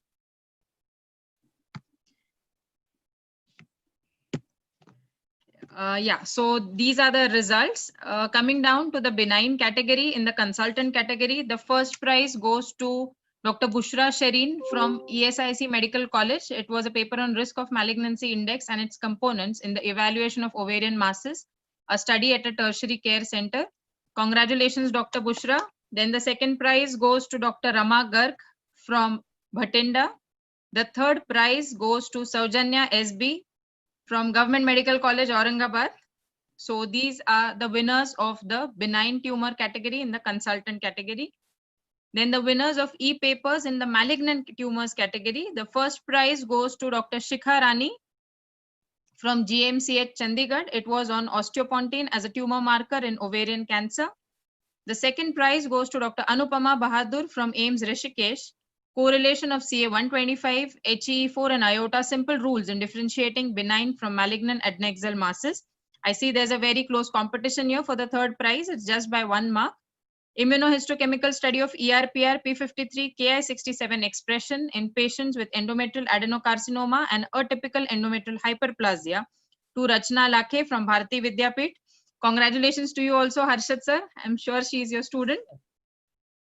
And the category in the miscellaneous tumors for the consultant, it goes to Dr. Shahla Abraham from Defense Sector Hospital, Agra. Abdominopelvic mass post SSG, a dilemma. The second prize goes to Dr. Jyotsna Pathak from Nalanda. Case series of clinico-pathological profile of germ cell tumor in Tertiary Institute of Bihar. And the third prize is to Dr. Manjulata Verma, role of thermocoagulation in treatment of pre-malignant cervical lesions from Lucknow. You see, there's a very, very close competition where the mark difference is just 1 or 2 marks. Before she goes ahead, I just want to tell everybody one thing, that for the first time here, the judges actually were doing the judging on were doing e-judging, and the best part of the story was that the judges, once the marks were given, the whole thing was completed, they could not go back to the whole thing to revisit it. So none of them knew what is the final marking or what is the total with this, so many papers and so many judges. We are nearly 56 to 60 judges who are marking. So nobody knew what was the final outcome. It is just that now that we have come to know that these are the markings and total based on these totals. So a very foolproof and a very clear, straight method that we have followed this time. I know there were total of 28 hours of paper presentation that went in these 3 days. I think here I must give a big round of applause for Chaitanya for doing a great job, because single-handedly I think he has managed this whole thing. The next slide, please. Now coming down to the winners of e-paper presenters, here also we see a mark difference of just 2 and 1 mark for the first, second and third prizes. The first prize in the benign tumor PG student category goes to Dr. Priya Mari Sequeira, adenectomy for benign gynecological adnexal pathology from St. Michael's Hospital, UK. The second prize is to Rupjit Kaur Sahi from Government Medical College, Chandigarh, who presented on characterizing adnexal masses using RMI, IOTA simple rules and IOTA adnex model. The third prize is for Dr. Revati Ghayal on surgical challenges in unusual fibroid, a case series from Government Medical College, Aurangabad. Congratulations to all the winners. The winners of e-paper presentation in the malignant tumor PG student category. The first prize goes to Dr. Anjana JS. She presented on feasibility of fertility sparing surgery after neoadjuvant chemotherapy for advanced malignant germ cell tumor of the ovary, a retrospective study done at Regional Cancer Center, Trivandrum. Here you see it's the second prize is just by 1 mark less. It goes to Niku Harshini on immunohistochemical expression of P53 and Ki67 in surface epithelial tumors of ovary from Pratima Institute of Medical Sciences, Karimnagar. Third prize is from Manipal Comprehensive Cancer Center, Bengaluru, to Priya Kapoor, who presented on CRS plus HIPEC in stage 3C epithelial ovarian cancer and comparison of its oncological outcome with CRS and 4 IV chemotherapy and CRS plus IP chemotherapy. Coming to winners of e-paper in the miscellaneous tumor category, to the PG student, the first prize is Anupama Kavar, correlation between colposcopy and histology results from colposcopically directed biopsy in cervical lesions from Vadia Maternity Hospital, Mumbai. The second prize goes to Krishna Institute of Medical Sciences, Hyderabad, Dr. Shirisha Sunkavli, evaluation of adnexal masses and its correlation to the RMI. The third prize is to Aaron Marian Fernandez, impact of implementation of ERAS program in a tertiary care oncological center from Manipal Comprehensive Care Center, Bengaluru. So would you like to tell them how we're going to give the prizes, the first, second, third? Yeah, the first, we are going to give them, it will be a cash prize, though it will be not, it will be given through them directly to their accounts. And secondly, the first prize will get 5,000 rupees, second prize will get 3,000, and the third prize will get 2,000 rupees. Okay, thank you. The next category, please, of e-posters. Yeah, coming to the e-posters in the benign category, consultant category, the first prize is to Dr. Sanghamitra Jaina, giant fibroadenoma of breast treated by lateral oncoplasty, 2 case report from Tata Main Hospital, Jamshedpur. Second prize is to KS, there's a tie out here. It's divided between Dr. Bindu KS and Akhileshwar Singh. Dr. Bindu presented on non-Peutz-Jeghers syndrome associated ovarian sex cord tumor with annular tubules in a 10-year-old child, a case report from Apollo Hospitals, Mumbai. And Dr. Akhileshwar Singh, laparoscopic adenomamectomy improving ART outcome, a case report from Ruby Hall Clinic, Pune. Coming down to the yes, the prize is divided. The money prize is not divided. No? The money is not divided, right? The winners of the malignant tumor consultant category, the first is to Dr. Shikharani from GMCH Chandigarh on pure choriocarcinoma ovary. The second prize is to Dr. Rashmi Rekha Bora on does NACT reduce the extent of surgery and periop morbidity in surgical cytoreduction of advanced epithelial ovarian cancer, a single institute experience at FMRI Gurgaon. And the winners in the consultant category for the miscellaneous tumors are Dr. Shweta Singh, role of imaging guided biopsy in intermediate abdominopelvic mass from AIMS Bhubaneswar. The second prize is to Himlina Gautam on Mullerian adenosarcoma after tamoxifen use in a postmenopausal woman from Apollo Hospitals, Guwahati at 28 marks. So congratulations all the winners. After this, we also have the PG student category in the e-posters. Here the first prize is to Dr. Vasavi Pramil from Srikakulam. And the second prize also here is divided between Ashita Punjabi and Potipati Hanisha. One is from Bhopal and the other is from Nellore. The winners of e-poster malignant tumor PG student category. The first prize is to Aaron Marian Fernandez from Manipal Institute. The second prize is also from the same institute to Dr. N. Mohana Priya. And coming down to the miscellaneous tumor category PG student, the first prize goes to Nikhila Agate from Maimar Medical College, Talegaon. And the second prize is divided between Major Kirit Pandey from AFMC Pune, and the same institute receives the second prize to Shrikant Dadich. So congratulations all the winners, and within a week's time all your prizes would be sent. And we also had a special quiz which was spread on these 2 days. Thanks to Dr. Bidan Roy, who actually designed this quiz, and the winner of this quiz is Dr. Shivani from Bhagat Phul Singh Government Medical College, Sonipat. So thank you so much. Yes, over to you, Chaitanya. Thank you, Ashwini. Moving on, I would like to thank Dr. Alpesh Gandhi sir and Dr. Jaideep Tank for FOGSI President and Secretary General of FOGSI for giving us an opportunity to hold this conference, to host this conference. I would also like to thank ICOG, Dr. Mandakini Meg and Dr. Parag Biniwale for endorsing this conference and giving credit points for this conference. I also would like to thank MMC for giving credit points to the conference. Then I would like to thank Dr. Aarti Nimkar and Dr. Meenakshi Deshpande from MMC to be the observer for this conference. I also would like to thank our academic and endorsed partners for being with us, AOFOG, ICOG, ISMPO and ISO, as well as South Asian Federation, SAFOG, South Asian Federation, Indian Society of Medical and Pediatric Oncology, Indian Society of Peritoneal Surface Malignancies, AMOGS, and Pune Menopause Society. I would also like to thank Dr. Kiran Pandey for giving the ICOG Dr. Usha Saraya oration. We are earnestly grateful to you, madam. Next slide, please. I would also like to thank our educational partners, Zydus, Sun Pharma, Zuventus, Periwinkle Technologies, Corona, MCure, and Acumentis for being there with us. Next slide, please. I would like to thank the judges of the e-paper presentations and the judges of the e-poster presentations. In all, we had 56 judges who evaluated the e-papers and the e-posters, and the result of which was just declared by Dr. Ashwini. Next slide, please. I would also like to thank Mice Ideas who made this entire virtual conference our dream come true by giving their IT support, and the entire platform was organized and done by them. Mr. Rajesh, Nitesh, Kalpesh, Narayanji, Somnath, Nirav, Darshan. We have been in touch with each other over phone, over Zoom for last almost couple of months or maybe more than that, and they have done a very wonderful job. So I thank them a lot from behalf of the organizing committee.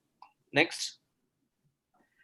Now, whatever we could do in these 3 days with the time frame was only possible because we had a support of Nikhil and his team members as MOCs, and they were on time and keeping everything on time. Therefore, we could finish it in time.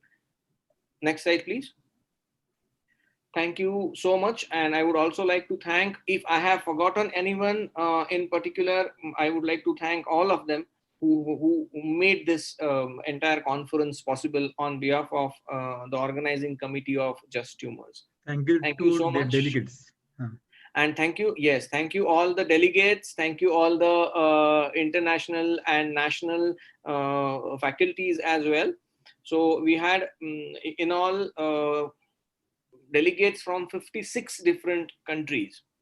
So that was a feat in itself. So we had delegates from 56 countries. So I thank all of them, because without them, it's not possible for any conference to be a success. Thank you. Thank you. Thank you. Thank you, everybody. Thank you.